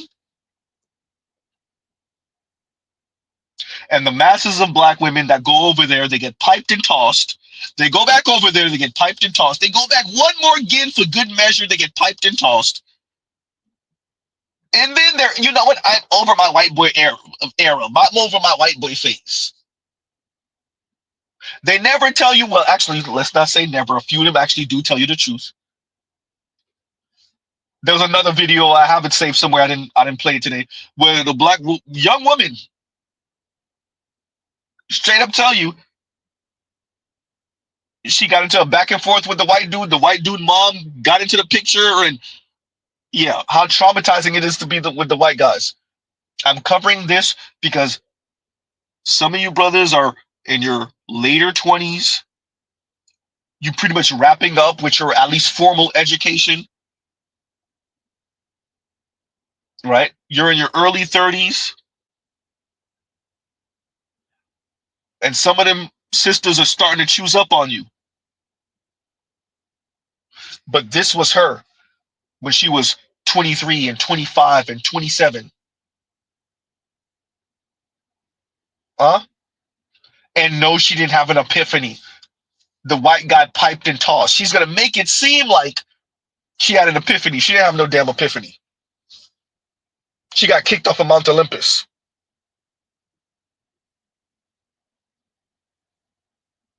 Huh? KMS is a little bit behind. He said, black women are built for, black women built for arguments, not debate. Z bars. Sometimes. Every once in a while, I get a good one-liner in. Every once in a while. Right? So, just in case, brother, I just want to make sure I didn't leave that out there. Huh? I wanted to address that. Wow. And Only Logical says, I saw a pro-black woman and civil rights activist doing this. You see what I'm saying? When you tired, you see? Exactly. They're tired of the white boy phase. You pro-black. First of all, let's be very clear. Black women accuse black men of being pro-black man. Huh? And not pro-black community. No. Black women are openly saying that they pro-black women. When they say pro-black, they really mean pro-black woman. Huh? There are black women openly saying that when they say pro-black, they mean pro-black women.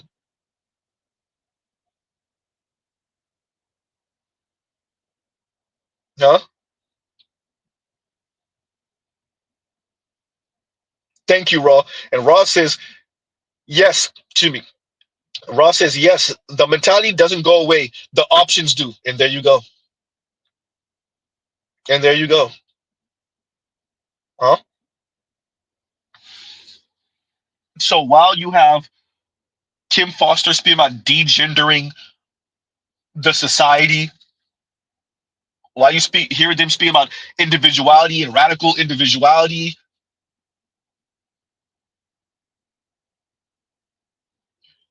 all that means is you have a bunch of individual black women getting piped in and tossed by the white dudes, getting kicked off of Mount Olympus. Huh?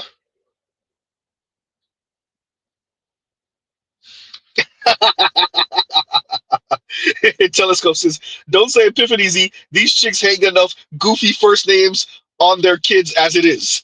Oh no, don't tell. They're gonna name the mixed baby Epiphany because the white dude left while she was preggo. Huh? They're gonna name the mixed baby Epiphany. Huh? Yikes. Right? And Greg Hank says, a lot of these women are burdens on families and society. Seriously, just being honest. No, we're not saying you're wrong. Mr. Z is not saying you're wrong. Not only that, this is what I would argue you're not factoring in, but they still wear the same jersey color as you. They still wear the same jersey color as you. That's one thing you cannot escape. You can't escape it. It's a forced classification. Shout out to DC. This is why I was just speaking about Coach Greg Adams and Chrissy and this frustration about being black, and every once in a while you'll come across a black person and they start railing against other black people and F the black community type talk. Yeah, I hear the frustration, but guess what? It was never up to you. Oops, you're bad. It's not up to you. And by the way, I agree, these women are burdens, but they still wear your same jersey color. This is why we critique their behavior. And the white peen chase. You think Mr. Z would have loved to put them on a boat and ship them over to the white dudes and watch them self-destruct in the white community and take out a building here, take out a community there? Huh? Watch them be a financial burden? Huh? Watch them crash out because Molly and them won't accept them even if they're married to the white husband? No, but she still has your same jersey color. And even if the white dude doesn't accept her, she's still speaking the way she is. She's still moving the way she is. All that anger, all that spite, all that rage, all of that sexism, huh? Misandry. Because she's not white, but she still got your same jersey color. And she mad at the world that she don't get to be white, but she still has your same jersey color. If she could change her jersey color, she would. And if you could change her jersey color, you would. But unfortunately for her, and unfortunately for you, we can't change her jersey color. Huh?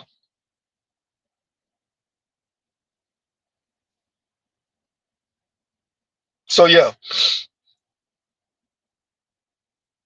And Ross says every accusation is a confession. Say that. Huh?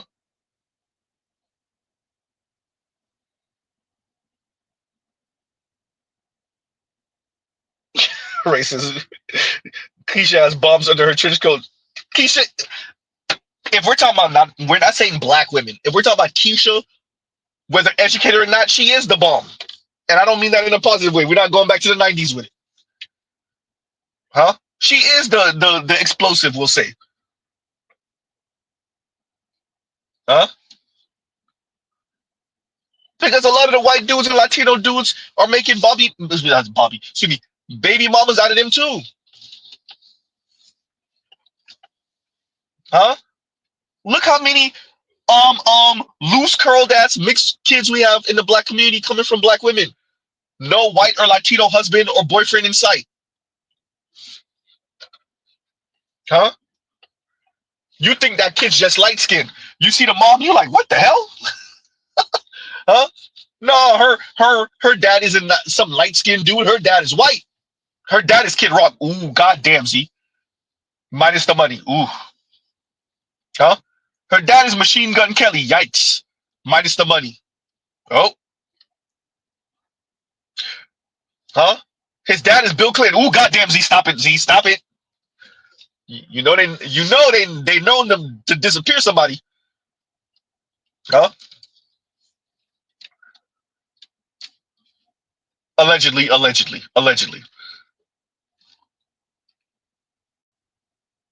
So, yeah.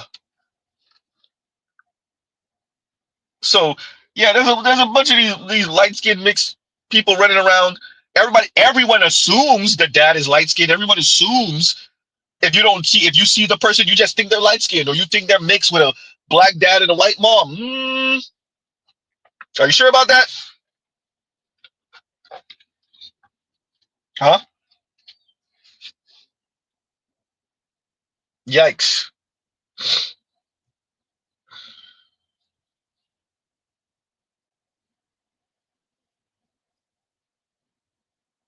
And this is what I'm saying, Raw. They think there is somewhere else to go, and there isn't. Think of what we've been seeing over the past couple months. Black women complaining about going overseas, and the black men overseas aren't checking for them. Black women complaining about going overseas, and the men overseas don't earn enough for them.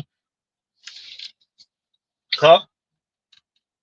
Black women complaining that they're growing up in these non-black environments, and the white guys are not enough white guys are checking for them, or they are dating one or two white guys, but the white guys' families are racist, or the white guy allows for their friends to say racist, anti-black things. Huh?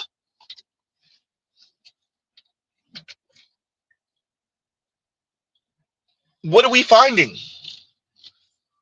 What did Kidology tell you? Kidology told you she woke up, she realized she was same-sex loving, and that's worse for her because the non-black women are even more anti-black than the non.